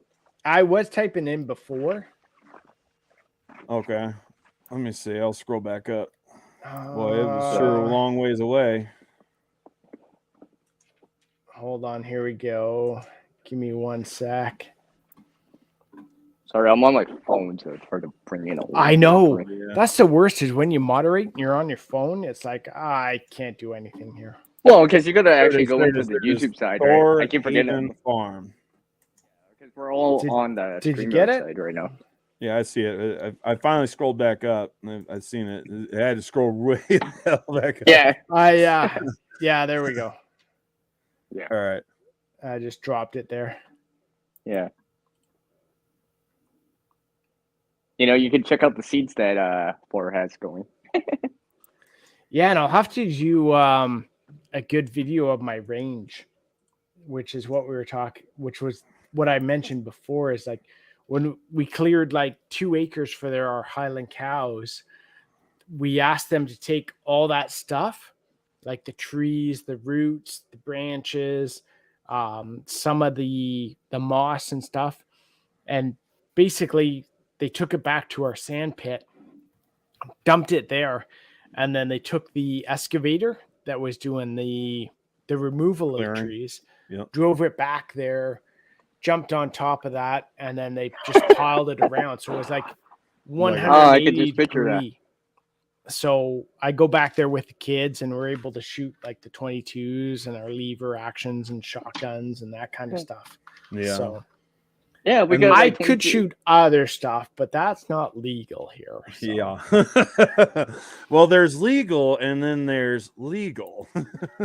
there's what you can do here in Redneck, Quebec, and so yeah.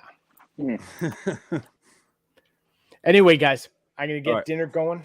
Yes, before he burns the food. Yep. Yeah. Joyce Bidanya, Avida Saint. All right. Aloha. Take care, Thor. Bonne soiree. All that good Au stuff. revoir. Au revoir. Love you guys. All right. Take care. Stay safe. care. Now, if I could leave, where's the button? God damn alcohol. Oh, there it is. Oh, there it it's at the bottom. Because you're looking for the glass. I don't know if you're on a computer. Yeah, that's right. There we go. All right. Looking for the See glass. ya. That's why he can't see it.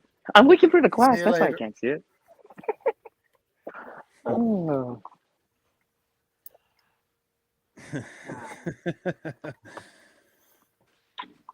So, I was gonna say, Shadow, do you got a topic for next weekend in the works? I am. Yeah. Well, not yet. I'm still thinking about it.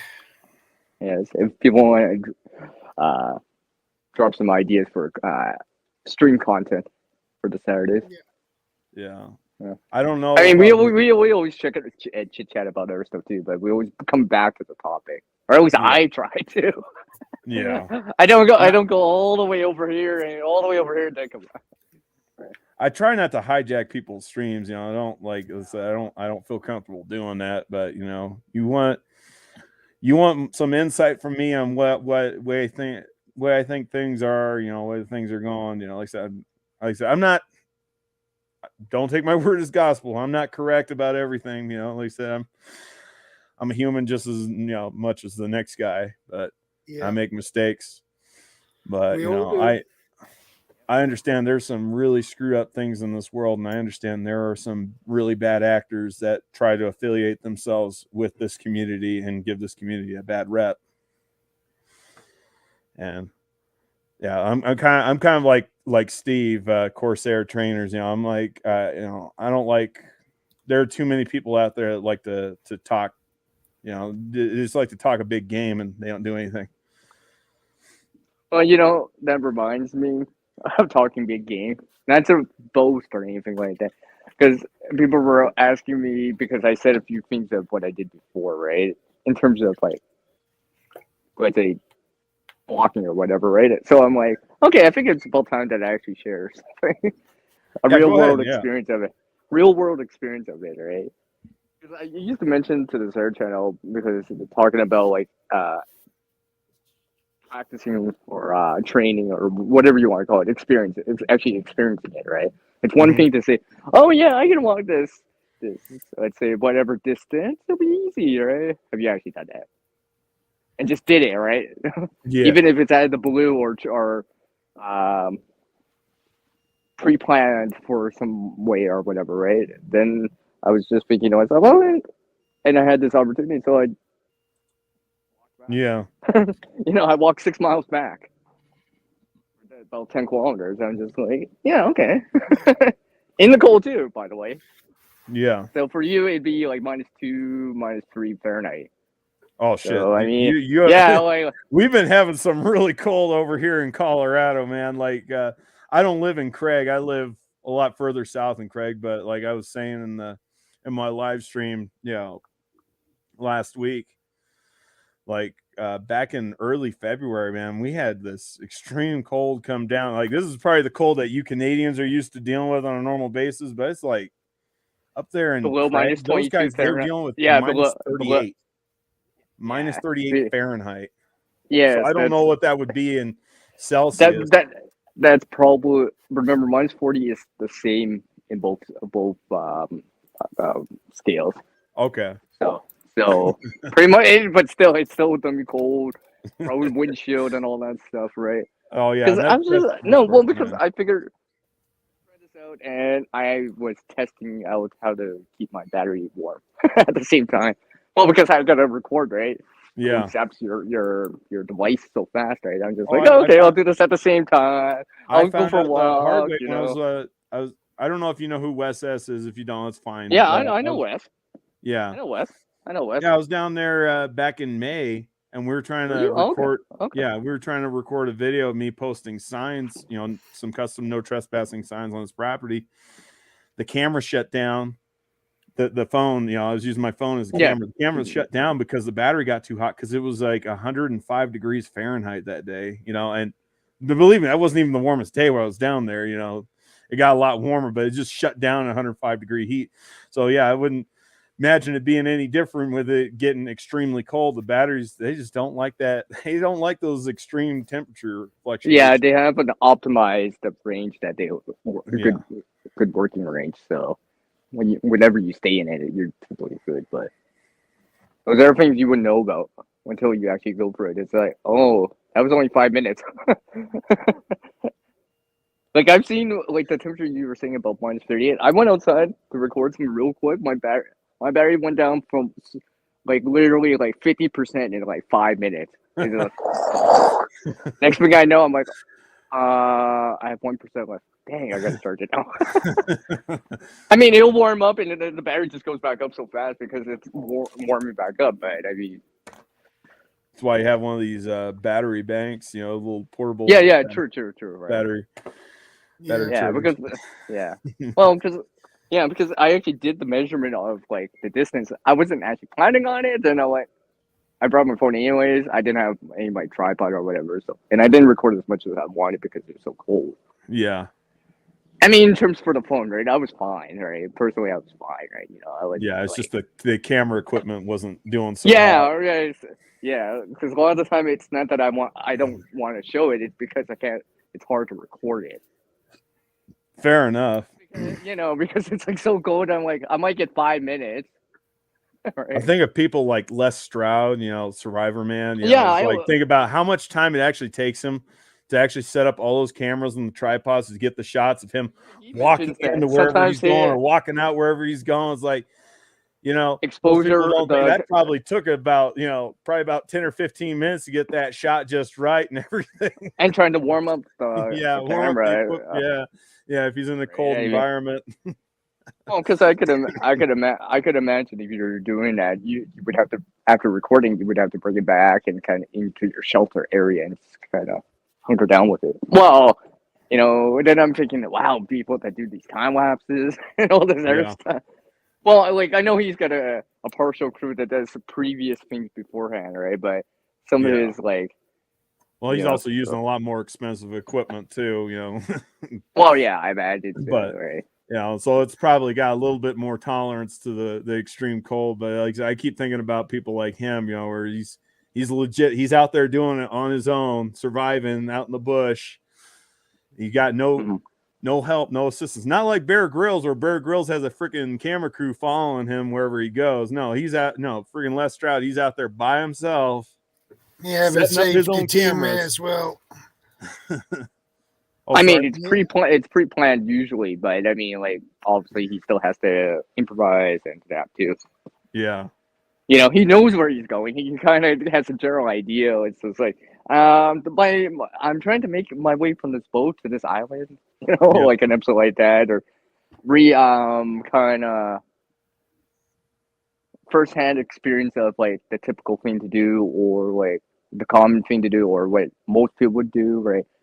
Like the shelter in place thing, like in a vehicle, like in the Norway episode, the two-part Norway episode, right? I mean, like I watched that many times. Randomly, I still watch it, even though I kind of know what's gonna go down. But I'm like always thinking to myself, oh yeah, trying to make their situation better, right? And knowing when, unfortunately, you can't stay forever sometimes. Yeah. Sometimes you have to move on. And that was the thing I was talking about when I was with Steve. At all costs, try to shelter in place, when feasible. But when you know for a fact, without a shadow of a doubt in the back of your mind, and like I said, not talking about paranoia, for a fact that if you stay, you're gonna die. Your chances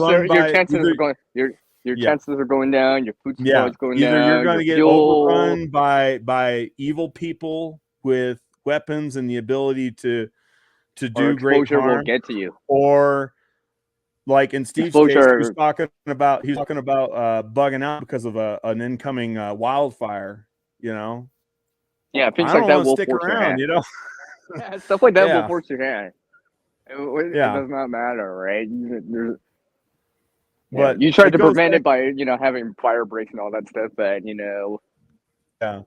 things happen. Well, it depends on how bad the fire is, because it doesn't matter how much of a fire break you got. Like it depends on where you're at and what kind of trees. Yeah, because I've heard plenty of stories where people have got 300-yard fire breaks, and the fire still managed to jump.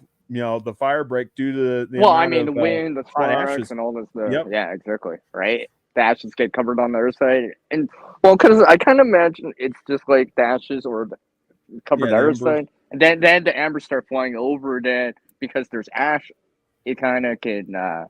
It's almost like charcoal, right? It's almost like it'll ignite it. It'll start the spark going, the ember going, and then it starts to grow, especially if there's wind. Yeah. I imagine it's like that. I mean, I've never seen that in person, but I imagine it's the sparks and the ashes that are actually causing it. Yeah. And like I said, thankfully my experience with the wildfires was I got to see the wildfires, friggin' like 20, 30, 40, 50 miles away up on top of the Rocky Mountains. So yeah, with binoculars too. Yeah. Like I said, that's different. That's totally different. It was a very hazy day, during the time of those fires. But like I said, I wasn't in the thick of it. Some people, like the Waldo Canyon fire that happened over here, over there between like Woodland Park and Colorado Springs off the US 24 highway. Yeah. I mean, even Forbes, who was here earlier, he had a close encounter. I mean, he's all good and all now, obviously, but I mean, he had a close encounter. He put a video on that. It was really cool. too close for comfort, right? And he kind of, you know, now he's making a wider fire break and hopefully and all that stuff. But because he was actually away, right? So I mean, things like that can happen when you're away, right? Yeah. So, about the only place I could think of where a fire break might be of use, but again, yeah, I have to put out a disclaimer there. I'm talking out of theory, not out of practice, because I've never been a firefighter aside from what little damage control experience I did while I was on the submarines. But I would imagine if a fire break's going to be of any use, it's going to be in areas where it's just grassland. Because we flat, right? We get a lot of grass. We get a lot of grass fires. Well, because I imagine any hills or anything updrafts will cause it to rise up to it. Right? It'll overcome a hill area, but a flat area it would have to travel horizontally or whatever, right? Or let's say if it's already gone over the hill, it's coming into the valley, right? Because since heat rises and stuff like that, I would assume that would be a good spot for a fire break. Yeah. Right. I mean, you know, probably like at the base or where the hill or whatever comes into this flat area, right? Kind of right there, because the heat's rising and, you know, the embers would have to, you know, go. Yeah. Hey, who knows? I don't know. I'm no expert like here, said, but the biggest to me, thing, that would make sense. Yeah, the two biggest things, like one of them that you brought up was, the winds. And then, of course, like me, I was thinking about the embers coming off of the fire, you know, those. I imagine it's the wind, the embers, and ash, right? Because because ash is insulator, or heat too, right? It insulates whatever. I don't know. I couldn't tell you that. I couldn't tell you. I know this much. Because I would imagine. I know this much. If the heat source is hot enough, there could be things nearby that are combustible that don't even have to make direct contact, and it's just because the amount of heat that's in the air. Oh, the radiant. The radiant. It just spontaneously combusts. Yeah, because it's reaching that threshold. Yeah. Yeah. Okay. Yeah. Thank you. Reaching the threshold. Yeah, because I mean, it's just like any building or whatever. Once the outside temperature gets hot enough, we'll start to kind of the plastics are melting, the metals are bulging, and then the next thing you know, it's just like I mean, if anybody's been near like a house fire or any kind of like major structure fire, you know how hot that it gets. You don't even have to be. And that's just a house. That's just a house. It's a single house. A forest fire is hot enough to infinitely melt. worse. Yeah, a forest fire is hot enough to melt steel, right? It's good. Yeah, I've heard stories of people losing their houses in some of those California wildfires, and like leaving behind like an old classic car, and the garage completely burns down to the ground.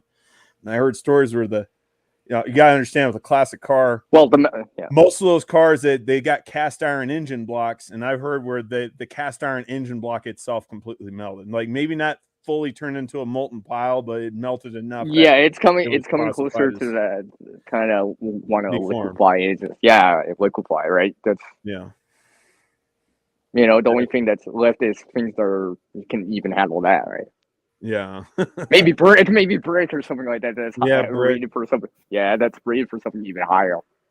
I was gonna say there is such thing called fire rated bricks, and those are the more expensive bricks, the bricks that you would use for building an actual fireplace, not a decorative one.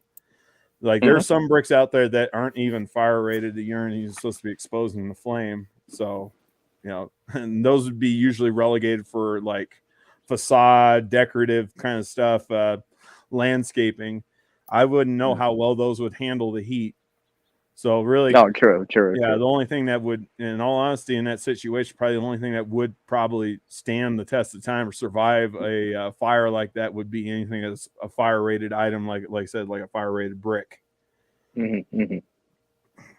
Well, like I said, here in Canada, we've had instances of places burning down several times in the last 5 years, right? Oh yeah, especially out west here, right? I'm pretty sure it still happens in other places, but then it's just like, if it's not It usually during the summer off, but I mean, like, and I see these images and video, right? I'm just like, oh my gosh, that'd be a tough pill to swallow. Yeah. That would be, right?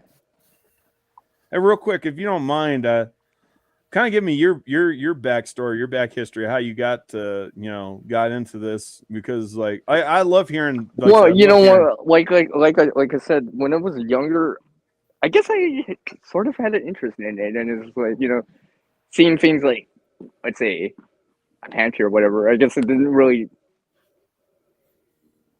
seem weird, anyways. Uh-oh. Right? Yeah. Can you hear me? Oh, okay. Sorry. Yeah, you broke up there.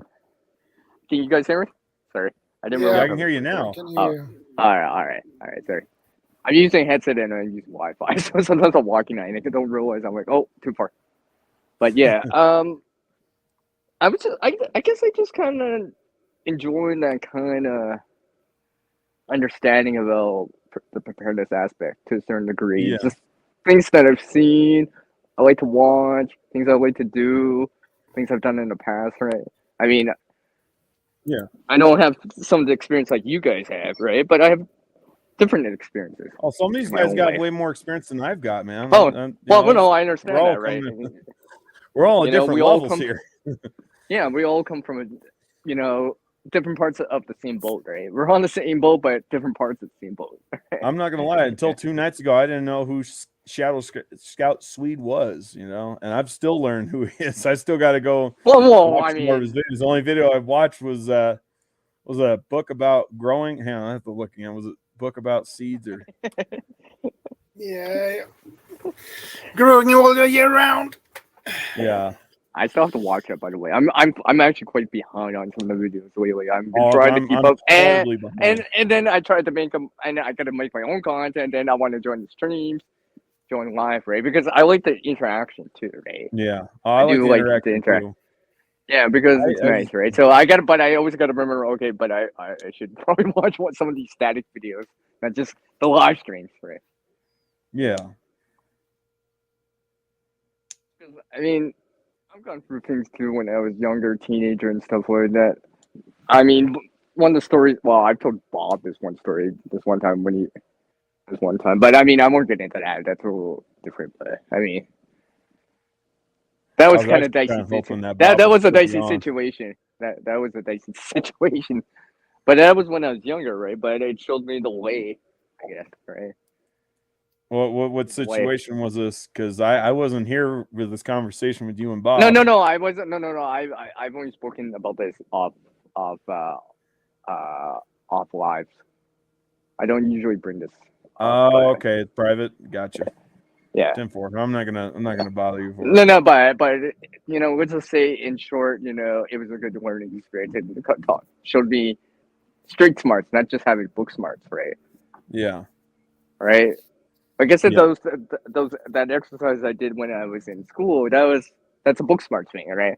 Yeah. We're not physically doing any of it, right? We're just kind of going through the process of thinking about it. Like, okay, in theory, this would be the knife is more important than the later, okay, or whatever, right? And and stuff like that, right? Yeah. And I started to learn more about it. Then, for some reason, I was always entertained about like these kind of, how do I say? As a person that grew up, I mean, honestly, for most people watch something when they were growing up, right? I have the tendency to watch like these, like, how do I say this? Emergency response type of shows. Yeah. Let's just say, and stuff like that. So I kind of feel like when I was younger, I enjoyed watching movies about peril and stuff like that, and even action movies. It was always part of me, right? So it's just like just openly talking about it. It's not a big deal to me because maybe I haven't seen it firsthand, but it kind of in my mind at least. Kind of deal. Yeah. Hopefully, I'm not. Well, I shouldn't say hopefully. Hopefully, I would never see a lot of it firsthand, but hopefully, I wouldn't freeze or or break down or whatever. Hopefully, I would be able to stand my ground and keep Yeah. going with it. 'Cause it's probably gonna be much harder than it seems. That's for sure. Yeah. So yeah, basically in a nutshell. Gotcha. This is why I named the channel this in the first place, because it allows me to venture into it and kind of see. I've mentioned this before and a long time ago in this VR that I did about how I came up with the channel name. Yeah. And I mean, I'll kind of paraphrase here. Basically, there's a reason why I brought these two words together. Not only because no one else did it, so it was really easy to get a channel name, and right, because a lot of people can be known as the same channel name or whatever, Yeah. right? And Well, it's like so I like want to Gray Man stand. I want. Trapper. Well, He's yeah, got there's two yeah. channels out there I know. called Gray Man. Yeah, I know so many out there, right? And it's like and stuff like that. It's not just Gil or whatever, right? But you Yeah. know, so I was just like, but I also realized that I wanted my focus on the channel generally was the creation part, right? Because or the redundancy part was always part of the preparedness side part, right? In terms of Yeah. a backup, a contingency plan, and stuff like that, right? Yeah. Yeah. Because you got to One is create a done, plan. two You got to is wrong. create. You know, you got to. Yeah, you got to create a plan. You got to, put Gotta forth a execute. plan to. Yeah, exactly. Make progress in it, right? Yeah. Well, it's kind of and So well, also- because then I wasn't limited on like certain little things, right? I can venture into the sewing just as much as I can venture into like walking 6 miles minus 20 Celsius, yeah. because it's all can be part of it. So Well, it kind of goes back to that old saying, though, that seems to be a favorite prepper quote. It's like 1 is none and 2 is 1. So, yeah, I mean, yeah. kind of further reinforcing the importance of having Well, redundancies and contingencies. Well, it's not just that. It's not just that. It's I'm trying to diversify them a little bit, so it's not quite exactly the same. It'll do the similar task. Like for example, like I'm kind of more of a fan of like, let's just say a fixed blade, maybe a multi-tool Swiss Army knife, and maybe like a solid axe. Then a saw or an axe kind of deal, right? Because it allows me to do different things, but they overlap to a certain degree, just to a certain degree, right? Yeah. Right. Something like a pocket knife finder for a small task. It's easier to put in your pocket or whatever. You don't have to put on a belt or whatever, right? So, and it's all can be used for a lot of things too. So.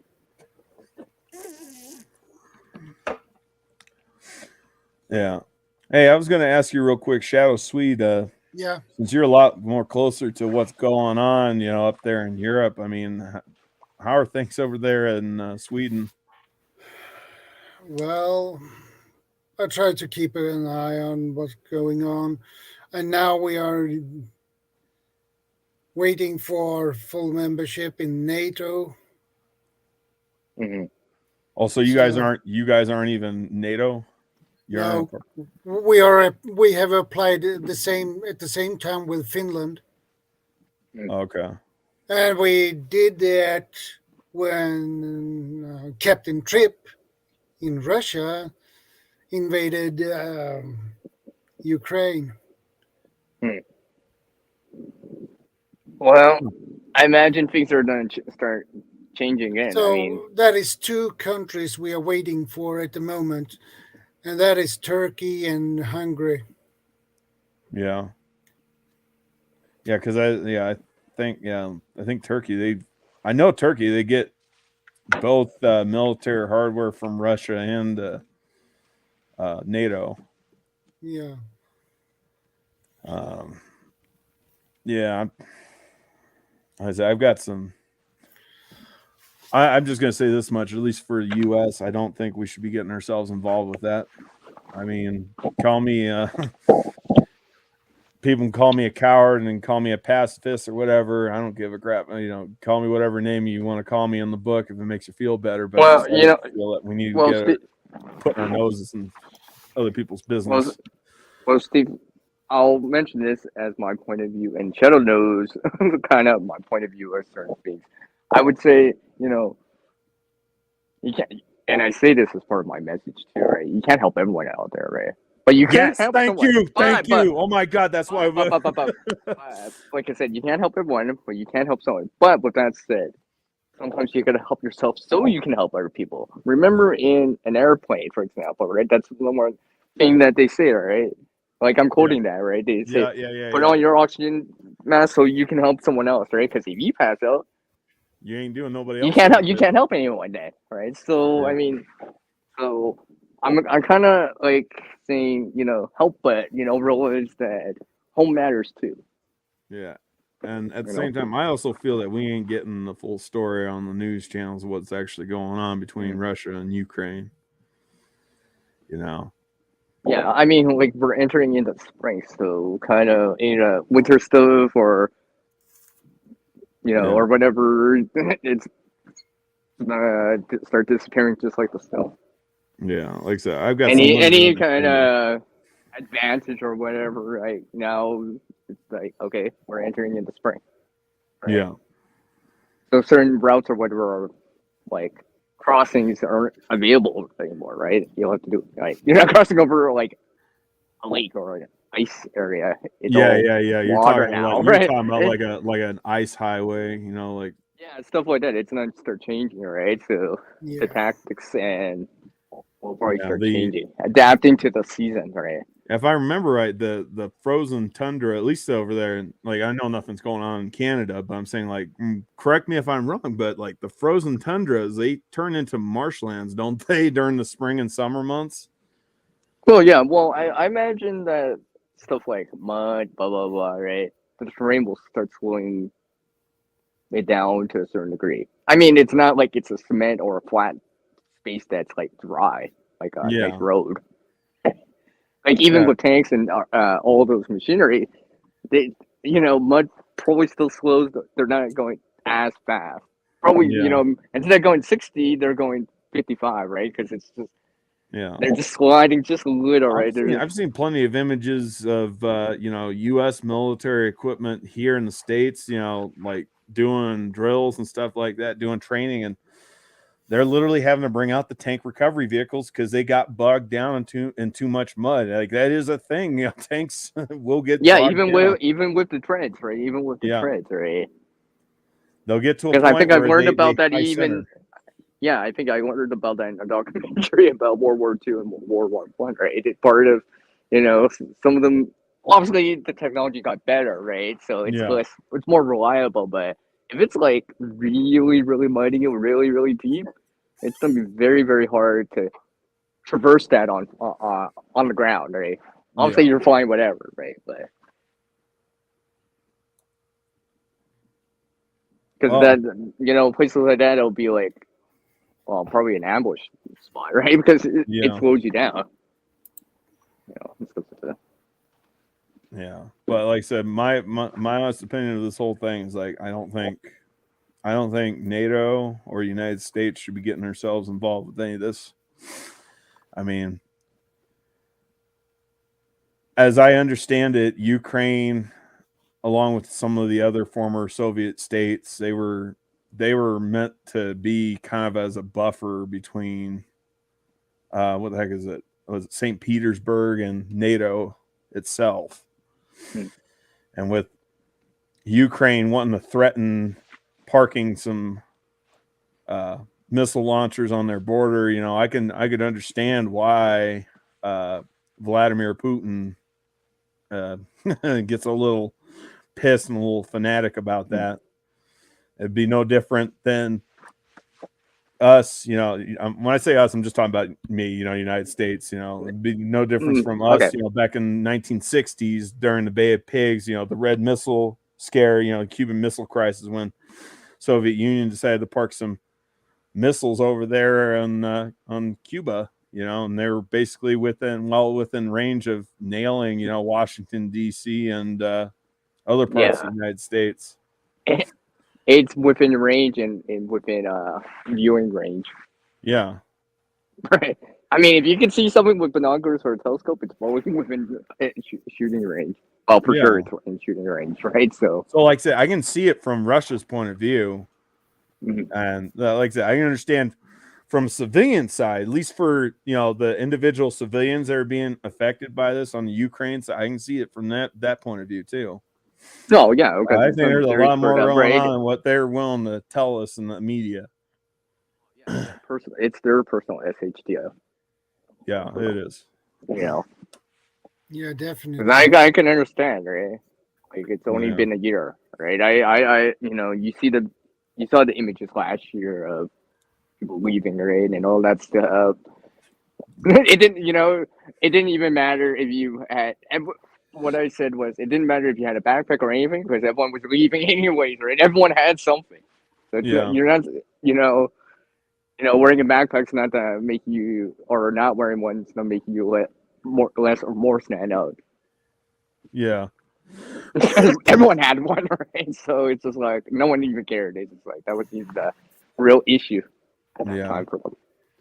And and then like I said, the other thing too, I understand where at least Russia's coming from is the Crimea Peninsula. If they take that over, they're basically cutting off part of the Russian fleet from the northern Black Sea, being able to access the other part of the Black Sea. They take over that peninsula, so that's the other thing.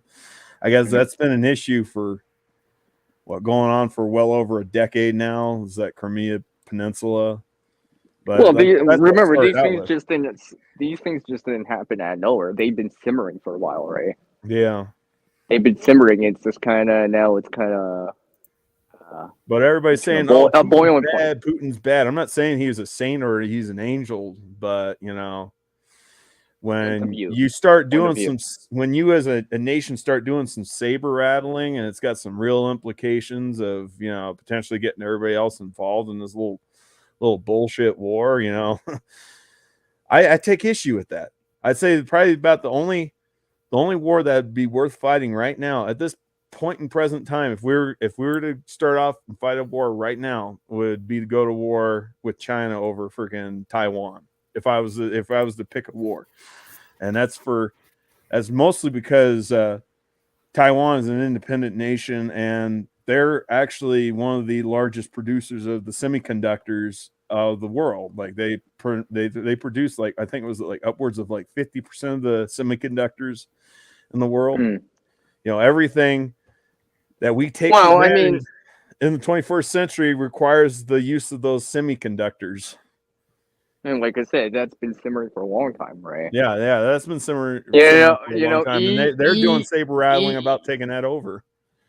Even before COVID, there was issues about in Hong Kong and stuff like that. Yep. In the news too, right? So that went on the back burner. Everything else went on the back burner for 2020. And I don't know what's going on at this present time with Hong Kong. I don't know if they quote unquote officially took it over or what happened. That just kind of fell off the cliff as far as media is concerned. Yeah, exactly right. It's just not on the highlights anymore. You would have to do, here's a special report, very special, right? Where it's just not on the mainstream news for that evening or whatever. But they might do a special segment about it, something like that, and it's just like, oh, because like I said, everything else is on the back burner. It seems like though there's only like 3 things that make the news: war, inflation, and the storms. Whatever it is, choose your own. Storm, right? Whatever it is, snow, whatever, right? It seems like always those 3 things are always kind of been in the last year, right? Have been I mean, I hope focus of attention, everyone greatly. As far I'm as not saying they're not important, but oh yeah, I mean, certain things take precedence over others. Yeah, because it's affecting a large amount of people, right? Yeah. Like, California, right? That's pretty big in the on the news, probably in the U.S. Like I hear about it here on the Canadian news too, but I'm like, sometimes I'll venture into the U.S. and just kind of see what's going on, right? As much as I like to say I hate California, I hope the entire state slips into the abyss and just like that San Jose tectonic plate breaks the rest of the California off and it just falls in the ocean. In all honesty, like I realized that, first off, I got friends that live down there. Yeah, right. They'll die. And secondly, right. I know people in the U.S. too. And secondly, very few people. I was going to say what very few people here realize. At least, when I say people, here, again, I'm talking about in the U.S. What very few people here in the U.S. realize, and is that California is one of the largest agricultural producers in the United States. They pretty much down there in SoCal, they can grow year round because it's a desert, it's hot, it's dry. All they need to do is pump in water and irrigate. They can grow year round. So a lot of our agriculture would be gone if that was the case. Whether they decide to do the cattle exit and break away from the United States or decide, or if a natural disaster wipes them out, that's one thing. Well, like I said, California did need the rain. Maybe it seems like a little much or whatever, but technically that area still needs it. Yeah. I mean, I was always thinking to myself, I'm like, if I had it my way and like I had all the money in the world to actually pull it off or whatever, I'd be like, I'll just pump the water over into Lake Mead or something like that. I'll just like send it all over there. Yeah, well, Lake Mead's in really. Oh, if only that was so easy as it seems. Yeah, right? I was gonna say Lake Mead is in rough shape right now. Lake Mead. Well, because Lake I was just Powell, thinking like a long term, right? Lake Havasu. Well, because in a time of wealth, a time of I'm forgetting the word now. In a time of plenty, you want to hold maybe have something for a time of famine, right? Because I would really hate to see this summer or something like that. It's like, big heat wave drought in that area, and it's like, maybe that I'm pumping all that snow and water into the lake. Maybe doesn't seem like such a bad idea. Yeah. Obviously it would be costly. Or I guess whatever, my question is, I don't know where they would get that water to begin with. So Lake Mead is right there between Nevada and Arizona. Obviously it's going to be expensive. So I don't know where they're going to be getting that water, to be honest with you. I'm not sure if part of Lake Mead touches Utah. I don't think it does, but I know it's a far ways away, but I mean, at this, sometimes you got to take some more radical approaches. Yeah, so I'm gonna tell you. I'm just gonna tell you. Okay, just give you a bit of education. So, Lake Powell, which is between Arizona and Utah, Lake Mead, which is between Nevada and Arizona, and then Lake Havasu, which is between Arizona and California. Those are all fed off of the Colorado River. And the Colorado River, I mean, it gets so much water taken out of it, for. Oh yeah, I understand. I've looked at I've seen the percentages and stuff like that. Yeah. The upper and the lower basin. Yeah. As I understand it, the Colorado River has not flowed into, actually hasn't even flowed into Mexico in like over 20 years. Like I said earlier, nothing to see. Yeah, I had to throw that back in, Shadow. Yeah. So again, I don't know where they'd be getting this water from, because like Colorado is the only place. Well, because this might be kind of unwanted saving grace, right? Yeah. Once like I know these areas get rain or snow, right? But this seems more unprecedented, right? Well, maybe this is a way to. Have a feast. Yeah, feast. Yeah, that's what I was looking for, right? When you have a feast, save some for the famine times, right? I was exactly kind of look. I mean, obviously the logistics and all that stuff would be crazy, but if it could pan out or whatever, right? It'd be like, it's just like taking that what's that called? There's what's that cliche saying? When life gives you lemons, you make lemonade, right? Yeah. That kind of saying, right? That kind of metaphor, right? Yeah. Well, back to what you're saying prior, it makes me harken back to what was it? That I think was it the first book of Moses, which I'm not sure what that would fall under. I don't know if that'd be still technically under Genesis or not, but talk about the story of Joseph, in Egypt, where he has the dream where they'd have 7 years of plenty, and then they'd have 7 years of famine. He tried to do what he could to get, and we kind of balance it out, or even up the hurdles, right? Where it's kind of, the feast is not to be feast, but at least the famine won't be a famine. It would just kind of be more evened out a little bit. Yeah. Right. Yeah. It's enough to keep you sustained, but not satiated. Mm-hmm. Well, looks like I'm getting a phone call. All right, hey, I'm gonna have to go, guys. Hey, thanks. All right, take care. Take care, man. Thanks. All right. Nice. That was nice talking to him. Oh my gosh. And I can't believe I shared a little bit more than usual. But, Shadow, I don't know if you agree with me on that, but see, that's my point of view about that. Like, also the logistics and stuff would be different, or, well, honestly, crazy enough as it is, but, because there might be a time and a place where that option's on the table. Yeah. I mean, I've seen videos or stuff like that, hypothetical situations where people are like, let's just wander from the Great Lakes or whatever. I'd be like, that's even more extreme, right? The logistics of the money involved, right? What I'm talking about is probably maybe even doable, right? Even doable to a certain degree, but infrastructure needs to be there. Because right now, I've seen the videos up there. Yeah.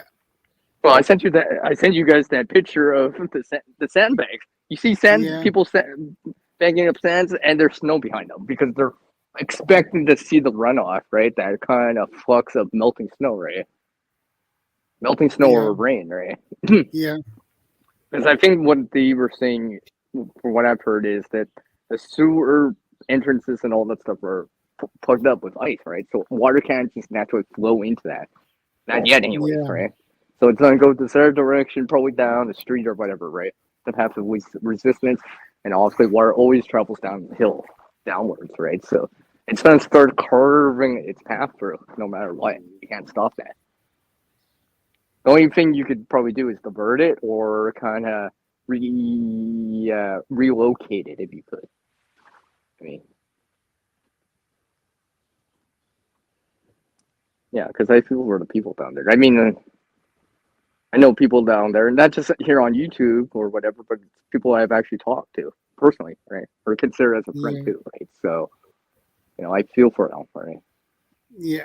I can just imagine right now how serious the situation is for a lot of people, right? It's not just water, it's snow too, right? So,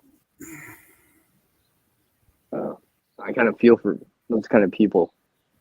Yeah. And by the way, Shadow, I've never actually said this on that video. That's actually one of the reasons why I went for that walk too. Because during that time, that was back last month when I shot that video, right? That was after the ice storm that hit out east. I think it was Buffalo or whatever. And, you were hearing these stories about people not making it, right? That's why. That's why I kind of did that, right? Not only to prove to myself that I could do it, but, the willingness to doing it, right? It was not comfortable, outside my comfort zone. A couple of people were saying, "Ooh, that looked really cold." I wouldn't do that. Well, yeah, I know. That's why most people wouldn't do it, right?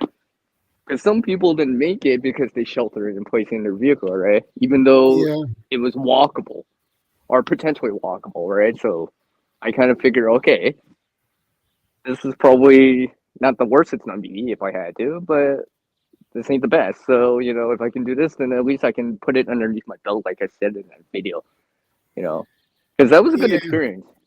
Because it allowed me to know the limitations of the gear and, like, how fast or how hard can I push it for the conditions and stuff like that, right? And knowing that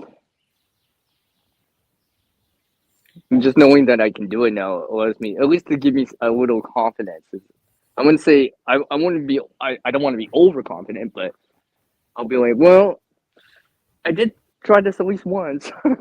So, well, because you would have experiences like, in my case, it'd be like, okay, well, I better put up my hood, pull up my jacket, zip her up, and and stuff like that. Also, I planned it to a certain degree in terms of clothing, right? Yeah. Yeah, for me, that was important. The clothing was more important than the water in that case. Because I would have been very, very, very uncomfortable without proper clothing on that. It would have been very, so.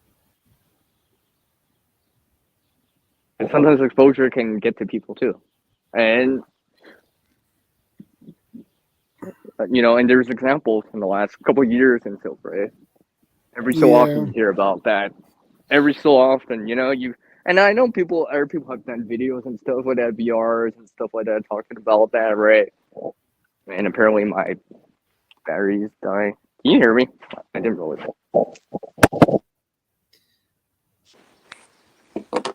Can you hear me? Okay.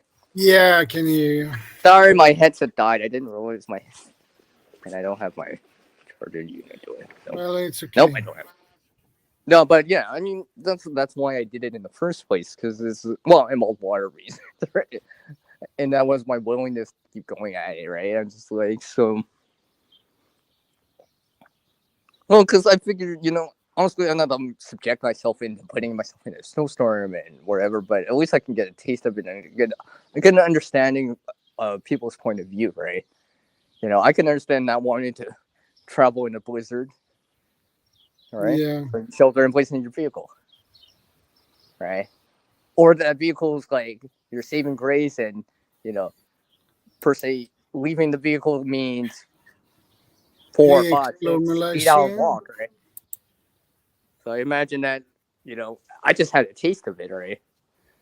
A couple hours. Actually, that trip actually took me 3 hours to walk that. I didn't actually mention it in the video, but yeah. Yeah. Because now I feel like, maybe I should try this when it's hot. Get a sense of that kind of. Well, because like I said, I get 4 seasons here. 5 if you include construction or hockey season, but so right now I'm coming into that kind of late winter, early spring, right? Yeah. Because I like I said, it can get cold here in Canada, but it also can get quite hot in some places here in Canada. Yeah. I mean, did I ever tell you the hottest place here in Canada got to? They broke the record in 2021. During the heat dome that covered like 25% of the land area here in Canada. Like seriously, like it was covering like all out west, every province out west, right? So, I'm talking about like temperatures for you guys in the US, it'd be 90s or above, but plus 30, 35, 40, right, and so forth, right? I mean, there's a place here in Canada gone up to 48 Celsius. I forget what that is in Fahrenheit, but that's pretty hot, right? So pretty hot. That's really, really hot. Yeah, Super that's hot. really hot, right? That doesn't include any humidity values and stuff like that, probably, right? So I just am so to understand people's point of view about like either the heat or the cold. I'm trying to kind of get a sense of it in a controlled manner, right? Obviously, to a certain degree, right? I'm trying to get a taste of it. I don't want to just dive into it kind of deal, right? Because I know sometimes things can happen when you're doing these training exercises or simulations, right? So, to a certain degree, of safety net, but I realize, there's going to be some unknown factors, whatever it is, right? The wind, the actual temperature, or whatever, people I see, or blah, blah, blah, right? That are out of my control, so.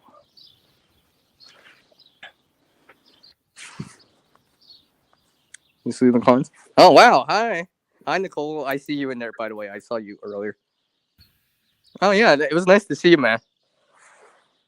I see his comment in there. No. So. That's why lately I've been kind of like doing all of these walks, right?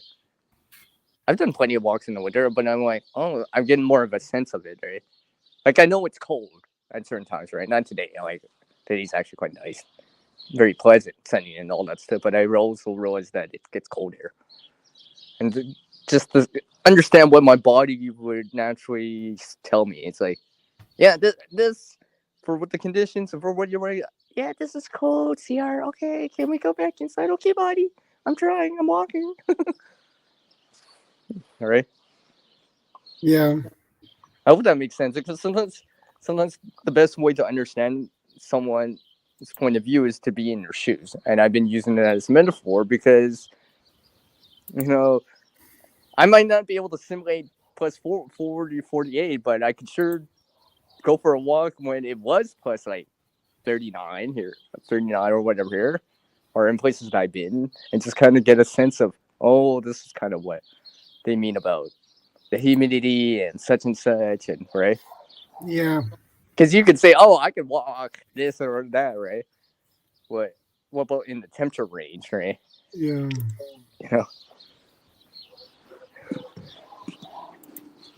Because we all have our tolerances. It's nice to know what my kind of upper limit of the tolerant range is. I'm talking about like experiencing like even just mild frostbite, frost nip to like heat exhaustion and so forth, right? That headache, right? I have experienced that once in one of my walks. Like, lucky enough, I told someone where I was going. They were just happened to be leaving at the same time, so I ran into them. But I learned a lot from that too, right? It's just like I was pacing myself. It was hot. I did that during midday probably in July, right? Sunny day, right? Sunny day, barely a breeze, and I'm doing it on one of the warmer, hotter days of the year, right? For me here. So I mean, yeah, it sure showed me a lot in terms of experiencing kind of like yeah. I wouldn't say a dehydration headache, but kind of like the lack of water, that headache, right? I know what that kind of feels like. I mean, it wasn't that pounding, but I like, because as soon as I had a nice cool drink, it kind of subsided, right? So that was just a taste of it, right? I could start feeling that kind of heat exhaustion come through. I'm like, oh, this is how it feels. So if I sense that or see it in my, feel it, then I know, oh, I'm kind of reaching that tipping point, right? In the situation, maybe this is the time to take that 15, 20-minute break and hydrate up or whatever, right? Give myself a temporary kind of short break, right? If that makes any sense.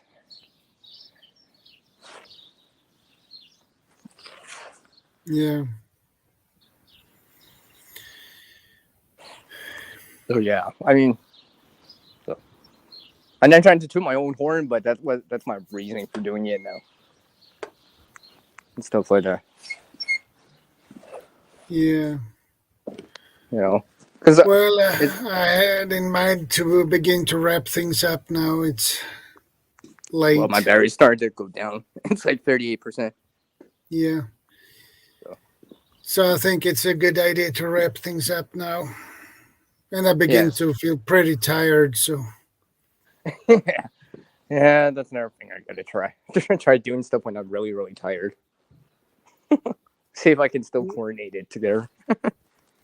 You're not coordinated when you're tired. Yeah. I mean, I know. As they say, right? You kind of act like you're drunk, right? Kind of, because it's not quite the same because you don't get the buzz in your head, but yeah, uncoordinated kind of effort, right? You're kind of swampy, not thinking straight, kind of deal.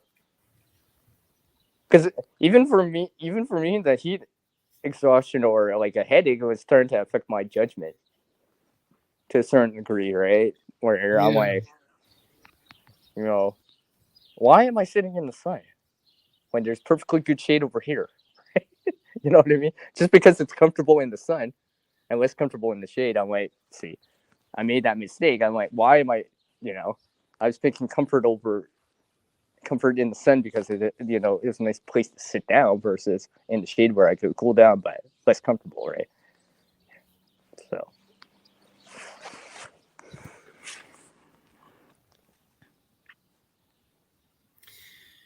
So, I think it's a good idea to wrap things up now. Yes, I have to ask you something at the backstage after. Okay. Okay. Okay, guys. Take care. Stay safe. Stay God proactive, bless. right? And remember, Yeah. everyone, everything we said, it's in theory, right? Yeah. I'm no expert, and I don't think any of us never on the panel were experts, right? We have our experiences, we have our knowledge and stuff like that, but kind of do what's best for you, especially right now, right? And be proactive out there the best you can. It's not just the gear that matters, right? It's the skills, knowledge, and experience too, and training. I guess I can add that in too. Yeah. And real world experiences too that matter, right? They may show you the way that the gear can't show you. So. Yeah. All right, take care, everyone. Yeah, take care. Thanks for stopping by. And we are out.